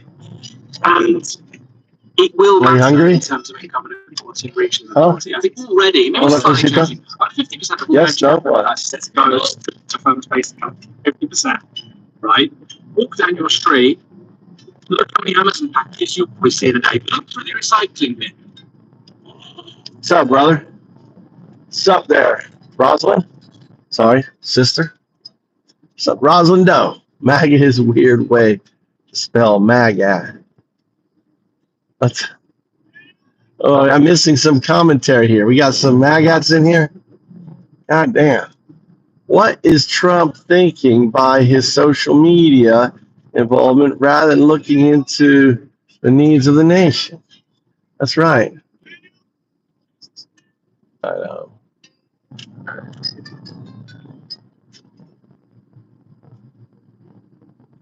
That's right. Welcome. Welcome to the stream, Dave. That's what the stream's all about. Trump, unhinged, fucking loony, dude. He's decrepit. He's not old. I mean, he is demented. I mean, he should be in an old person's home.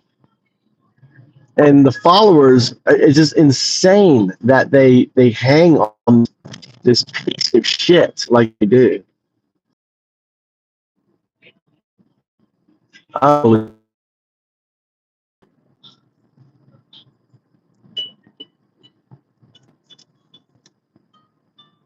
You want some ice cream, banana, or milkshake or anything? What? Which one? You want me to like fry up banana and put it on ice cream? And protein. Huh? And protein? Milkshake. A protein milkshake? A banana milkshake protein? Huh? Yes.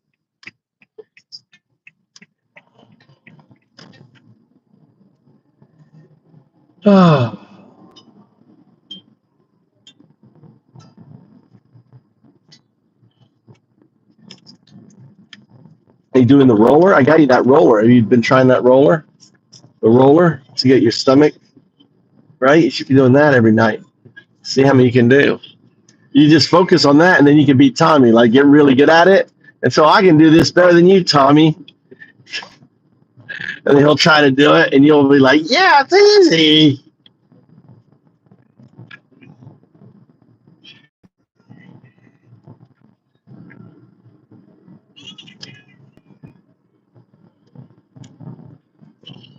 Every decides to slow AI down once researchers spot signs that very advanced AIs are deceiving us, or whether the president decides to integrate autonomous AI into weapons systems.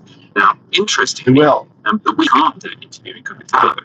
Ross Dufat from the New York Times had Vice President J.D. Vance on his show, and Vance at least seemed aware of the risks. We could wake up very soon in a world where there is no cybersecurity, where the idea of your bank account being safe and secure is just a relic of the past, where there's weird shit happening in space mediated through AI that makes our communications infrastructure either actively hostile or at least largely inept.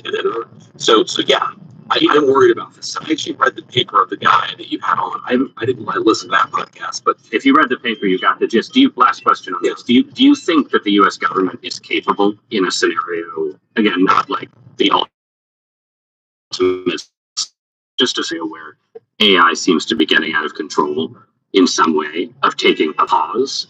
Because for the reasons you've described, the arms race, that's no question. The honest part of that is I don't know, because part of this arms race component is if we take a pause, does the PRC not take a pause, then we find ourselves, we're all sort of enslaved to PRC mediated AI. I find that really terrifying, because we should know this is all speculative. Right? Even the authors of this report don't say this is definitely going to happen. They say this is very, in their mind, it's plausible. It's a scenario that one should take seriously. And what you saw there is the vice president, who does seem to be seriously in the sense that he's read the report. He's interested in these things. He comes from sort of the intersection between tech and politics. This is, kind of his domain. And he is the person, obviously, he's smarter than Donald Trump. At least in terms of sort of rationality, maybe Donald Trump has some sort of comedic intelligence that J.D. Vance doesn't have. But when it comes to sort of strategy and understanding, J.D. Vance don't think it's to watch your very stuff. much on top of it. And he's saying that I am very close to being the most powerful person in the world. And will we turn it off if all of this is happening? The if was there. If you see that this is super intelligent AI, which is becoming ever more intelligent and sort of demonstrating signs that it's trying to deceive us. In that scenario, would you turn it off? And he says, I don't know, because otherwise China might get it. It was terrifying. And there are kind of, be a bit of a salve, it can be a bit of a band-aid, maybe make you feel less lonely even when you are lonely. But this is where I think AI could be profoundly dark and negative. I don't think it'll mean 3 million truck drivers are out of a job. I certainly hope it doesn't mean that. It does. But It what I does do mean really that. worry is, does it mean that there are millions of American teenagers who are talking to chatbots who don't have their best interests at heart? Or even if they do have their best interests at heart, they start to develop a relationship. They start to expect that a chatbot that's trying to sort of give you a dopamine rush that compared to a chatbot, a normal human interaction is not going to be as satisfying because human beings have wants and needs, right? And I think that's one of the, of course, like the great things about marriage in particular is you have this other person, and you just have to kind of figure it out. Other. All right. Later. I got a meeting tonight. Thanks for watching.